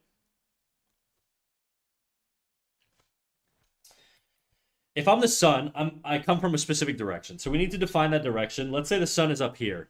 It's up top. This is a really piss yellow for sun. So we got the sun, it's up here. Okay? I was struggling with the light source. That's fine, dude. I think right now, I think you're trying to sort of have the light source come from too many directions. I would say narrow it down to one or two light sources to start. If you want to experiment with like crazier stuff, that's fine. But right now I'm seeing basically a bright sky. I'm seeing a glowy orb. I'm seeing sort of yeah, I'm seeing a lot of different light sources. Commit to one or two and you go from there. So let's say I'm the sun. If I'm the sun, I'm shooting light rays. How do light rays travel? Does anybody know how light rays travel? Do they travel in curves? Do they travel in cones? Do they travel in light lines? How do light rays travel? You don't have to answer that question. It's a rhetorical question. I'm gonna answer it. Straight line, dog. That's right, baby. Light travels in a straight line. So if I am the sun, I'm round. So I'm shooting off a bunch of different little lights in these straight lines, okay, that shoot out from the direction that, I can touch. And as a consequence of that, if there's an object in the way blocking this line, it's not going to show on the other side. So in this case, there's a big cube here, which means when this line in particular, okay, tries to hit the cube, it can't curve around and hit this backside. It's stopped by the front. So this cube, if you were to render it with values, would probably look something like this, right? Maybe even a bit like this. This side might honestly be a little bit more of a gradient, but it would look a bit like that. Or something like that more aligned. Okay? So that's sort of how it would look. Now, what happens is on the human skull, there's a bunch of curvatures. Okay? So the human skull is filled with these organic curves and twists and stuff. And all these curves follow the same sort of rules. Actually, straight relative to the curve of space, which is curved. Alright, bitch. Like, just like how a cube has these sort of grids on them that are like very straight lines. Okay? That sort of help define planes. The human head has that as well. And it has a bunch of planes, and it seems like you're actually really thinking of the planes, Gija. So I'm going to commend you for that, because I can tell here that you're actually thinking of the planes. I just think you're thinking about it a little bit incorrectly. You're thinking about it as these hard transitions, when I think you should think about it as softer transitions. So if I have like a sphere being hit by the sun, okay, now instead of a cube or whatever, this sphere is going to catch some of these light rays. Okay. And then as these light rays hit, I'm just going to pretend the cube's not here anymore. We're just going to get rid of the cube just for the... Or we'll move the cube, I guess. Or, we'll move the sphere. Moving the sphere makes the most sense. Let's put the sphere, like, here. So now the sun's going to have these light rays coming down at the cube, or the sphere. Boom, boom, boom, boom, boom. Okay. What happens on a spherical object, which a lot of organic shapes are, is you get this gradual transition. So instead of these hard changes like you have on a cube, or what we call a sharp edge, you have softer transitions like what we call on a soft edge, right? So an example of that would be, let's say I'm taking the same color here. So the cube, I'm just going to drop a color down. Oops. I need a brush that's a little bit better.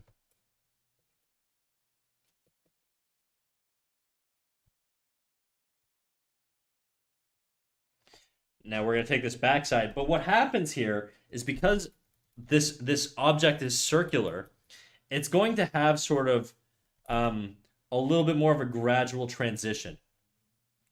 It's going to have the point in the middle here, and at the bottom is going to be particularly dark. The reason for that being, the light absolutely cannot hit those points just because the object's in the way, right?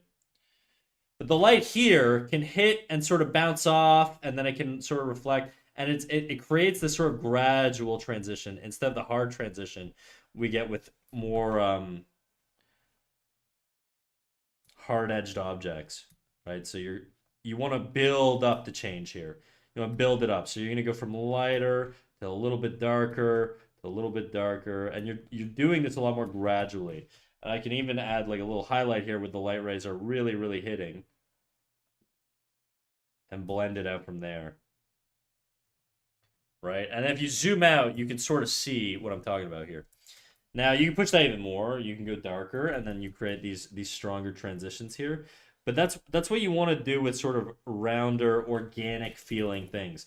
And things like skin are a lot closer to this sphere than they are to this cube. Things like metal and armor, you can get these hard transitions. Things like skin, you can't. And I think that's why your thing's looking a little weird.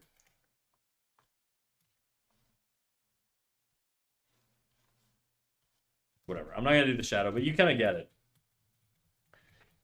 So if we take this now, and we go over it, and we just sort of do these gradual transitions, it's going to feel a lot nicer. And I think another thing is you got to think of the tone of the actual like skin.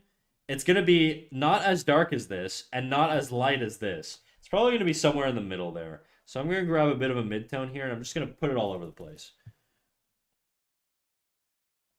Skin changes are very, very, very, very subtle. I'm going to keep it dark under the eyes here. You're right about that. Hello, Mayamonas, over on YouTube. How you doing, Mayamonas? We're doing a little tutorial for a viewer here who submitted an art piece. We're giving them a little bit of advice on how to improve it. So the shape of the skull, I think, is also a little angular. So I'm just going to round it out a little bit. Just because you've got these hard edges here. I don't know that you would have that harsh of a transition in these corners. So now you can grab a little bit of a lighter value. And like I said, I'm building up these values slowly, very, very, very slowly. And I'm making sure that, you know, where there's shadow, it drops off a little bit. Great. Great, Mamonas. What brings you to my humble little YouTube stream, Mamonas? And so, Zisha, these transitions here, like I said, they're going to be a little bit softer. I think, you know, the nose probably be... I know you want to do a big witch nose, which is fine. But I think we can just sort of make the shapes a little bit more appealing. So I'm just softening everything out. It might feel boring. And we're going to say the light source is coming from... I don't know. Let's say the light source is coming from... Well, she's got a hood on. That's the issue. So if the sun's coming down like this, the hood's going to block a lot of that light.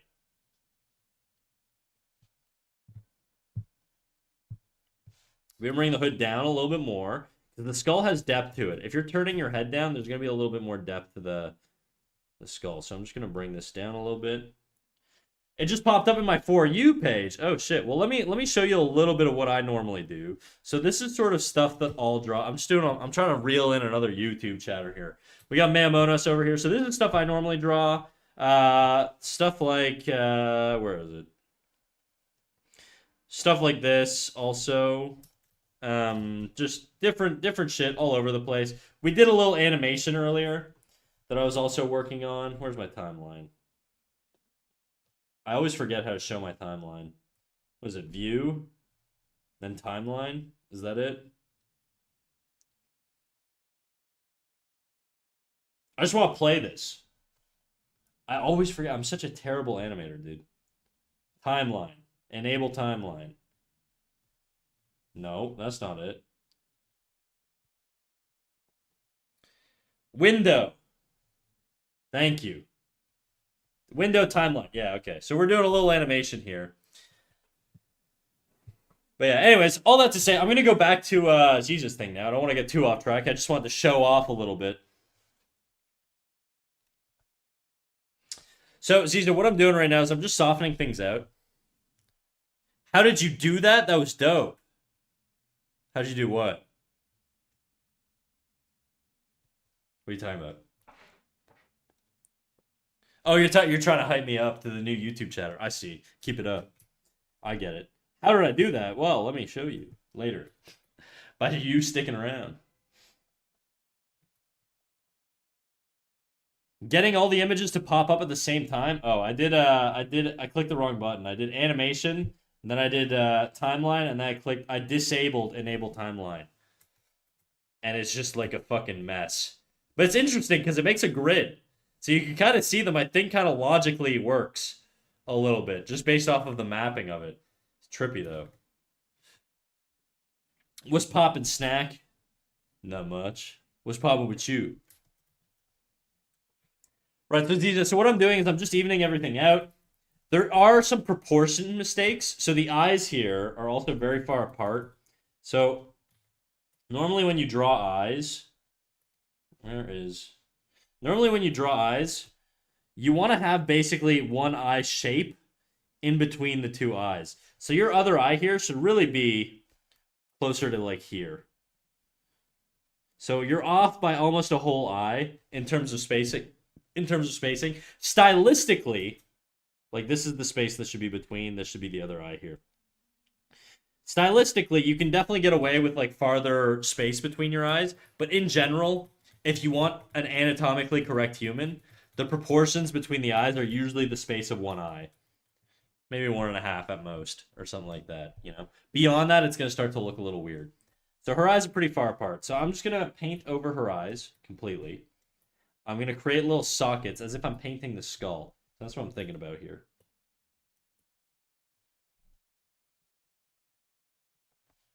Okay. So I'm just doing big shapes first. Always when you're painting, Caesar, do big shapes. It'll help you so much. I promise. Okay, just trust me on this one. Do big shapes and then tie things down as you go through. So now I'm thinking, okay, where do I want like maybe a little eyelid here, maybe a little eyelid here, maybe a little bit of under eyelid here, a little brow bone here. Nose, I'm going to tone down the values on the nose a little bit.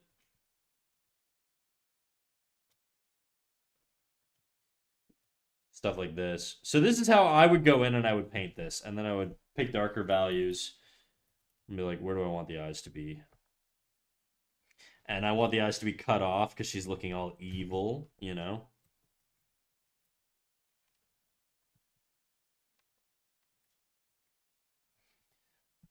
And when you choose eye color, I don't know what you actually chose for your eye color. Oh, you did a pretty good job, actually. Nah, I know this. I'm just usually orienting the nose wide when drawing the eye corners. Is that what you did? Oh yeah. I see. Oh, I see you're tracking. Yeah, I got you. You're tracking based off the nostril position. Gotcha. Okay, okay, okay, okay. Yeah. Okay. Well, you know that, but anyways, that's sort of anyways. This is how I would build stuff up, and then, you know, from there I would just sort of draw in the mouth, and she's gonna have like a weird evil smile, right? That's sort of.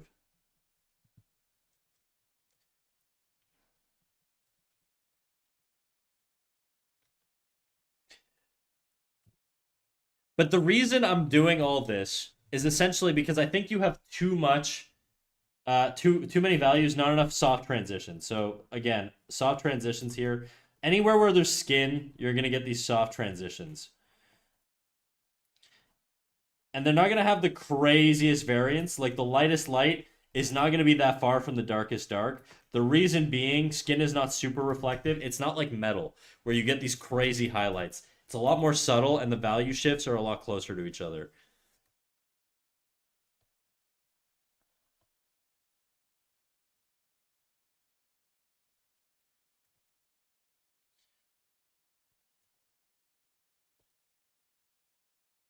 Anyways, I'm not going to draw the whole face or whatever, but this is essentially how I would approach it. I think a lot of your issues are coming from just the fact that you've over you've treated sort of skin as if it's got like all these hard edges when it can have hard edges, but in general the transitions are a lot softer.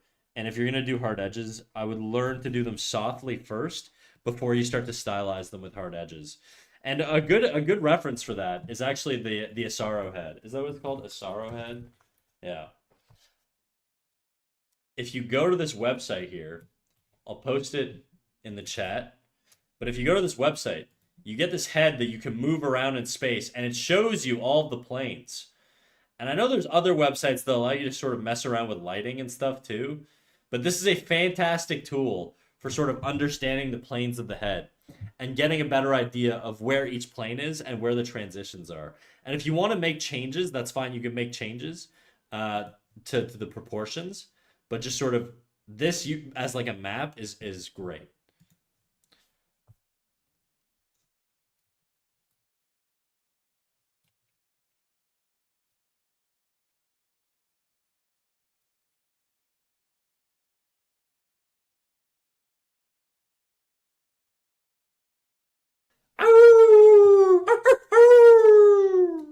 So again, the I see you're trying to do like a little glow on the fingers here, but it wouldn't go all the way around. You'd maybe have a little glow on the bottom of the fingers, but I don't think it would go all the way around. Also, overhaul rainfall. Thank you for the follow, big dog. You have the right idea with the planes though, and where you have the values. I just think your values are pushed a little dark, just a little dark.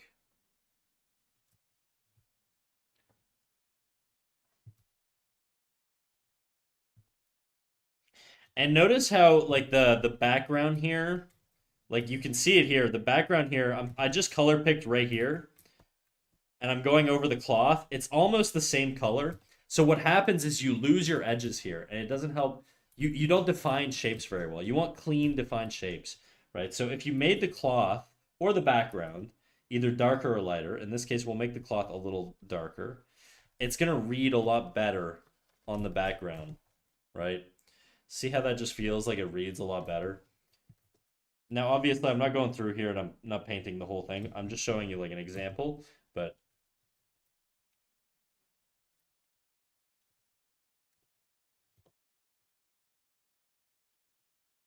I'm trying to think of where else. So I'm going to add some little notes for you to keep in mind.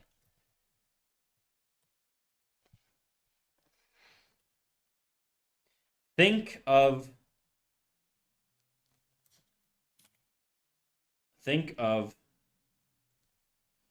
contrast of background and character or focal area, contrast,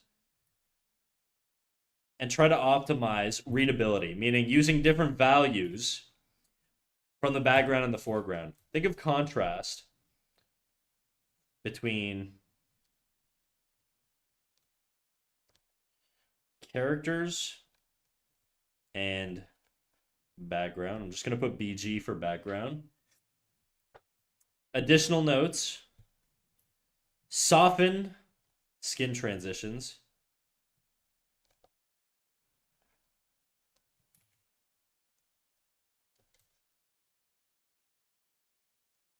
I'm going to put skin trans for just transition. Soften skin transitions. Identify single light source to start, or identify one or two light sources, I guess. I would say just stick to one to start. Identify light source, and then stick to it like it's your Bible, okay?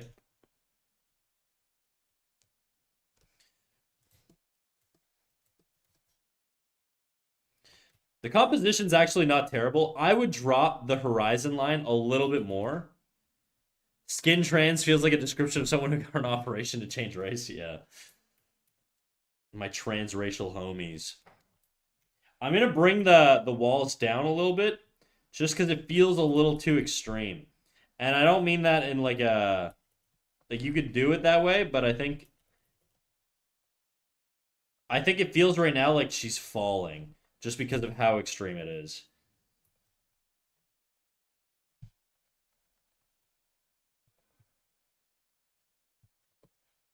No, I don't like that. Now it's breaking up the silhouette here. So I'm gonna leave a little bit of space right there on the elbow, just so that we can get a little bit of a shape separation.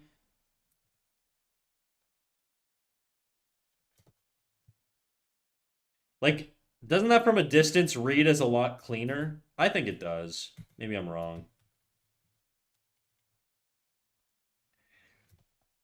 I'm gonna sort of get rid of. What I'm gonna do actually is I'm not gonna get rid of the background. I'm gonna grab this top part. I'm gonna add a gradient to it because I think that'll be interesting. It's almost like the horizon's glowing in the background, and then it sort of gives us a little bit more of an identified light source.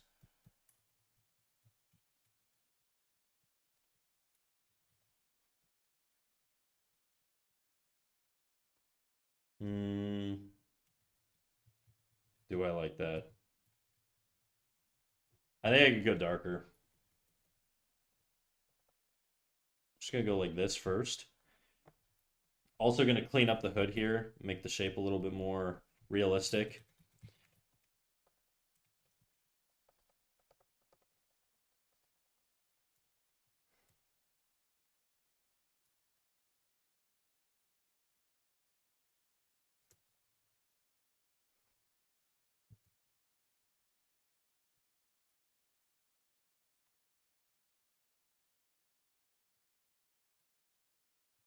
I'm gonna lower the wall here, just because again the horizon line feels very high. If she's standing with her legs down here and the horizon line is up here, she's basically like standing on a surface that if you looked at from the side would look a lot like this. So she's standing. What the fuck? She's standing like here. The horizon line is here, and the floor is going straight up. So basically, she's standing on a floor that's like angled like this, which means she would slide right off if she's standing like this, with her little crystal ball or whatever. She's on like a weird angle. So we got to lower the horizon line. The horizon line being the point where all of these lines meet, right? Where this line, oops, where this line, this line, this line, and this line meet. By lowering the horizon line, what we're doing is we're making the floor a little bit more uh, flat, so it doesn't feel like she's about to slide into another dimension or something. And I mean, you could do that, I guess, as an effect, but it just doesn't read well. So I'm gonna lower the floor here. Take.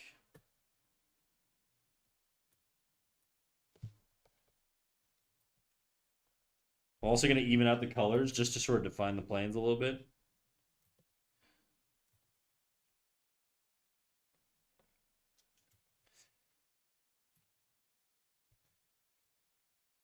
Like we're just gonna say the horizon line's in the same spot, but it's really far.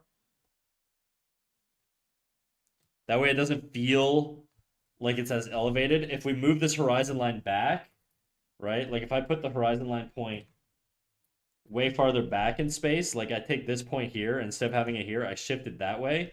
What now happens is this line has to go all the way back. So it doesn't feel like she's sliding as much because the horizon line, the point's going somewhere over there, right? So that's what I'm trying to do right now. Oops.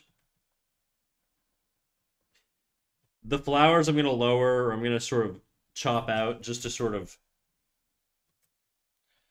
create a little bit more clarity around the horizon line. Maybe we could bring this up. Anyways.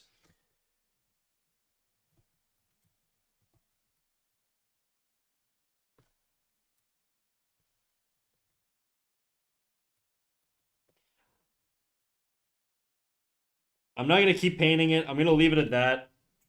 Just because I feel like we've gotten a lot done here.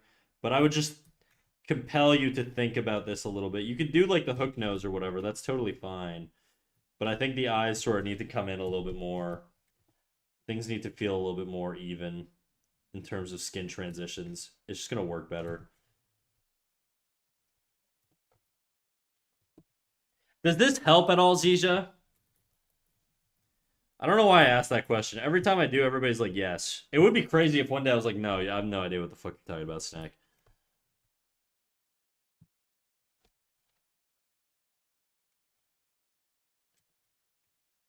Anyways, it's not the most beautiful like paint over. It's just a real quick job here.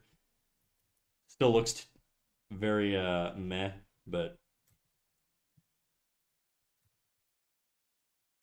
And then you can think of this hood also is gonna cast like a shadow over top here. How's that gonna be blocked out by the light, right? Like that's what I'd be thinking about too. So what regions are gonna be darker here because the hood.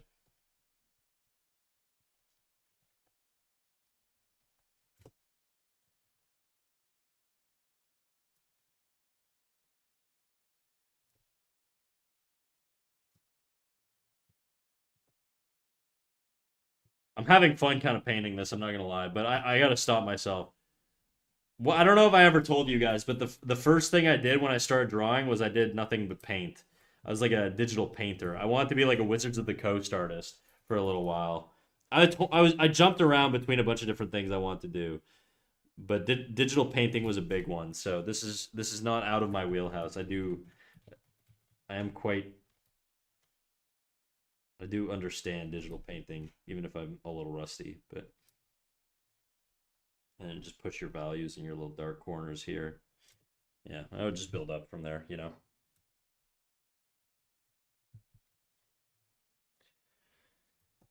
Anyways, I'll leave you with this for now. I'll add these little bullets in here.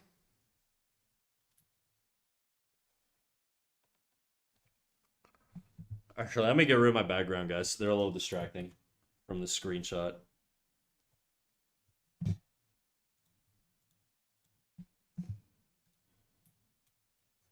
Okay, and I think that'll be it for revisions for today.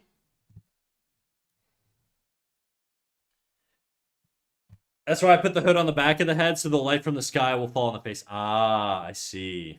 I see. I gotcha. But what I think would be interesting is if you had like the hood like this, right? And then you had like the cast shadow from the hood. I'm just gonna darken it actually so it's a little bit more obvious that like where the light's not hitting, right? So if you went in here and just sort of added like your shadow or whatever. I think what would be really interesting is if the light from the orb sort of lit up her face and you had like sort of a top down lighting thing, you know? We're all up in here, it's like pretty glowy just a little bit, you know? On the bottom of the lids here. Top lid would still be pretty dark. But yeah, I don't know. It'd be an interesting twist. It'd be difficult to pull off, but it'd be fun, you know? I think it'd be a fun little twist. She kind of looks like Pirate Software. I don't know why. The way I drew her, anyways. I was trying. That's what the yellow is on the face. I see. Well, I would recommend looking at some references of Bottom Glow and just like trying to identify the transitions, like the transition in value on the skin. 'Cause it's a lot more subtle than what you had, right? Like if I take that versus this, do you see like how different it is? Like how much more even and soft like it is. It's actually I feel like you overcomplicated it. It's a lot more soft.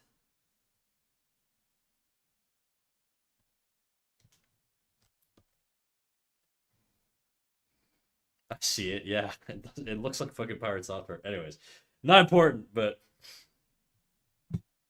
uh, by the way, is there any aesthetic reason to animate on twos or threes, or is the only reason to save time drawing? Um, I think Japan sort of does it for cost savings. It's just like because everything's hand drawn and you have smaller budgets to work with, doing less drawings is less work. Therefore, stylistically it just became their thing. And now like a lot of the pros do it. I think most of the pros probably still are animating on twos and threes more than anything, with some ones in there also. I do see fours and fives also pretty often, but I think a mix of like twos, three, like it doesn't really matter as long as it feels nice. That's all that really matters, you know. Um, so that's what I would focus on. I would focus on just making it feel nice. But I know in the West, a lot of things are on twos. There's very little ones. Unless you're working on like 3D animation, if you're doing like the Invincibles or like any sort of 3D film with 3D rigs, it's all on ones. Which is why Spider-Verse was so unique because they actually started applying twos and threes and stuff like that to Spider-Verse, which is what gave it its appeal. But in general, animation's typically on twos, ones, threes, probably that really.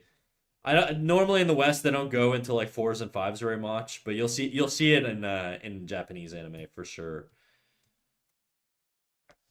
Okay, let's get rid of this. Reinstate that. Go back to the animation and get to work. And I will say I'm probably gonna wrap up stream at the 4.5, 5 hour mark. I'm just getting a little tired, and then we'll continue tomorrow. Mostly because I've forgotten what the hell I was doing earlier. I get so distracted. Okay, we're doing the head. I think is what I was doing.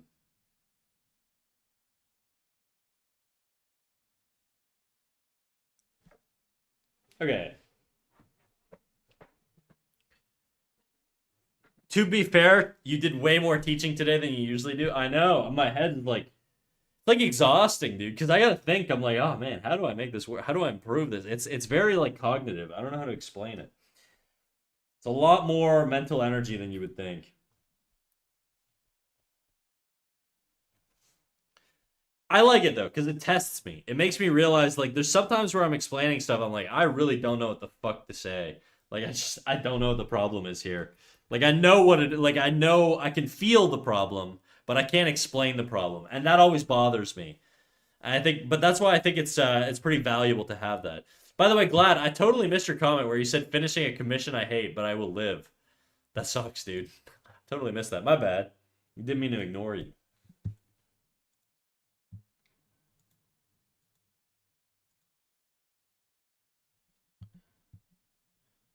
Okay.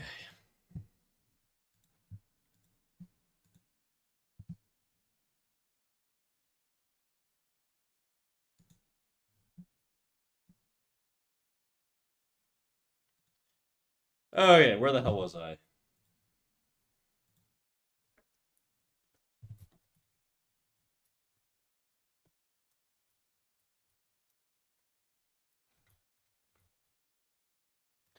What up, Crystal Cavern? How you doing?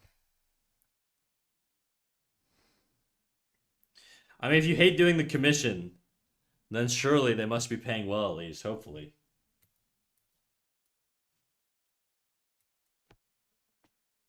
I'm doing okay, just okay, dude.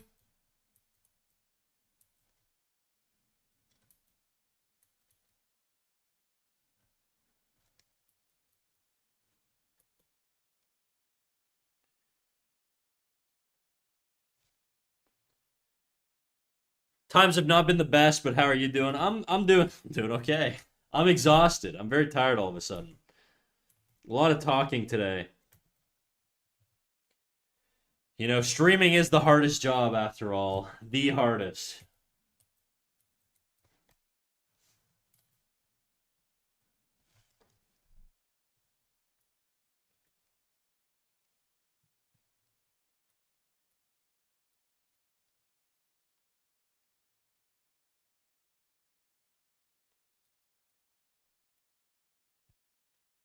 Okay, that sort of rules.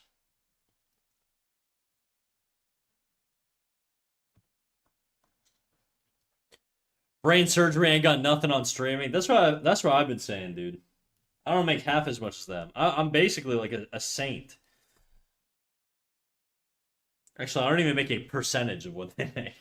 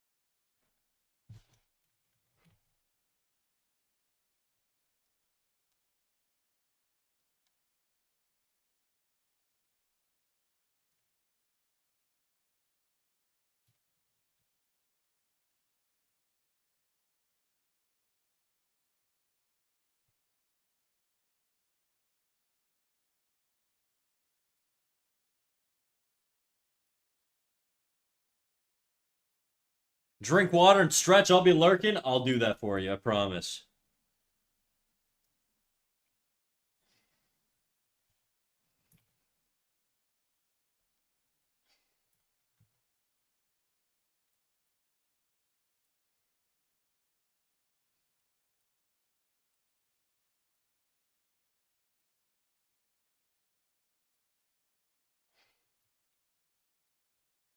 How much did that fuck it up?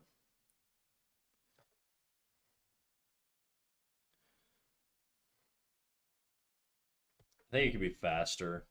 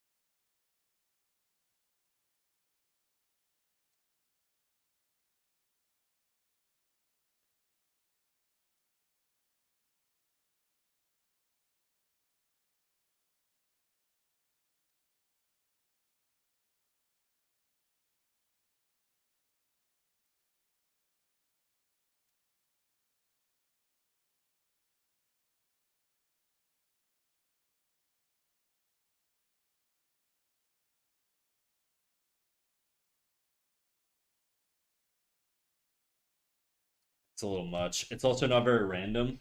I think I liked it better when it was a lot more random. Let's see.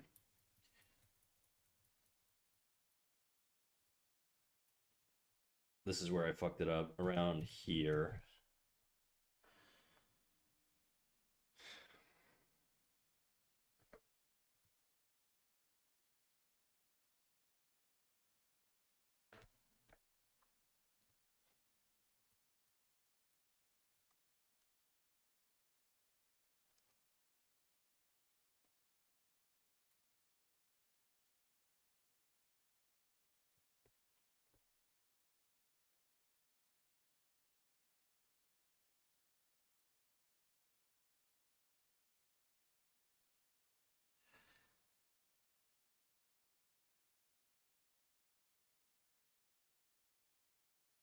Yeah, I like that. It's almost like it drags as he shifts over.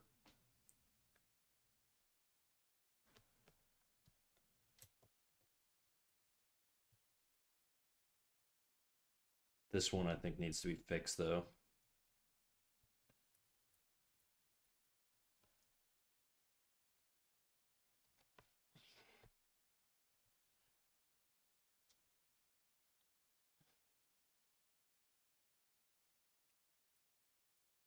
That sticks. We don't like that.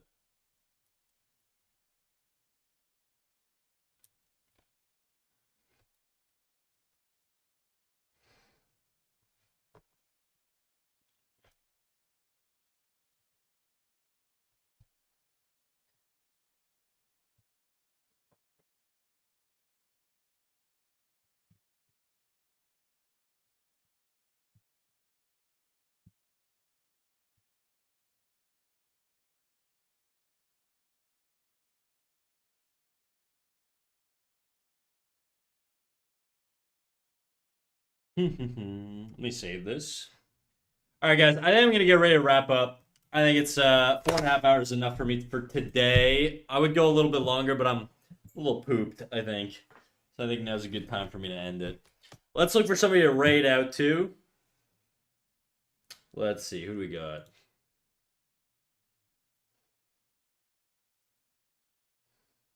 Always poop. I know, I'm always pooping, dude. Do we want to do someone new today? What do we want to do?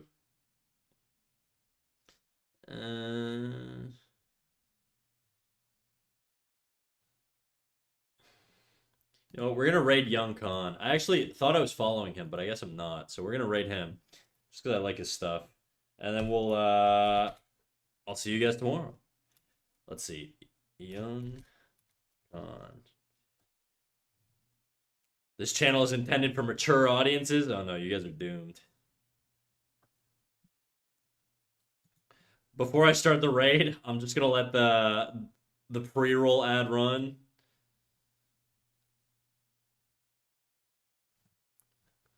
$17 left. And for those of you who are not in the Discord, if you want live notifications, if you want to be able to post your art and get a critique live on stream, make sure you're in the Discord so that you can do all that. And with that, I will bid you all adieu. See you guys tomorrow. Bye-bye. 12 p.m. Eastern time. Bye-bye.